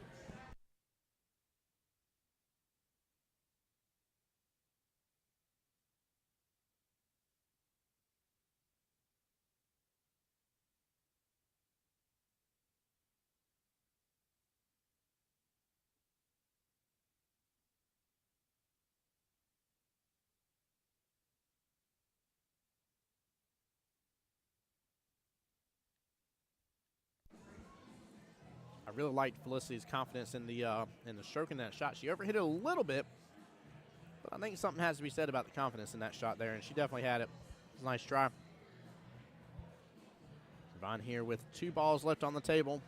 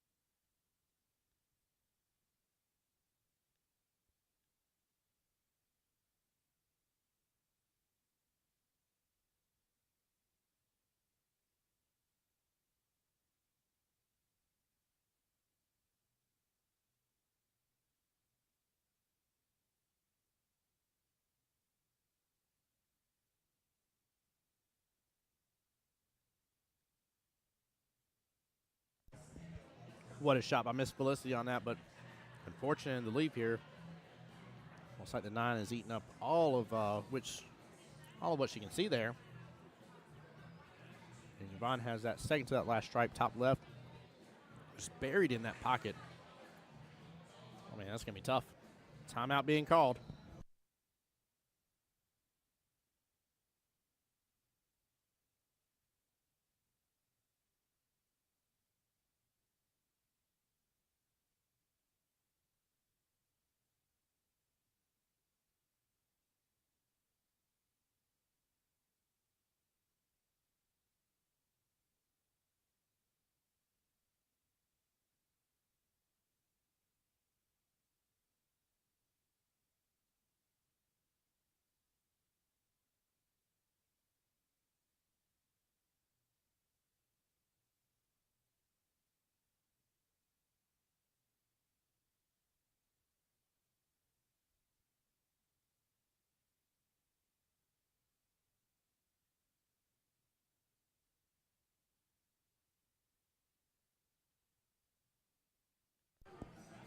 Looks like she's marked the top right-hand corner pocket. She must be able to see more of it than I can think. No, it was a one-rail kick.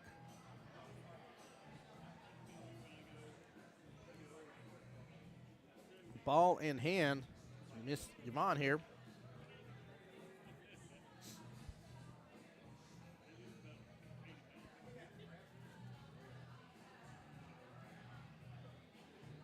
Very important ball in hand. Again, this is the determining factor. Both these teams in the one-loss side bracket for anybody just tuning in.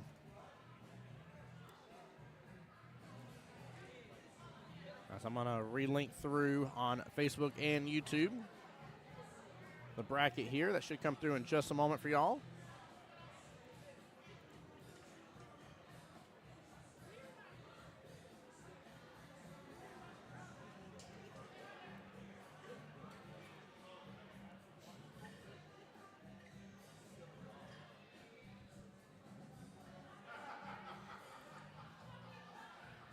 All right, they're having a little conversation here. A little determining factor as for what she should do, but I think they've got to take Miss Yvon's skill level into account here. I don't mean this against her, but as always here, when you're trying to give somebody a timeout, you got to understand what is possible, what is probable, and what is some things that you just shouldn't tell them to go after. And I don't know if I absolutely agree with leaving this stripe buried in that pocket. I think there's a great opportunity that she may end up scratching here. But they're trying to ensure that she's able to roll forward enough to where that could prevent most of the scratch opportunity, but she's got to roll forward about almost 2.5, 3 diamonds worth here.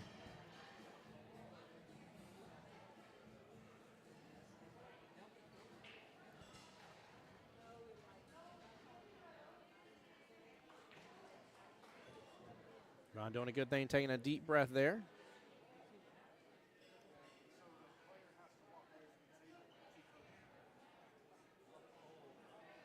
Oh, no.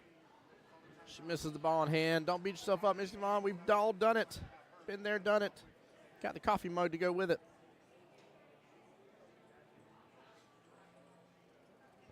Not an easy cut, but Felicity feels confident coming to the table for this 8-ball. The only downfall of this is if she hangs it, Yvon will have 1, 2, and 3 balls all sitting in pockets. That's the risk here on this shot.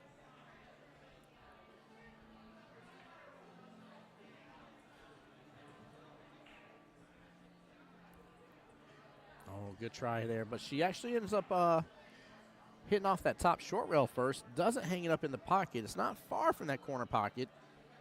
It's about a diamond's worth away from it.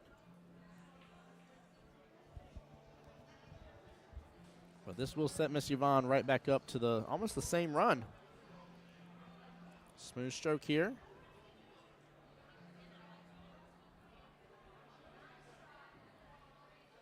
There we go. Can she tic-tac-toe this?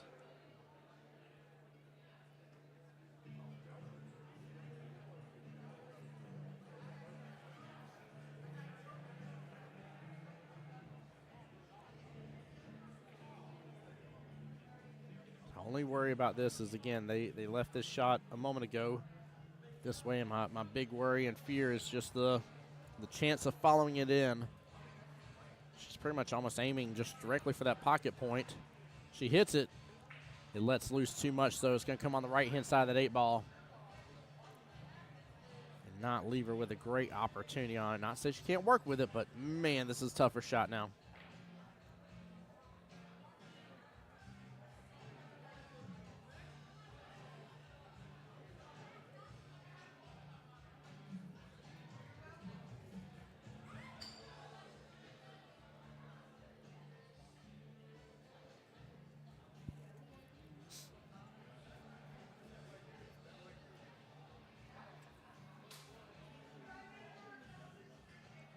There's the back cut potential, but obviously that cue ball gets a little willy-nilly.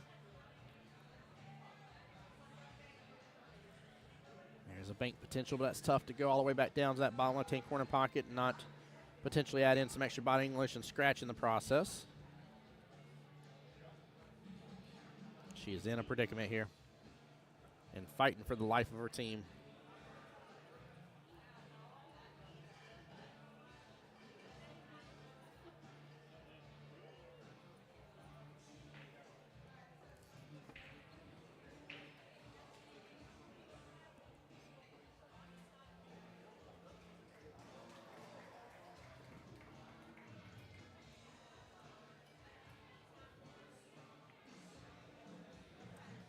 Chad, I'd love to know what you would do here, but I think the back cut's the way I'm going to go. And I think Miss Yvon has settled on that as well. Tough back cut here. Very tough back cut, but my only worry is potentially, depending on how she hits it here, cue ball may end up going 2 rails off the top short rail, left-hand long rail, and then book its way all the way down here to the bottom right-hand corner pocket. That part's a little bit worrisome, but I don't see really another good opportunity for her here. Don't see it at all.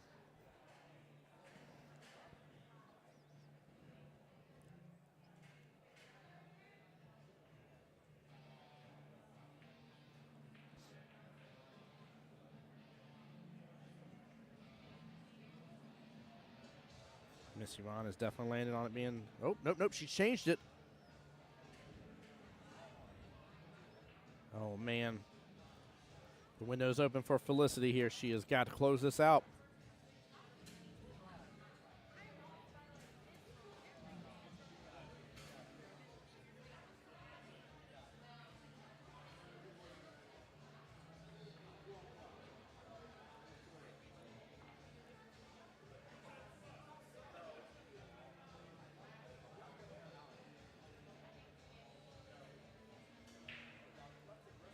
Felicity for the opportunity to win here.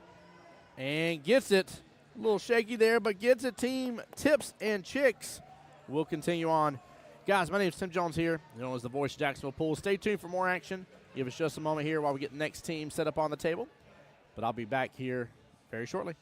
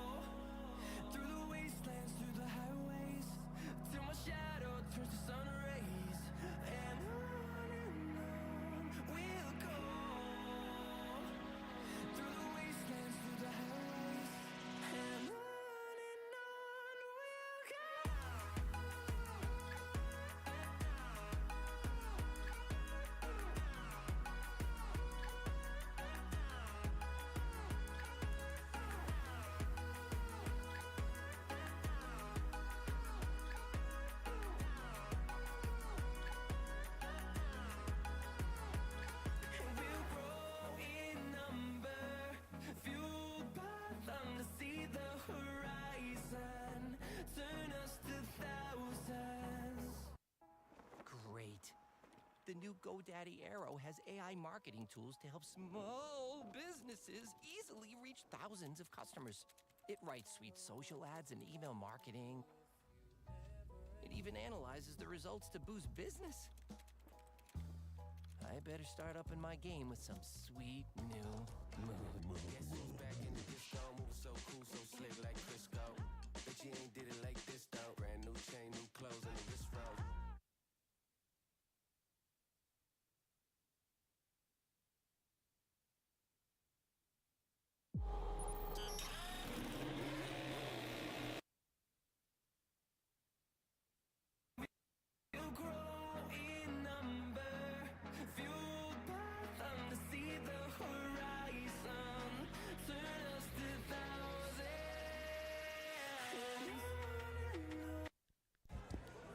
Guys, while I'm waiting for the next matchup to get going here, just got a little copyright-free music going on in the background. But bear with us for a moment here while I'm waiting on the next one to get in there. We've been able to keep things kind of progressing pretty good. In fact, let's do a quick little run through here.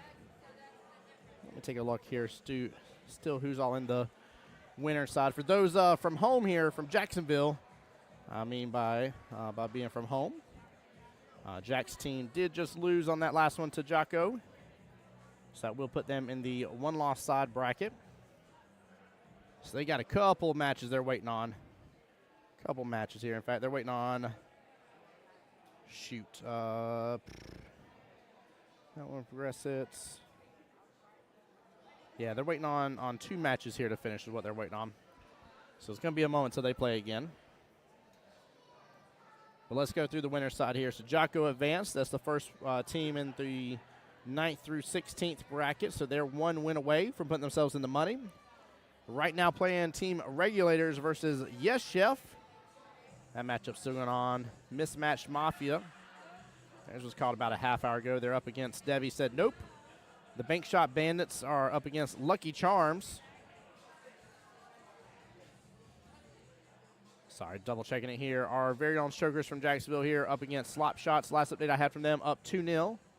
Right at this moment in that matchup here. Again, that's the winner's side bracket. Circuit Breakers up against Friends and Family here.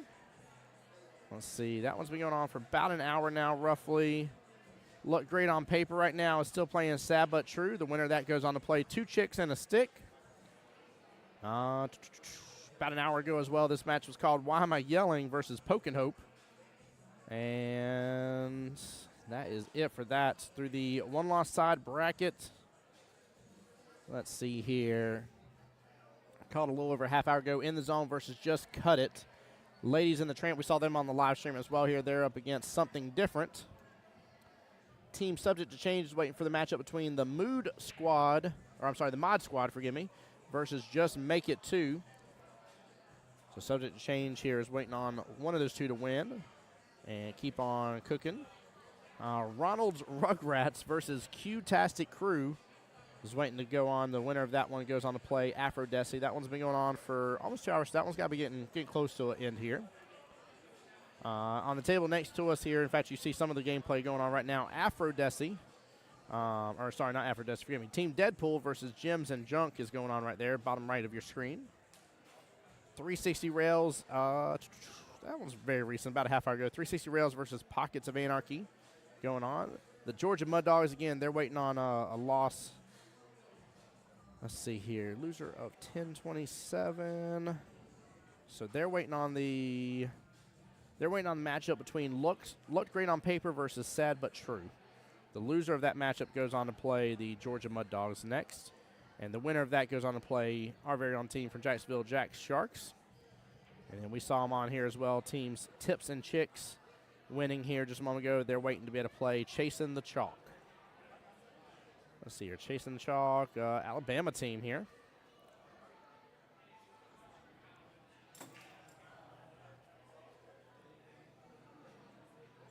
So just waiting on things to progress on through, guys.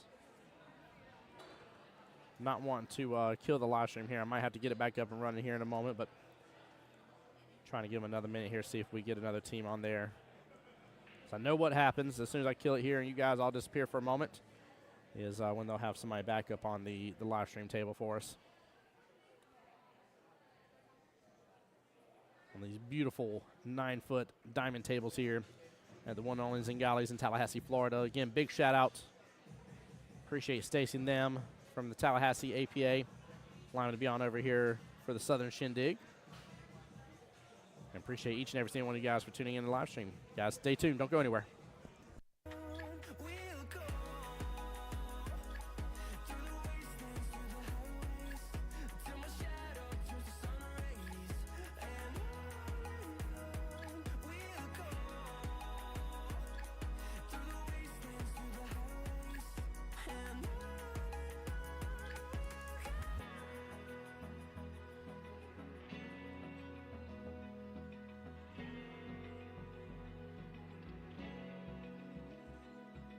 Open eye, feel the waves cut through me, hypnotized by the sounds I'm breathing in. Hold tight, chemicals collide. Hold tight, hold tight, hold tight. Dripping lights paint the skies, all because of you. Dripping lights paint the skies. Only you can make me move. You can make me move. Can make me move. You can make me move. Can make me.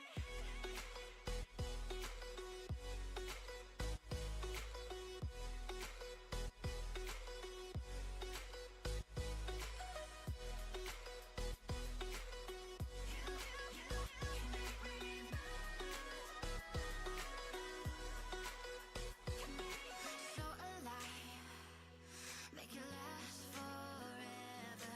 Stop in time, yeah, I'm surrendering. Hold tight, chemicals collide. Hold tight, hold tight. Dripping lights paint the skies, all because of you. Dripping lights paint the skies, only you